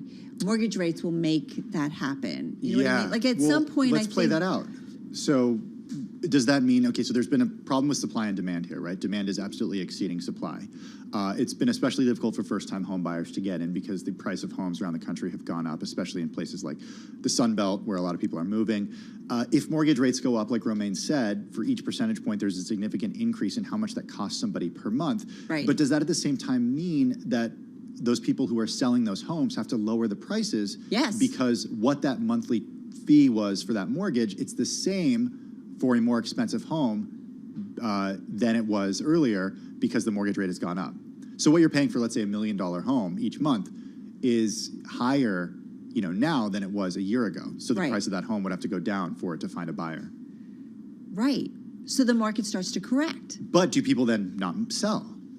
Maybe, and people stay in those homes. Exactly. But there's a cycle because you buy a home too, right? We talk about it, then you buy a bunch of stuff to go into it. There's just a certain amount of activity, right? Momentum that comes along with it. I don't know, maybe just as a student of economics, I guess I believe that this is going to right itself, that there's some extraordinary things that have happened in the last couple of years that have skewed it, and I just still don't know. And if we're still talking about this in 6 months from now, then there's something that has fundamentally changed when it comes to supply demand. And same thing with the labor market. Maybe it really does mean that there's not as many people who are going to come back to the labor market. I feel for Jay Powell. It's a tough job. It is. It's not exact in terms of this science. There's a lot of nuance. All right, let's get back to world and national news. Speaking of nuance, dealing with so many world and national events, here is Nancy Lyons. Thanks, Carol. The U.S. does not want to start a war. Rather, it wants to prevent one. Those are the words of Secretary of State Antony Blinken, who addressed the UN Security Council today on the situation in Ukraine. This is a moment of peril for the lives and safety of millions of people, as well as for the foundation of the United Nations Charter and the rules-based international order that preserves stability worldwide. Blinken told the UN Security Council that this crisis directly affects every member and every country in the world. A New York judge says former President Donald Trump and two of his adult children must testify in New York Attorney General Letitia James' civil probe of the Trump Organization. Attorneys for the Trumps had accused James of improperly trying to gather criminal evidence under the guise of a civil probe into asset valuations at the company. President Biden says the government is launching a major effort to clean up the Great Lakes region, covering environmentally degraded sites in 6 states. It includes restoring wetlands, improving drinking water, and creating jobs in the process. We're announcing an investment of $1 billion. $1 billion. From the bipartisan infrastructure bill. It's going to allow the most significant restoration of the Great Lakes in the history of the Great Lakes. Biden says there's been plenty of talk over the decades, but little progress. He says that changes today. Global news 24 hours a day on air and on Bloomberg Quick Take, powered by more than 2,700 journalists and analysts and more than 120 countries. I'm Nancy Lyons. This is Bloomberg. All right, Nance, thank you so much. This headline just crossed the Bloomberg terminal. We just want to play around a little bit with it and give you a little bit more information. Former President Donald Trump and 2 of his adult children must testify in New York Attorney General Letitia James' civil probe of the Trump Organization, a state judge just ruling that. Yeah, New York State Judge Arthur Engoron on Thursday rejecting a request by Donald Trump Jr. and Ivanka Trump that he block James's subpoenas for their deposition. At a contentious hearing earlier in the day, lawyers for the Trumps accused James of improperly trying to gather criminal evidence under the guise of conducting a civil investigation. This has been going on for some time. James has been investigating potentially fraudulent asset valuations at the Trump Organization, while Manhattan District Attorney Alvin Bragg is leading a separate criminal case against the company and its longtime chief financial officer for alleged tax fraud. A lawyer for the Trump children said James was, quote, essentially standing in the shoes of Bragg in seeking to question the Trumps. But this has to do with valuations of properties when it comes to, I think, accessing loans, right? Yeah. And then what the value is when it comes to paying taxes on them. Exactly. James's investigation began back in 2019. It was started after former President Trump's former lawyer and fixer Michael Cohen handed Congress a trove of Trump financial records and testified that his former boss, quote, inflated his total assets when it served his purposes and, quote, deflated his assets to reduce his real estate taxes. Yeah. So this is, you have a value on something. That value applies whatever you do, whether it's accessing loans on that property or whether it is paying taxes. You can't kind of change the valuations of it. Okay, so let's talk implications of this. Yeah. Here we are in a year where there are midterm elections. Yeah. Does it matter for the Republican Party? We don't know if President Trump is going to run again in 2024.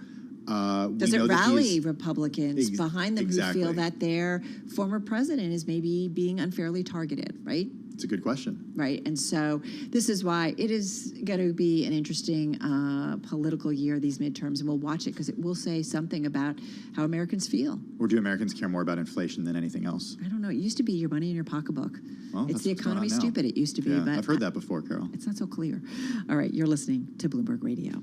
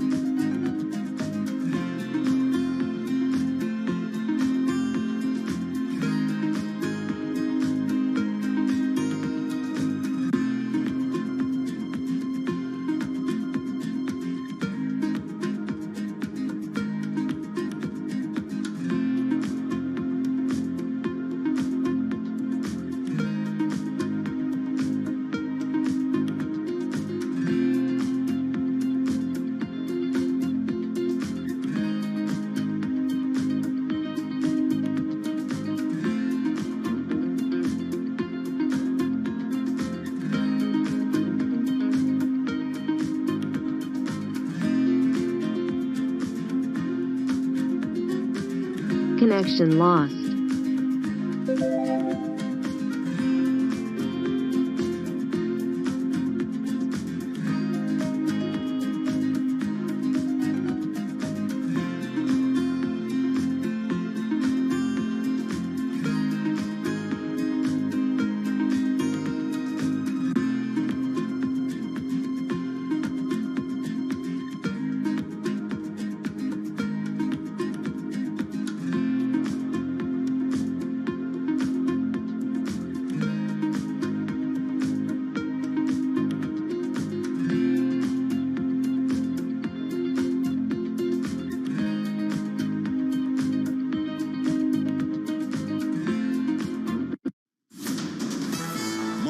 Headlines and breaking news 24 hours a day at Bloomberg.com, the Bloomberg Business app, and at Bloomberg Quick Take. This is a Bloomberg Business Flash.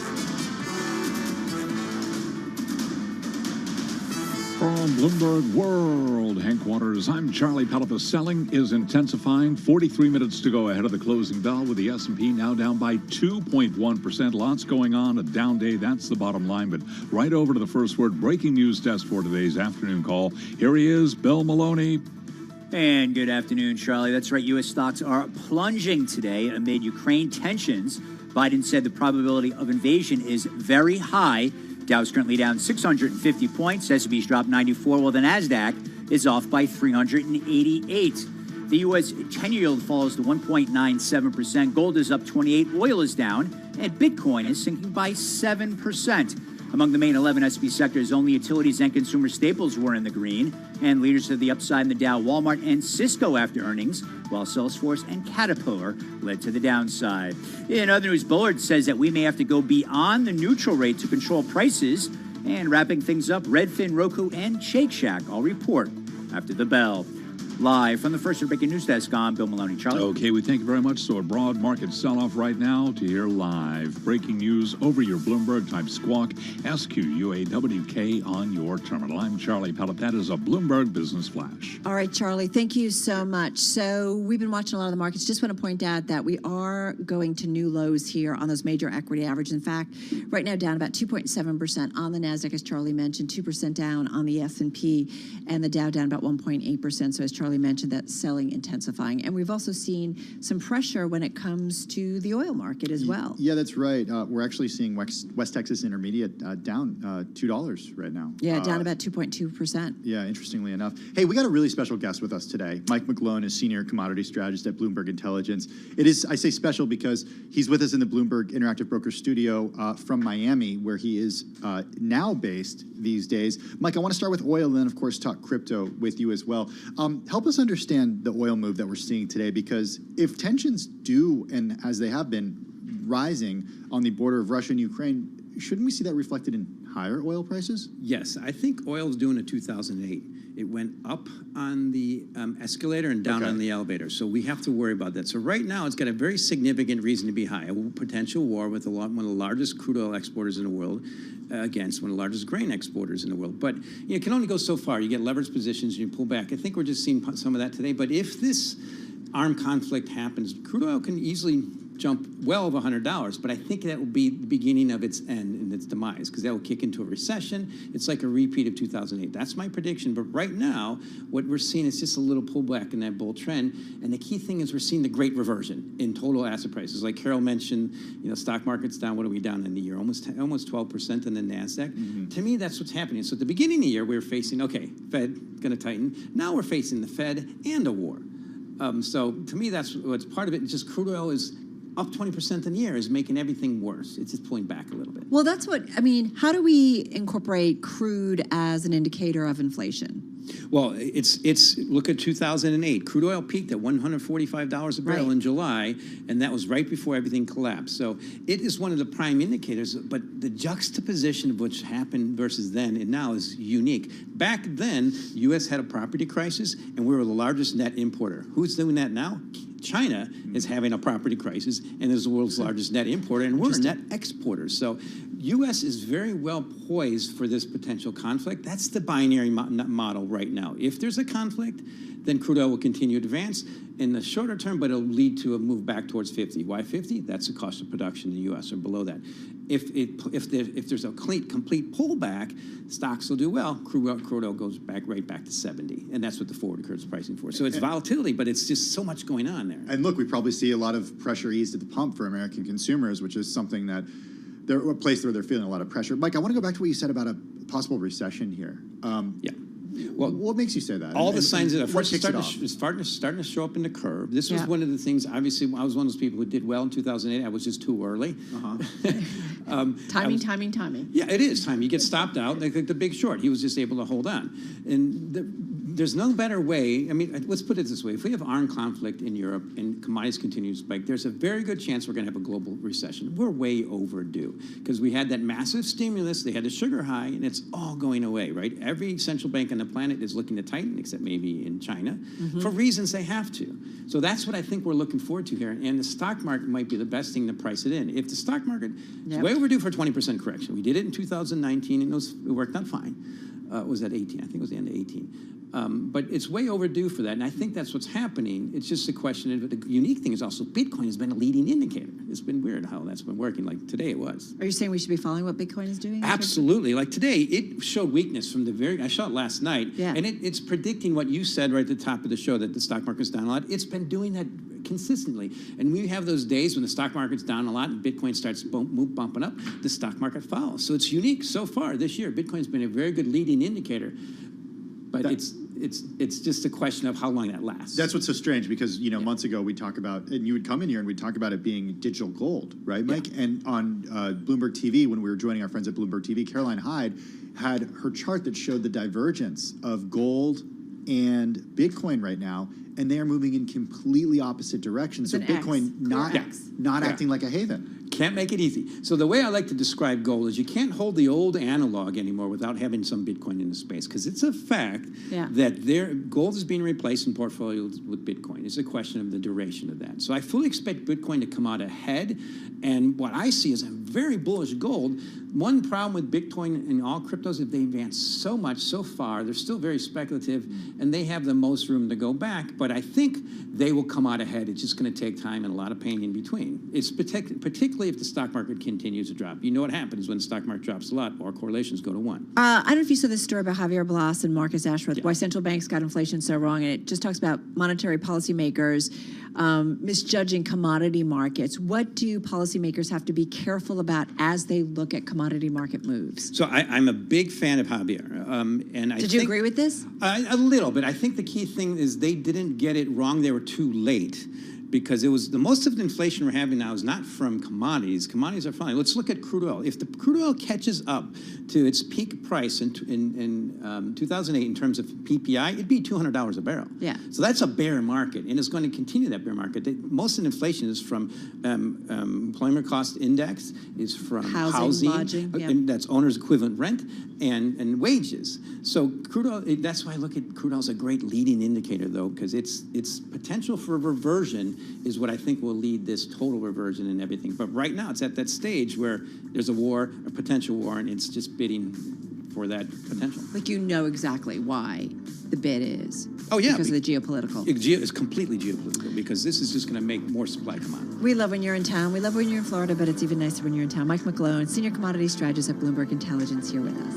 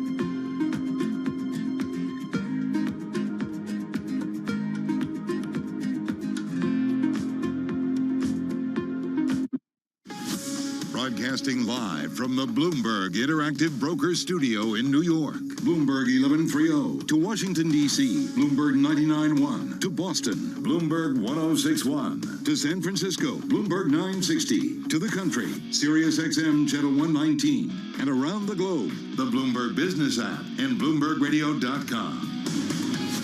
This is Bloomberg Business Week. So another leg down, and we're just bouncing off our lows of the session, but they're definitely seeing risk off. Caroline talked earlier, Caroline Hyde, about not as much volume, so maybe investors getting away ahead of the weekend, maybe. Are they already thinking about the Fed meeting in March? No, I don't know that they're doing that. Not yet? I don't know. I'm thinking about it. Yeah, it's in the background. Hey, Kriti Gupta's thinking about oil because she's always thinking about oil. It's the focus of her chart of the day. She's going to be joining us in just a few minutes. In the meantime, though, a check of that trading day. Less than a half hour to go, Charlie Pellet. Indeed, and as Carol said, we are at or near session lows, right to the numbers. Fast-moving markets, red on the screen right now. S&P down 86, drop right now of 1.96%. Have been down 2.1% a couple of minutes ago. The Dow now tumbling 602, down 1.7%. NASDAQ is down 373. That's the composite index, lower by 2.7%. NASDAQ 100 index also down 2.7%. Broad-based sell-off on this Thursday here with the Russell 2000 down by 2.5%. Stocks are slumping. Traders seeking safety in bonds and other haven assets as heightened concern over geopolitical risks adds to worries about the outlook for central bank policy. 10-year up 19.30 seconds. 10-year yield 1.97%. Spot gold up 1.6%, 18.98 the ounce, and West Texas Intermediate crude down 2%, 91.80 a barrel on WTI. The largest car dealership chain in the U.S., AutoNation, says discounts on new cars may be a thing of the past as the auto industry seeks to lock in higher prices resulting from pandemic-induced production cuts. CEO Mike Manley told Bloomberg Television this morning tighter inventories have allowed automakers and dealers to book fat profits by selling more cars at or above their manufacturers' suggested retail prices. What we're doing is actually selling new vehicles around MSRP. I mean, that's what we were supposed to do. So what the pandemic actually did was press a reset button on the balance of inventory. Now, the key question is, are we going to take the lessons? Are we going to take the advantage of that reset button that's been pressed and in conjunction with the OEMs just keep the balance we need to maintain good new car pricing? And today we're seeing AutoNation shares reset lower, down now by 4% among some of the other companies out with earnings. Walmart reported this morning shares are up by 3.4%. Cisco reported last night shares up now by 2.9%. Among the names reporting after the closing bell today, Roku, Shake Shack, and Dropbox. I'm Charlie Pellet. That is a Bloomberg Business Flash. Thank you so much for that update, Charlie Pellet. Well, as we do each and every day at this time, we turn to Kriti Gupta. She's a markets reporter for Bloomberg, and she has her chart of the day today. Kriti, you said at the top of our show that you always love to talk about oil, and then a few minutes after that, I get this email from you that a lot of people can sign up for if they just email you at kgupta129@bloomberg.net. That had your chart of the day, and guess what? It's about oil. It is about oil. I might have made that comment extremely biasly, but it is. Wait, is this because you're from Texas? Everyone asks me that. It's really not. Fun fact, it's because I actually studied the Middle East in college and fell in love with it then. So. Okay, I didn't know that about Although, it's funny, everyone asks me about that, and I'm like, when I was in Texas, I could not care less about oil. And here we are. Well, now you can go back to Texas and school everyone about oil. I mean, in theory, right? Yeah. I'll start with my chart of the day, though. Maybe that'll get me one step in that direction. It shows backwardation. It's getting real nerdy, folks, so just kind of stick with me here. Basically, what it shows is the spread, the difference between the second-month contract and the contract that comes after, the third-month contract. So what's normal for oil is that the need for oil, healthy demand means that the need for oil means that prices right now are going to be more expensive than prices down the road because it means you need oil right here, right now, and you're going to use it. It means the economy is growing, and that need is pretty dire. In terms of recessions, the future contract price is higher than the price in the present because it means you don't need that much oil because the economy isn't churning. So it's pretty normal to have this spread be positive. That means healthy demand. But right now, that spread is so strong, it's so wide that is as wide as it was in the Gulf War of 1991. Now, quick history lesson, that's when the United States and its allies invaded Iraq and Kuwait to kind of prevent Saddam Hussein at the time from taking over. So naturally, it kind of hit the oil market, and that was really when you saw oil supply really getting constrained, or the expectation of that. So to see demand be as strong as it was is in 1991 during wartime, it just kind of speaks to how strong the rebound is right now and how short of a kind of supply there is of oil right now. So that's my chart of the day. Is there really a shortage in supply? Yes and no. So it's a relative shortage, which means that the kind of ramp up that you saw in demand, well, supply hasn't ramped up that quickly. So you're not necessarily seeing power outages, for example, or, surging lines in gasoline or gas prices, for example, but you are seeing the fact that some of these major producers, shale producers, Russia, for example, this is one of their big concerns, they just can't ramp up capacity that quickly. So OPEC Plus, which is kind of the cartel that controls all of this, they are saying that there's only two members that can ramp it up, Saudi Arabia and the UAE, and the rest of the members have actually fallen short of those supply targets. So in a way, yeah, there is a little bit of a shortage. Okay, because I'm trying to understand, like, I go to the gas station, there's never a problem. I haven't heard any airlines saying that they don't have jet fuel. We're not talking 1970s here. Right, so that's why I'm trying to understand how much is geopolitical and just the economy, global economy, kickstarting itself again post-pandemic versus something else. Yeah, well, so part of that you're going to see in prices, right? The prices are actually getting higher. So you are seeing that there is a supply constraints, I should say, is a better way to say it. There isn't a shortage, because you're right, there is supply available, but that it's not, there isn't as much of it to make it accessible and cheap, if that makes sense. Right. Well, there's a process, right? There's a time lag in terms of, getting it to the desired entities, I guess, ultimately. Hey, Creedy, I want to make sure we give you time to give us your story that you got your eye on today. It has to do with Walmart earnings. Why did it pique your interest?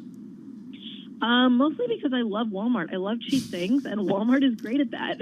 Is that because you're from Bentonville? I am not from I know, Bentonville. I'm just kidding. But I did grow up 5 minutes away from a Walmart supercenter. So like I'm 90% of the very country familiar or with Walmart. something. There's that stat. Yes, you tell me that every time I mention Walmart, and I love it. But I am one of those people who lives in New York City, and is very sad there's no Walmart supercenter near me. But one of the reasons I brought it up is because they had some blowout earnings. They came up with a $10 billion buyback as well at a time when there is kind of this concern that are people going to be able to continue paying and continue to absorb costs? And Walmart says, yeah, not only have they been doing that, but they're going to keep doing that for the next year and a half. Yeah. They got the power. They definitely do. It's an interesting story, right? It's a great read on consumer consumption, but it's also in terms of how they're managing some of the higher input costs, whether it's wages or commodities or what have you. Stock up 3.5% today. Yeah, on a day where the broader markets are just way lower. So real feather in the tip of the hat for Walmart today. All right. Creedy, thank you so much. Be well. Creedy Gupta there of Bloomberg. Let's get a check on the latest world and national news. Back to Nancy Lyons in D.C. Hey, Nance. Thanks, Carol. A stern warning today from Secretary of State Antony Blinken. He talked about the escalating crisis between Russia and Ukraine in a speech to the UN Security Council. He told them the U.S. has seen no evidence of Russia's claim of a withdrawal. And in fact, he stressed that Moscow may manufacture a pretext for an attack. It could be a fabricated so-called terrorist bombing inside Russia, the invented discovery of a mass grave, a staged drone strike against civilians, or a fake, even a real attack using chemical weapons. Blinken spoke shortly after Russia announced that it had expelled the deputy chief of the U.S. diplomatic mission in Moscow. The State Department calls that an escalatory step. President Biden's climate agenda already faces an uncertain future in Congress and now risks being gutted by the Supreme Court. Bloomberg's Amy Morris explains. The president's promise to cut greenhouse gas emissions might depend on how the Supreme Court reads environmental regulations. The court will hear arguments February 28th from coal plants trying to curb the EPA's authority to regulate carbon dioxide emissions. 15 major tech companies, including Apple, Google, and Tesla, sent a brief to the court supporting the EPA's authority. If the EPA loses, it still has options, like requiring coal plants to burn cleaner fuels. In Washington, I'm Amy Morris, Bloomberg Radio. The president today went to Lorain, Ohio to announce a new $1 billion investment in the Great Lakes region. He says that money is part of the signature bipartisan infrastructure bill and will go toward cleanup and restoration of the lakes. Global news 24 hours a day on air and on Bloomberg Quick Take, powered by more than 2,700 journalists and analysts and more than 120 countries. All right, Nance, thank you so much. Carol Massar, Tim Stenovic in our Interactive Brokers studio on this Thursday. Just checking out the most read on the Bloomberg terminal in the past 8 hours.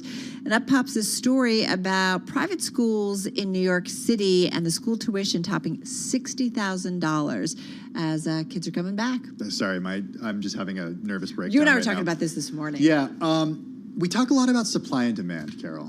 Yeah. And there is certainly demand for these elite private schools here in New York City. Absolutely. And there's a dearth of supply, but there is a supply of students and parents, I should say, who are ready, willing, and able to pay for it. If you live in the New York Metro, and specifically in New York City, this is one of the things, especially if you have kids, you're constantly talking about education. And there's, for years, the story about even how you have to think about as soon as your kid is born, maybe before they're even born, to get on This is why nervous breakdown. To get on the waiting list for schools to get them into like pre-K. God. Because it's so competitive. Well, the price tag for an education at top tier institutions. And so we're talking about, I think they begin kindergarten. I think some of them do pre-K, but go through high school.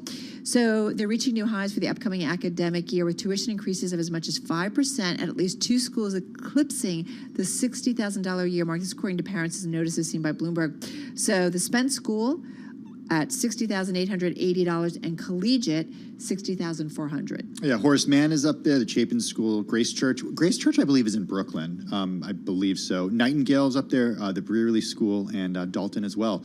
Dalton coming in last on this list of how much it costs, but still going to set a parent back $57,970 for that academic year. And we ran a lot of stories, and I think you all have read them, that during the pandemic, there were a lot of parents that were saying, well, wait a minute, my kid's at home. What am I paying for? They're not at these institutions. They're not getting the benefits. And some people were balking. But now that kids are back in class, raising prices. And those Wall Street bankers are raking in 8-digit pay packages. That also helps. Yeah, I guess so, right? It's Yeah. all connected. All right, this is Among Our Most Read. You are listening to Bloomberg Radio.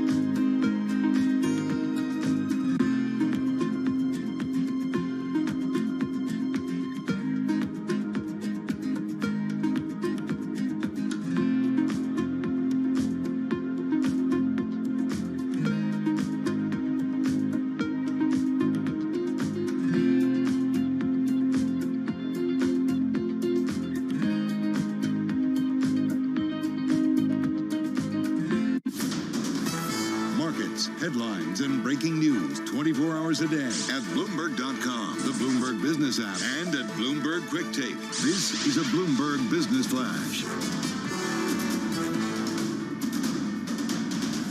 From Bloomberg World headquarters, I'm Charlie Pellet. We're off session lows, but still a lot of red on the screen. We have got 13 minutes to go ahead of the closing bell with the Dow, the S&P, NASDAQ all declining. The U.S. amping up its Ukraine warnings. Russia says no invasion is planned, though, but today, Ukraine jitters certainly roiling traders. S&P down 82, a drop there of 1.9%. The Dow's tumbling 564, have been down as many as 667. Right now, we're looking at a drop to the Dow of 1.63%. NASDAQ down 362, a decline there of 2.6%. 10-year yield 1.97%. Spot gold up 1.5%. 18.97 the ounce. West Texas Intermediate crude tumbling 2%. 91.79 a barrel on WTI. Among the names reporting earnings after the close of trading today, we'll be hearing from Roku. Its shares down now by 11%. Ahead of that report, Shake Shack shares, they are down 4.1%. Dropbox lower by 4.8%. Recapping, stocks lower, 10-year yield 1.97%. A broad-based sell-off underway. S&P down 83, a drop of 1.9%. I'm Charlie Pellet. That is a Bloomberg Business Flash. Thank you so much for that update, Charlie Pellet. It's 3:48 on Wall Street. The following is an editorial from Bloomberg Opinion. Because of the pandemic, America's young people face learning deficits that could take years to overcome. Schools must help them make up for lost time, even if it means cutting summer break short. U.S. students clearly need more instruction. Going into the 2021 school year, they were 5 months behind in math on average and nearly as deficient in reading. Adding more school days to the current academic year would help reverse those trends. So would starting the next school year early. For the neediest children, districts should also offer full-time summer school that blends academic instruction with activities aimed at bolstering social and emotional health. The pandemic has caused deep and potentially lasting damage to America's young people. Extending the school year would help ensure that they get the instruction they need.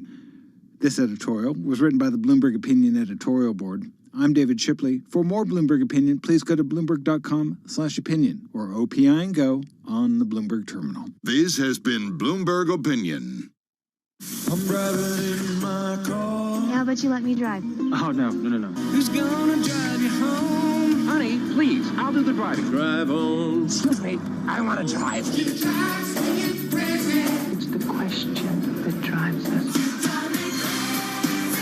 This is the Drive to the Close. That funky music will drive us till the dawn. On Bloomberg Radio. All right, just about 10 minutes left in today's trading session. Our team, of course, led by Charlie Pellet, updating you on the markets. We're hovering near our lows of the session, so definitely a risk-off trade for this Thursday. Let's get to it. Let's get to the drive to the close. Jana Barton is equity portfolio manager who now focuses on tax-managed equity and core equity strategies at Eaton Vance. Jana joins us on the phone from Boston. Jana, how are you?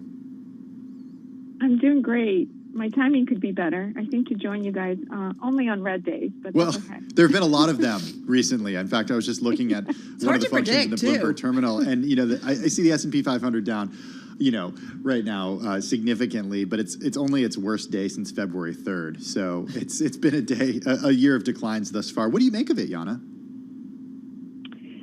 I think, again, there are lots of questions with very few foolproof answers, a lot of uncertainty, which obviously investors don't like, but you name it, and the visibility is murky, whether it's policy, geopolitics, growth, inflation. But as you mentioned, I think the drawdown that we're seeing in the market, the S&P is down about 10%, sort of from peak to trough level. It feels very uncomfortable, but it's actually quite normal. The S&P 500 usually declines around 14% on an annual basis. And I think for investors, to us, the asset class of choice remains equities because the cash flow yield is in excess of 4%, earnings yield is in excess of 5%, and dividend yield is in excess of 1.5%. And this is relative, obviously, to the fixed income instruments. And that's what it's all about, right? Or lower. And that's what it's about, right? We kid about Tina. There is no alternative. But, I mean, when it comes to equities versus fixed income, just a very simple comparison in the markets. I mean, this is why equities, many would argue, is still attractive. Exactly. I think what it also underscores is just the importance of being diversified in the equity market, right? And we talk about sort of the ABCs, being active, being balanced, and very company specific. So being selective, I think, matters in any market, but particularly now where you're seeing more pain that is really taking hold within growthier areas of the market. So does that mean there's no place in a portfolio right now for fixed income? Oh, you're talking to an equity manager. I know, but you still have right to. into that one. But you still have to figure out asset allocation, and I know a lot of your clients have to figure out asset allocation, or you have to figure out asset allocation for them. And there are a lot of questions about because they must ask you, hey, Yana, I know you're the equity person, but I got to think about fixed income. Definitely. I think the way I would look about finding value, right? Ultimately, it's exactly what you said, Carol, which is where is the value in the market today? I think for investors that are attracted to fixed income instruments, perhaps an area like utilities, which we refer to as defensive growth, can offer a mix of capital appreciation with that stability as, dividend yield is in excess of 2.5% and 3%. And they're really at the cusp of sort of enabling that green tech revolution and energy efficiency. So I think there's a lot to be had there for growth investors, value investors, or investors that are seeking stability. Well, there it is. Okay. Well, so, okay, it is tricky at this point. I mean, how many of your clients, Yana, do you say, listen, this is volatility. I'm looking at the VIX right now and, another spike. And, okay, no kidding. We know it's a volatile environment. How many of them do you say kind of stay put? Let's see where this settles. Or how many do you say, here's the transparency or here's the visibility that we have that we know the next 6 months are going to be X. And so here's how you should do it. Well, we're very fortunate. Our best clients, we always say, are the most educated in what we're trying to do. What we're trying to construct is a portfolio of diversified equity exposure that is really focused on achieving long-term after-tax returns. That means that we have exposure to all sectors in the market in over 60 industries, and it's that skew when we're using this volatility to kind of lean into laggards and take some money off the table in areas of the market that have done well. And that's exactly what we're doing right now, which is why I'm mentioning utilities. Healthcare is an interesting area. Materials is an interesting area, all of which has been laggards to date. So to us, it's kind of constantly balancing. And unfortunately or fortunately, we've been pretty active in harvesting losses as well, because to us, it's all about capital preservation. Where are we when it comes to the cycle that we're seeing, at least in terms of this down market? Look, another day of declines for the S&P 500, for the NASDAQ, for the Dow. But at the same time, we're at levels that we last saw less than a month ago, back in January, when we saw sort of the bottom for at least this most recent cycle. What's the bottom here? Oh, what a great question, Tim, and I wish I knew the answer. But I do know that there are two sort of key events that we're waiting for as investors to give us some more clarity. Obviously, during the March 16th, 17th meeting of the Fed, we will know how fast the tightening policy is going to take shape and what it will look like. So there will be a lot of visibility to the biggest fear that the market has right now. And obviously the conflict that we're all watching between Russia and Ukraine as well. So, to me, the sentiment is wobbly at best, and it really feels oversold. But as I'm watching many of the stocks that you guys mentioned, just when you think it can go lower, it does. So that is why, I think it's very difficult to call the market, which is why you got a dollar cost average, know what you own, and have a list ready to go when the opportunity presents itself. Yeah, I mean, exactly. And this is where you need to know your fundamental stories, which as many would say, and understand it. Where don't you want to be, though, that you feel with certain confidence, at least on the equity side of things? My colleagues would probably not like this answer, but anything that sort of is driven by things we can't control as fundamental investors. I mean, to me, an area like energy, I understand why it has done so well, but I look at the scorecard of all the sectors. You've got one sector that's up over 20% and everything else in the green with geopolitics and crude oil prices and currency, what it's doing. I just think that in a couple of months, we might be on the other side of that trade. It's not to say that energy doesn't have a place in the portfolio. I'm just saying, tactically speaking, you should always lean in areas of the market that others are shying away from, and that seems to be an opportunity there. All right, we're going to run. Yana, thank you so much. Yana Barton, she's Equity Portfolio Manager over at Eaton Vance, joining us on the phone from Boston. We've just got a few minutes left in today's trading session, and we are pretty much holding on to our lows of the session. So down more than 2% on the S&P 500. NASDAQ down almost 2.9%, so almost a 3% decline. And you've got the Dow, a decline of about 1.8%. Coming up next, we'll be joined by our Bloomberg TV team for Beyond the Bell, live on Bloomberg Radio, Bloomberg TV, and YouTube. We are counting you down to the close on this Thursday. Beyond the Bell, Bloomberg's comprehensive cross-platform coverage of the U.S. market close starts right now. And right now, we are 2 minutes away from the end of the trading day. Romaine Bostic, Caroline Hyde, Taylor Riggs counting you down to the closing bell, here to help take us beyond the bell. It's our global simulcast partners, Carol Massler and Tim Stenovic, bringing together our audiences across Bloomberg Television, radio, and YouTube. And we caught up with you two just about an hour ago. We had a market sell-off then. That market sell-off, Carol, has accelerated. Yeah, absolutely. Really no place to hide here. It's pretty broad-based in terms of selling. And I was thinking about a name like Walmart, right, that actually was finding some support in this market. Not enough to even help the retailing group, which is down about 2%, Tim. Yeah, we're actually seeing the S&P 500 at levels not seen in just about a month, back to January 27th. But we're still up more than 1% from those lows back then, Caroline. The Haven trade, Japanese yen up 0.5%, Swiss franc up 0.3%, gold up. We really see a flight to safety, even though volumes, as we say, have been muted. Can we talk about gold? I mean, 1.5% on spot gold today, back above $1,900 an ounce. Is the that real gold? Is that a real gold? Your little coin not collection digital feeling gold, a little heavier today. Well, you're certainly seeing when we go cross asset, sort of the traditional bid for safe havens. You had seen some positivity as well when it came to the dollar strength index as well. And of course, bonds catching a bid as yields fall. I mean, again, we've talked about this. You're down 15 basis points or so from some of the peaks that we had at one point on the 2-year yield. What's your favorite haven trade, Carol? Under the bed? No. I don't know. I mean... Hiding or putting money under the mattress? Well, I will say, though, all of our guests have continued to hint at the phrase cash is trash. Yeah. With inflation, cash is still losing money. So if we were in a severe environment, we probably wouldn't be hearing calls about not going to cash. All right. Well, we had somewhat of a rally here on Wednesday and Tuesday. That's basically been wiped out here by some of the losses that we're taking a look at right now. The Dow Jones Industrial Average is going to finish the day down more than 600 points, or about 1.8%. The Russell 2000 is down by about 2.4%. The S&P 500, this was a pretty broad-based decline. 431 stocks right now, roughly in the red on the day here.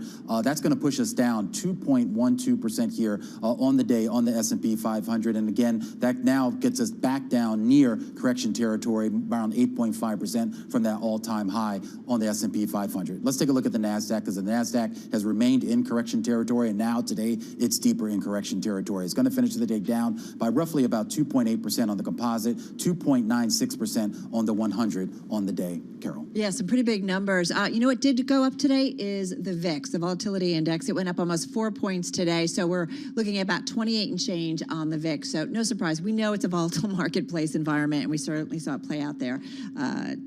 Taylor. Yeah, and you know, Carol, we're really seeing some of that volatility for the radio audience, as we do every day, the different sectors, what's green and what's red. And Carol, you're really getting that hint of defensiveness as well, right? Take a look at all the sectors in the green. It's food and staples, it's household products, it's food and beverage, and it's utilities. So that's really highlighting perhaps maybe the perceived safe havens within these equity markets where the flight to quality is going. Down on the bottom, of course, sort of a classic risk-off day, if you will. Technology, of course, and of course, semiconductors and auto equipment, as well as some of the financials. All right, Taylor, and this is a reminder that there are companies that trade on their fundamentals. Check it out. We talked about Walmart gaining up 4% here at the close, surpassing Wall Street's quarterly estimates. We talked about this throughout the day here on Bloomberg. Upbeat too about its sales forecast for the current fiscal year. And this is despite persistent cost pressures and flagging consumer sentiment. That was an outperformer. Cisco, we broke the numbers down yesterday after the close. It ended up just shy of 3%. A big buyback reauthorization increase. Earnings last night projected strong sales as well. And then I do want to mention DoorDash, because that was up almost 11% here. Was up as much as 22% at its highs. So still still ending with a pretty substantial gain. A record number of orders in fourth quarter. Just a reminder, Tim, that we are still ordering out, or at least were in the fourth quarter. Yeah, using DoorDash to do that. Hey, no shortage of decliners on a day like today, but here are a few that really stuck out to me. NVIDIA, Romain, you hit this earlier in the day, down 7.5%. The company did beat expectations on those results yesterday. Investors, though, not impressed. Tesla, down for a couple of reasons today, down 5%. The U.S. National Highway Traffic Safety Administration opening its second defect investigation relating to autopilot. And then you had Consumer Reports come out with the news that it's Tesla sank toward the bottom of its latest annual auto brand rankings. Yeah, go ahead, Romain. Yeah, I just want to point out, too, I mean, Meta Platforms, of course, the company formerly known as Facebook, finished the day down by about 4% here. And more importantly, I think the interesting headline crossing the wire right now is this actually knocks it down with regard to its market cap out of the top 10 biggest companies by market value globally. Of course, the stock down something like 45% from that all-time high. That is a big move to the downside. Yeah. Wow. I mean, this is one of the mega cap stock, right? And it's not that anymore. It was the FANG, right? Yeah. Oh, It was the F. And Tim, I mean, from some of the highs that we had in the end of mid to 2021, you're down 45%. So you've really come a long way from some of the peaks that we had really just 6 months ago. It's pretty remarkable because when you talk about stocks that are down 50, 60, 70%, like a Roku, for example, that reports after the bell, they're not the mega cap tech stocks, right? They're not the Meta Platforms. But Meta Platforms is certainly certainly taking a hit since that latest. But you're now starting to see those names. And it's not just Meta. I mean, obviously, Meta is kind of the worst of that big bunch. But look at where we are year-to-date declines on an Apple, on a Microsoft, and some of those names. Yeah, that's a really good point. Hey, Palantir also finished the day down by more than 12%, Caroline. It's my last decliner of the day. Shares falling the most in almost a year. Analyst investors concerned there about slowing growth. Let's look at what else was falling, because, in fact, commodities on the downside across the board. It was interesting today. This is a day where we are transfixed by geopolitics once again. Ukraine-Russia tension. Actually, metals have been driven up there because, of course, a lot of metals come out of the likes of Russia and Ukraine. But we see on the upside in terms of commodities, wheat, big exporter of wheat, of course, those particular two countries. We worry about the supply side there. But oil didn't catch a bid. Usually you do in these areas and times of concern. But actually, we're focused on whether we get more barrels out of Iran. We've had a lot of volatility. Brent crude up by 2%. We're at $92 a barrel. WT just sub 92 at $91.58. We saw sort of the moon music sour on iron ore, for example. The growth story there, we're down by 5%. But we fold into the foreign currency story what's happening in terms of FX, because the dollar was actually completely flat on the day. But we did see the haven trade come into the Japanese yen. First up there on your vertical for foreign exchange for our radio audience, up 0.5% is the Japanese yen. We also see the bid for Swiss franc come in, up 0.2, almost 0.25% over there. And in general, there was a bid for government debt, whether you see that in Europe, German 2-year down 7 basis points, Portuguese down 8 basis points, and that was a theme in US as well, Taylor. And you really saw that in the US, Caroline, as you just said, and really yields now at the lows of the session as we were heading into the close. Just quickly here, we're off 5, 6, 7, 8 basis points lower in yield pretty much across the board. The 2-year yield, we've talked about this, we peaked at a 163, we're back down to a 147, and the 10-year yield was well above a 204, I believe, and finally back below 2%, a 196 remain as we're really thinking about yields, the long end, rising slowly interest rates, and what that means for a housing market. Well, speaking of the housing market, Redfin reporting earnings right now. It looks like they beat on some of the main numbers here, but you're seeing the shares lower in the post-market, down about 8% here. They had a loss per share in the fourth quarter of 27 cents. That was actually a little bit better than what the street was looking for. Revenue coming in at $643 million. That's above the consensus street estimate of $599. As far as its forecast, here's your guidance, $535 to $560 million in revenue. That's actually slightly above what the street was looking for on average of $528. But once again, maybe that's not enough here for folks. The share's down 7.5%. Yeah, and it's really interesting because heading into this, if you look at shares of Redfin, they were down for the year. They're down about 25%. So to see this stock drop, even though they're meeting on some of the metrics for the last quarter and also for the outlook, that is a surprise. We want to go over to Shake Shack as well, which is, of course, you know it, Danny Meyer's sort of a business when it comes to burgers. And we are seeing their fourth quarter like-for-like sales up almost 21% versus the estimate of about 20%. So the market was anticipating this sort of a growth in sales. They're saying their adjusted loss per share was 11 cents. That's slightly worse on a year-on-year basis. But this is a company that is overall seeing sales on the rise. They're seeing 13 new domestic company-operated Shack openings, they're saying. I'm trying to dig into the press release here, and they say as we look back on 2021, we remain incredibly grateful and proud of how they have continued to overcome some of the challenges. But look, they're still looking towards what is a decline in traffic. They say our sales were impacted by the sharp increase in Omicron cases, in particular in January, causing a decline in traffic, lost hours, and closures. So now they're looking for pre-COVID movement patterns. They remain uncertain, Taylor. Yeah, and I'm still trying to figure out, Caroline, as you said, digging through all of these press releases, sort of the tone in the markets. We knew this was a classic risk-off day, and that sort of continues in the price action that we see after hours. Going through the Redfin, frankly, the commentary, Tim, looks pretty positive. They're talking about some of the record revenues that they've had, the big growth in sometimes triple digits on a year-over-year basis, but there has been a lot of concerns about the supply chain and maybe affordability as well. Hey, I want to mention that we are waiting Roku earnings to be released after the bell. Interestingly enough, the investor relations website is down right now, but the stock is certainly moving lower in after-hours trading to the tune of 8%. Romaine, this stock down 70% from its highs last year. Yeah, and I mean, look, I mean, this was obviously one of the big pandemic winners. You talk about kind of these second-tier tech stocks. I mean, I do want to go back to some of those big tech stocks and the FANGs. I mean, I was just looking at the data here. You talk about Facebook down 38% year-to-date. Amazon down 7% year-to-date. Netflix down 36% year-to-date. Google, Alphabet, down 8.5% year-to-date. And even the other two names that sort of got lumped in with the FANG stocks, Microsoft down 14% and Apple down 5%. That's year-to-date basis. And of course, if you go back to the all-time highs, which for most of these stocks were back in sort of the fall and late summer of last year, the declines are even worse. Those are significant moves. All right, guys, we're watching also the Shake Shack and Redfin, both lower in the aftermarket. That's going to do it for our cross-platform coverage on radio, TV, and YouTube. We'll see you again, same time, same place tomorrow.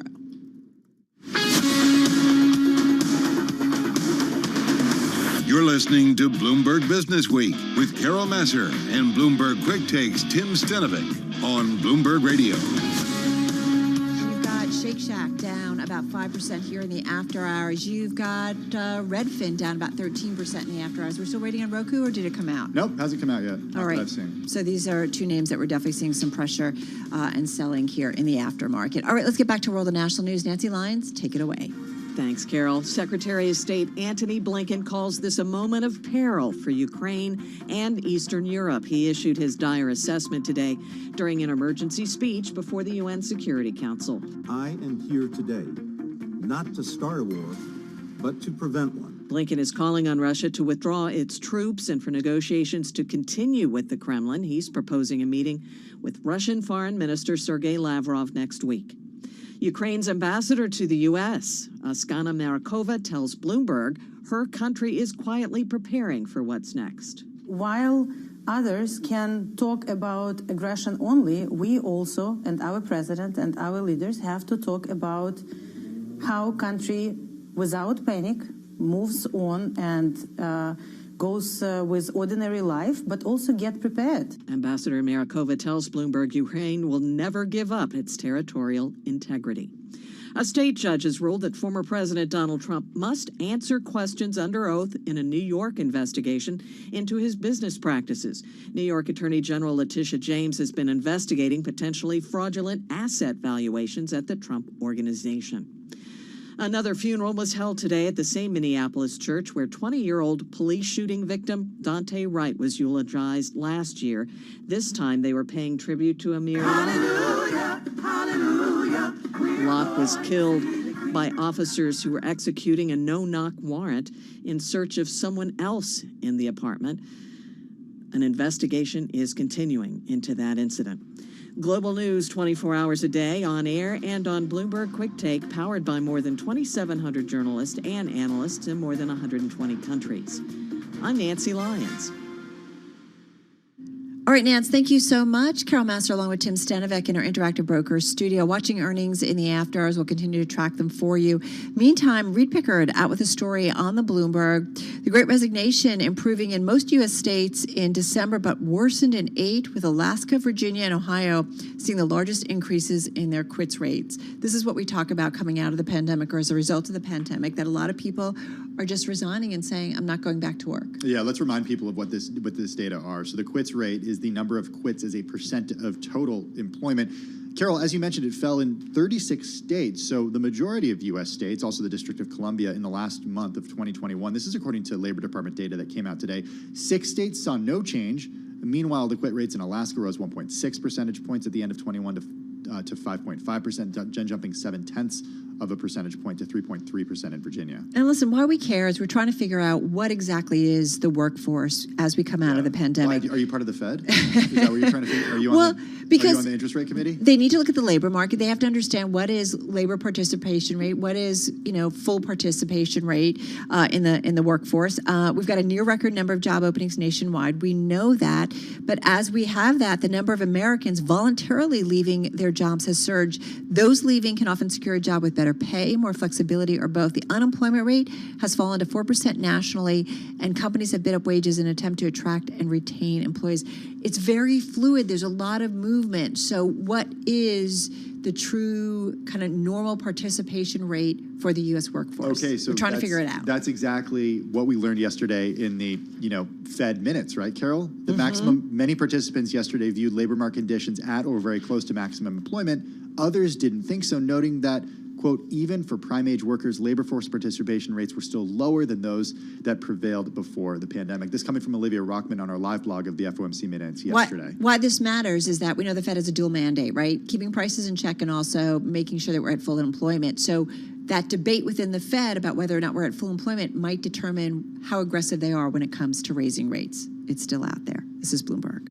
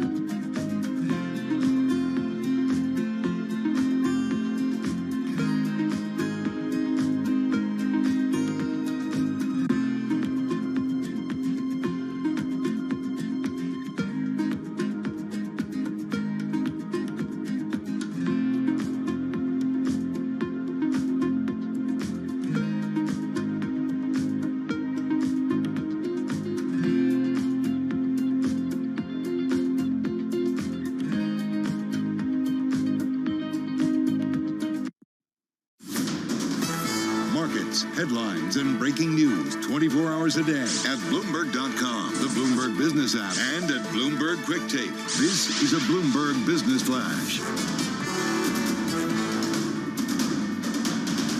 From Bloomberg World Headquarters, I'm Charlie Pellet. After the closing bell, lots of earnings. Let's begin with Shake Shack. Its shares shaking. Shake Shack now down by 6.6%. Sees first quarter total revenue in the range of $196 million to $201.4 million.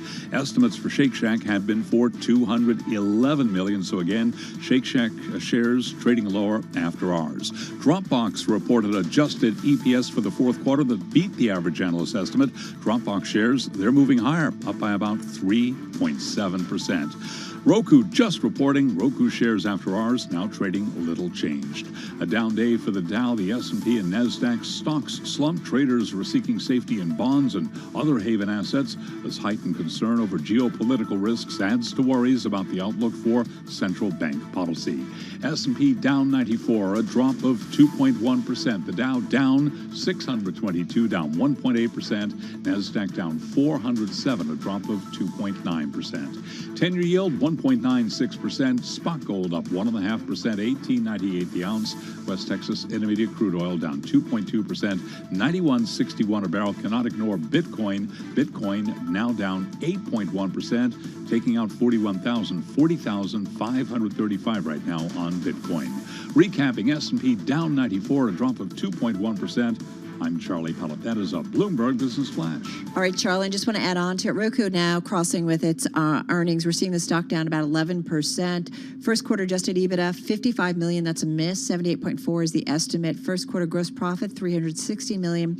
And first quarter net revenue, $720 million. That's a miss. The estimate out there is $751.5. So this is what we're talking about outlook here. And maybe that explains why the stock is down almost 11% after hours. Remarkable. Roku shares down 70% from highs last year.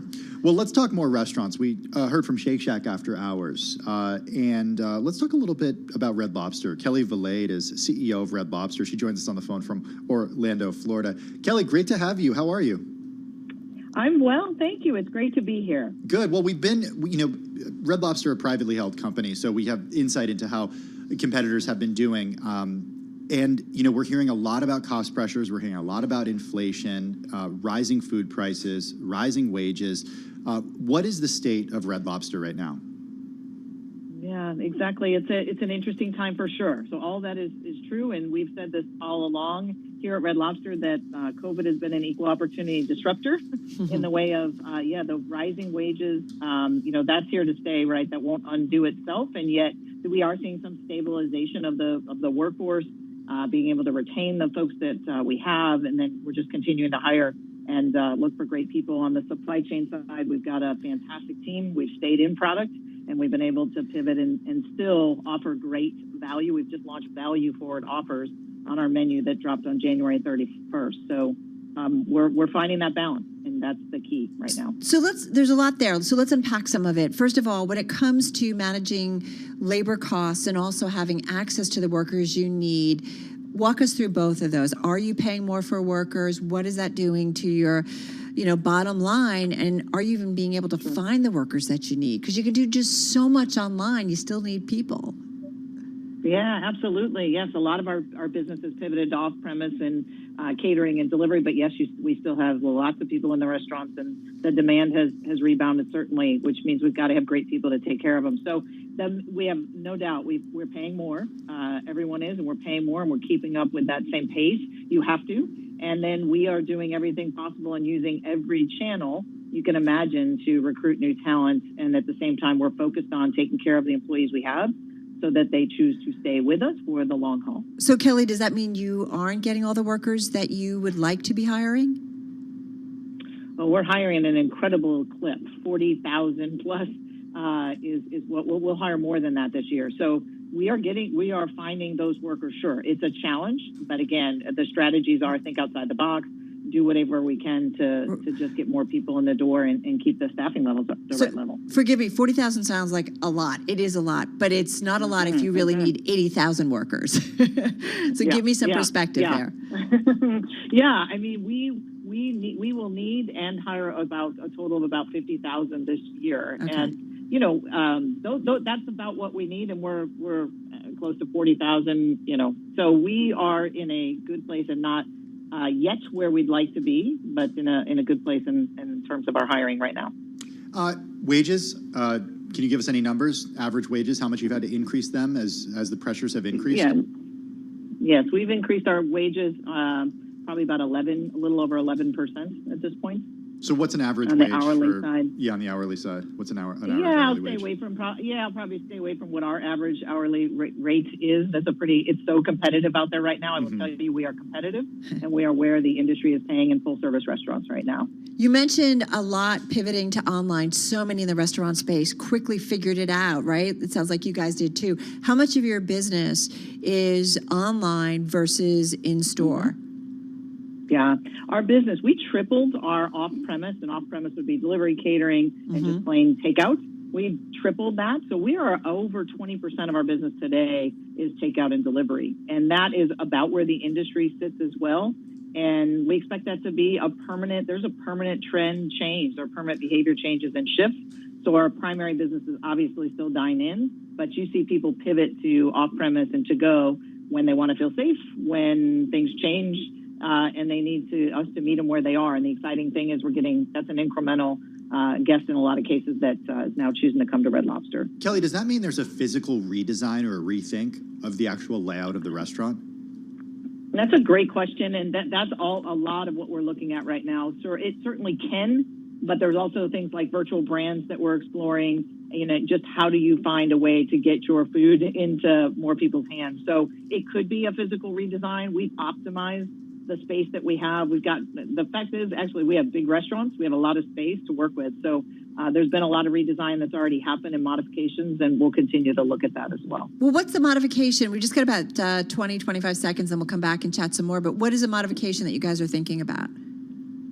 Yeah, you could, so we have to-go doors and windows today, but optimizing that space, there are some looking at drive-thrus. That's a possibility that we'll look at, but we've optimized the space, and we've got separate rooms where we can facilitate greater, throughput of our to-go windows and our to-go doors to get the food out quicker to the parking lot. All right, Kelly, sit tight. We're going to do a little bit of news, and then we'll come back and continue with you. Kelly Valade, she was named CEO of Red Lobster. That happened last July. You remember Red Lobster, formerly owned by Darden, then it was owned by private equity. Now it's owned by an investor group, but we'll continue with her. She's joining us on the phone in Florida. Yeah, let's talk more a little bit more when we come back, all about what the changes are inside the restaurants and masks as well. This is Bloomberg.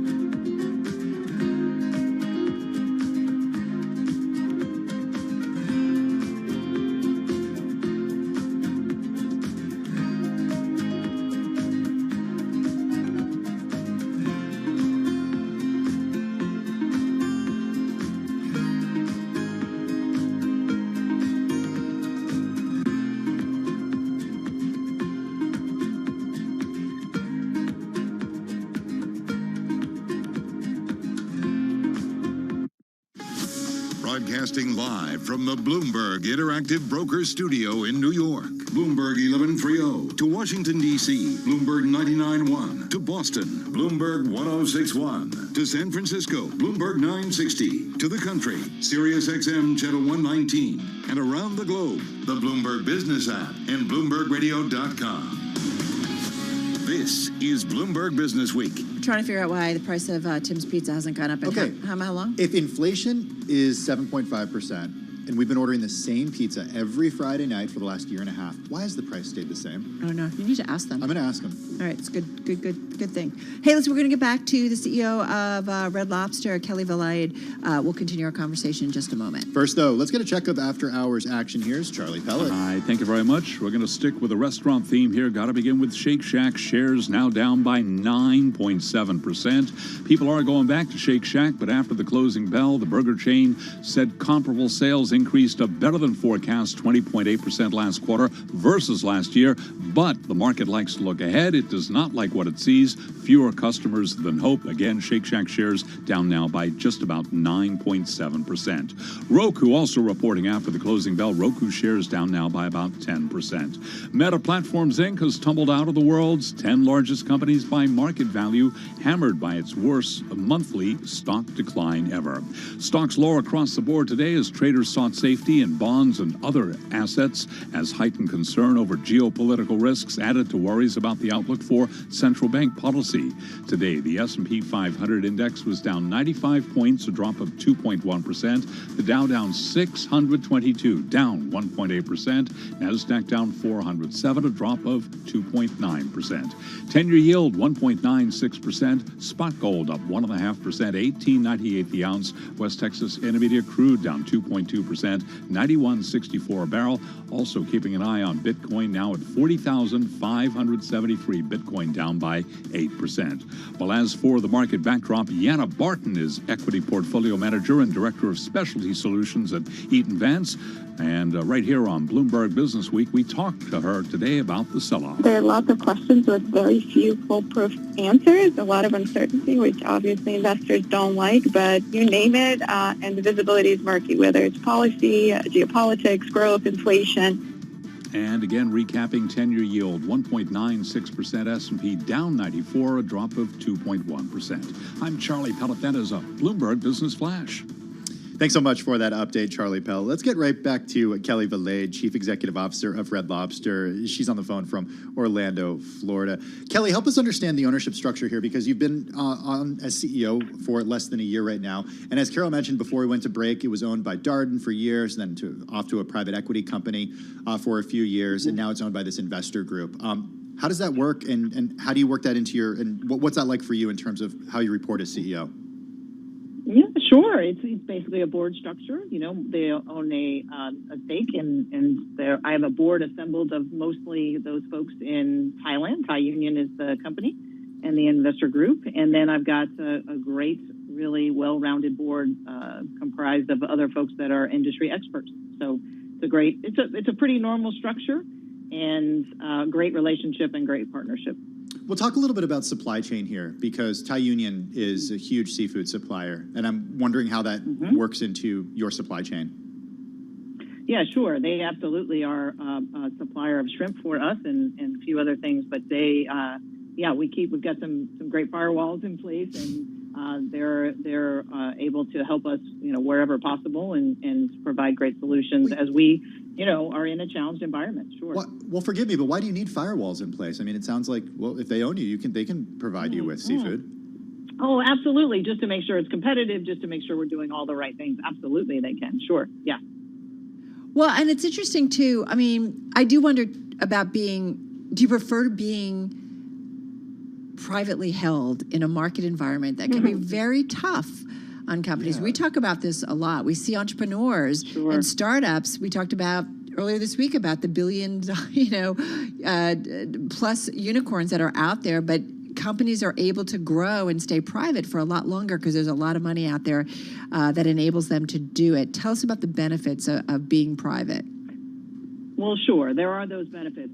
There absolutely are, and I've lived in both worlds. And the public-facing environment can be challenging. It teaches you, there's great discipline in that. there's a lot that comes with being publicly held and being out there in front of everyone to see your results. So it does help. It helps where when there is a need, this is a brand where we'll continue to have a revitalization strategy in place. And when there's a need for investments, there's patience for that. And in that case, yeah, there's an understanding of what's really needed and doing the right thing for the business that can help sometimes for that reason. Kelly, how have you navigated changing COVID mandates, mask mandates, different restrictions throughout the different states, and counties, towns where you have Red Lobster locations? Yeah, it's been interesting, and you've had to just really make it part of every single day, understanding what's happening. We've got a task force, we've got a crisis team that's in place, we've got QA folks kind of, again, they wake up every day thinking about making sure that we are up to date on everything that has to happen. And so we stayed apprised of it, and we listen to our guests, we listen in social sentiment, we understand what's important to them as well. And then we've just tried to be really clear about our safety protocols and steadfast in what we're doing. Go along with everything that we need to, and keep guests and employees safe. We've been able to do that. So were there ever situations where you had vaccine mandates in place in restaurants because a city or a town or a state required them of employees? Yeah, absolutely. In New York, where they required the guests to have it. We have absolutely had to deal with some things there in Canada, where we have restaurants that are company-owned in Canada. We've also had restrictions. California has had some unique restrictions, primarily based on the guests and then requirements for employees. Are there different dining patterns in those areas due to restrictions? Yeah, I'd say you would feel it, sure. Yeah, we definitely had felt it in New York, and in response to that, you would have, there was, I think that's obvious. We've seen by now how divisive some of this could be, unfortunately. So you would definitely hear at times from guests, and we could feel the difference with those mandates in place. Not tricky. Hey, listen, you have been in this industry a long time. We love talking with folks who are dealing with, consumers. Just got about 35 seconds left here. Based on what you're seeing, the outlook, the visibility, how do you think the consumer is doing, and what does it tell you about where we are in terms of economic growth? Yeah, I think the consumer is still, they're very sensitive to all the price that's happening, all the things that are happening around inflation. I think they feel that, they know that, we're doing everything we can to price under where inflation is and still have great value forward offers in place at Red Lobster. People count on us for that, so we're working really hard on that. I think the consumer, there's obvious, the tax returns and the idea of maybe those being smaller this year, I think could certainly have an impact. The consumer headset, I think, is still a little bit uncertain, and yet they still want to be out in restaurants enjoying a great meal around the table with friends and family. All right. So I'm optimistic in that regard. All right, we're going to leave it on that note. Thank you so much. Really appreciated all your time. Kelly Valade, CEO of Red Lobster, joining us on the phone in Orlando, Florida. Great snapshot of the restaurant industry, which we know has had such a tough time during the pandemic, and just to hear her insight. Yeah, Kelly, you got to come back soon. That was just fantastic. Let's head now to Washington, D.C. for a check of the latest world and national news. Nancy Lyons joins us from there. Hey, Nance. Thanks, Tim. Secretary of State Antony Blinken says he is still pursuing diplomacy regarding Ukraine. He told the United Nations Security Council he has asked Russia's foreign minister to meet him again next week to continue diplomatic efforts. Bloomberg's Irv Chapman has more from Washington. Blinken painted a graphic description of the destruction Russia could unleash on the Ukrainian population. They have been steadily amassing capabilities to conduct a massive military assault. Russia plans to manufacture a pretext, an invented justification for war. If Russia doesn't invade Ukraine, we will be relieved that Russia changed course and proved our predictions wrong. Russia told the UN that Ukraine has committed war crimes, but there's no intention to invade. In Washington, Irv Chapman, Bloomberg Radio. A judge says former President Trump and his two children, Don Jr. and Ivanka, must sit for a deposition from the New York Attorney General's office. AG Letitia James issued the subpoenas last December, saying the Trump organization had misled banks and insurance companies in pursuit of loans and favorable interest rates. James is pursuing bank fraud charges as the Trumps accuse her of orchestrating a witch hunt in a bid to further her political career. President Biden says $1 billion from the bipartisan infrastructure bill will be used to restore the Great Lakes. The Great Lakes undergird life, work, and recreation for millions of people. And we need them. We need to invest in them. Biden says the money will go toward restoring wetlands, improving drinking water, and creating jobs. Global news 24 hours a day on air and on Bloomberg Quick Take, powered by more than 2,700 journalists and analysts in more than 120 countries. I'm Nancy Lyons. All right, Nance, thank you so much. All right, we have definitely talked about some of the EV taxis, if you will. Can you call them EV taxis? Well, they're what do you call them? They're these Electric air taxis. Yeah, there's an acronym for it. Right, I can't remember what it is. EVALT. I'll figure it out. Okay, we'll figure it out. In the meantime, Joby Aviation, it is a startup vying to be among the first to fly a new class of electric air taxis, saying one of its aircraft was involved in an accident, sending the shares tumbling. There were no injuries, so we just wanted to put that out there for you. eVTOL. eVTOL, yeah. This was a February 16th incident and involved a remotely piloted prototype at the company's test base in California. This according to a regulatory filing. No injuries, the company said, without detailing specifics of the accident. Well, experimental flight test programs intentionally designed to determine the limits of aircraft performance, and accidents are unfortunately a possibility. This is something Joby put out there. Yeah, the U.S. National Transportation Safety Board, the NTSB, investigating the accident, which resulted in, quote, substantial damage to the aircraft. That's according to the spokesperson. The NTSB's authority to investigate all aviation incident includes the most serious drone crashes. You know, these are interesting vehicles, I guess, or whatever you call it. Like they're electric aircraft. They take off vertically like helicopters, and then they fly like small planes once in the air. And Joby's in the midst of seeking regulatory authorization, to fly with an onboard pilot. It's 5-seat air taxi, which has a maximum range of about 150 miles and a top speed of 200 miles per hour. Do you think this is the right approach to solve congestion in cities? I don't. I don't either, at least right now. And I think there are a lot of issues here. And Bloomberg Businessweek has a great article from a few weeks ago in one of the most recent issues about it. We talked about this, right? We did talk about it, yeah. And I'm wondering about noise, even though they're electric. I'm wondering about noise. I'm wondering about congestion. And then also, of course, just getting to the site where it takes off and lands. Yeah, I guess, I don't know. I think I love all the experimentation.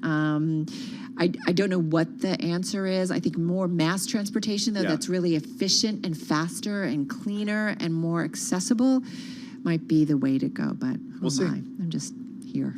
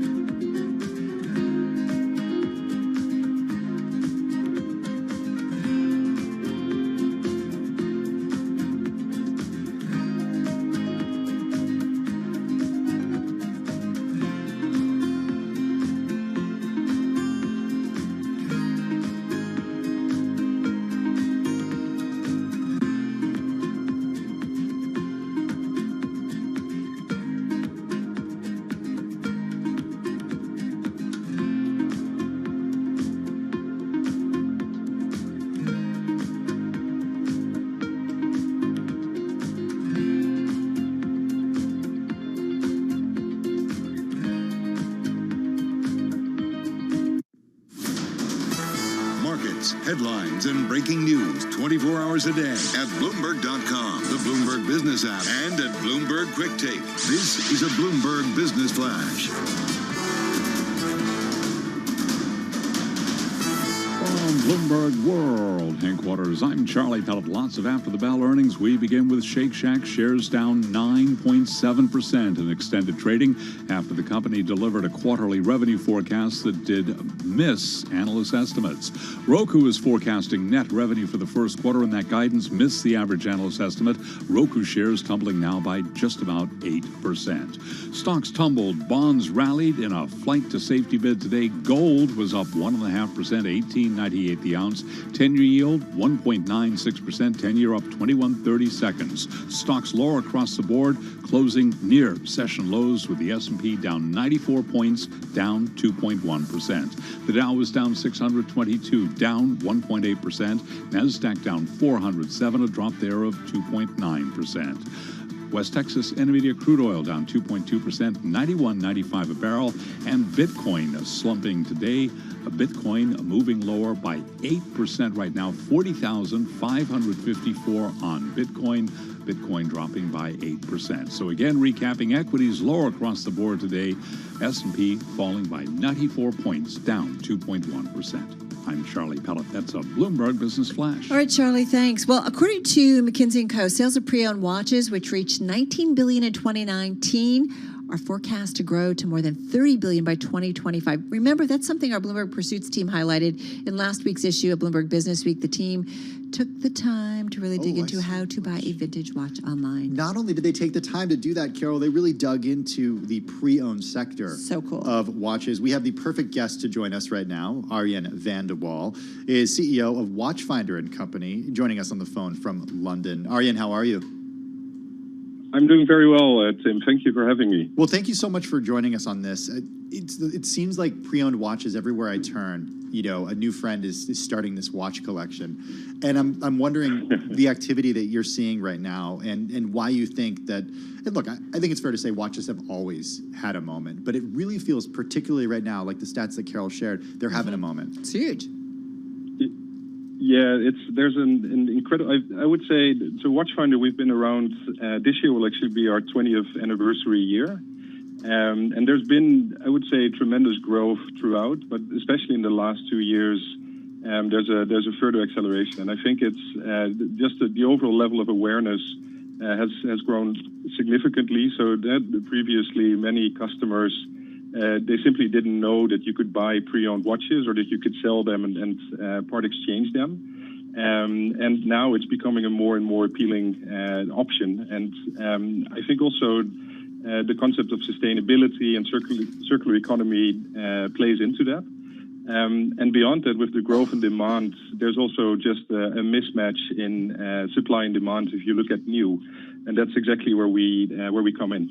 It's, there's tremendous growth. Well, tell us about what you're seeing in terms of the amount of buying activity changing, repeat customers coming back, making a purchase, and then maybe a year later doing something else, selling, buying. How does it all work? Yeah, so for us, there's really three different paths that we define. So one is everything that we sell, we buy ourselves, and pretty much all of what we buy, we buy directly from customers. So that's a big part of our business, and what we do for all the watches that we buy, we authenticate them and we service them and we bring them in the best possible state before we sell them. And that's the second part is selling, and then the last part is part exchanging. So it's really upgrading your pre-owned watch and buying a new pre-owned watch through us. And I would say the customer base is gradually changing, that we see more and more younger age groups getting in, and what you also see in pre-owned. It's very easy to access it through digital, much easier than it is with buying new. And then the existing audience that we've had historically, you also see a stronger and stronger interest, also because it's shifting more and more, being seen really as an asset and as an investment, essentially. Arjen, you can buy watches through Watchfinder. You can sell your watch through Watchfinder. You can exchange for another watch through Watchfinder. Can you help me out with some of the numbers here? Because I know you do. Can you refurbish in a sense, right? If somebody exchanges a watch, exactly. But is there? what's the premium that then you turn around and sell it for when you're able to sell it? And what's the idea of like a time for turnaround? Well, it really depends. So if you look at our current capability, then we can roughly buy essentially what is in the market, but we can service around 3,000 watches a month. And that's at the current magnitude that we have across all of the markets that we operate, and something that we're scaling significantly over time. In terms of our ability to make a return on it, it really depends on the brands. If you look at Rolex and Patek Philippe, there's an incredible demand. So we're not the only ones in the market who are interested in buying a piece, and therefore the margin opportunity for us is smaller. But it also depends greatly on the level of work that needs to be done to the watch. So Watchfinder has the largest independent service center in Europe, where we service and repair all of the watches in-house, and all of these factor in. So it's a very wide range in that sense. So if somebody exchanges a watch in your New York showroom, for example, you're sending it to Europe to be serviced? It depends. So currently, some of the work, so we are starting to localize more and more of our activities. So historically, everything would be shipped to the UK. But especially in the US, which is a very important market for us and a real focus market, is where we're developing more and more local servicing capabilities so that we can do everything and the watch doesn't have to leave the US. So really fun to look on your website. And, you know, you've got watches that are 13,000, 20,000, 100,000, 200,000. So tell me how the process works, because the pandemic really, even on the high end, people would have like a virtual showroom or meeting between a customer and a salesperson. Like it happened. So what do you do? I want to buy a $200,000 watch from you guys that's online. Do I ultimately go to a showroom? Yeah, I would say at that price point, the majority of our customers would want to have the watch in hand and make the transaction after having personally inspected the watch. Although what we have seen, especially during the pandemic, when all of the showrooms and all of our boutiques were closed, we even transacted very high-end watches completely digitally, which was very surprising to us as well. But our average sales price is not at the 200,000 US level, so it's much closer to 10,000 US. And at the lower price point, we see a lot of transactions taking place online. What we have additionally is an in-house sales team where people send an inquiry to us and then we follow up.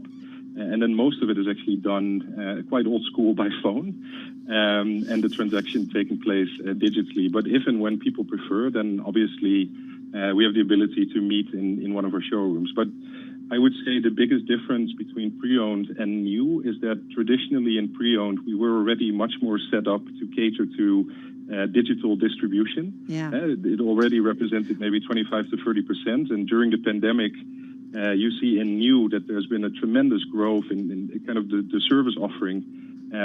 But I would say it's something where we had a good head start, and we really benefited from it over the last year and a half. Ariane, I know we just have 30 seconds left.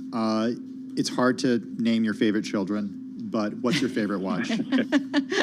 Nice. That's a great question, and we are part of the Richemont group, so I might offend some of us in the group, but it's a Lange & Söhne, which is part of the group. And it's we had them on. We had him on, the CEO of the company. We had him on recently. Yeah, Wilhelm. Incredible. Yeah, it's an incredible watch maison, very aspirational. Yes. And the history and how they do it is just remarkable. Come back, please. We'd love to talk more. Ariane van der Waal is CEO of Watchfinder and Company on the phone in the UK. So you're going to get that $200,000 watch? Excuse me? I just want to know about the warranty. Yeah. Make sure to get it insured, okay? All right, folks, I'm going to take a few days off. I'll see you next week. Oh, we're going to miss you. You have a good Friday and a good week, too. This is Bloomberg.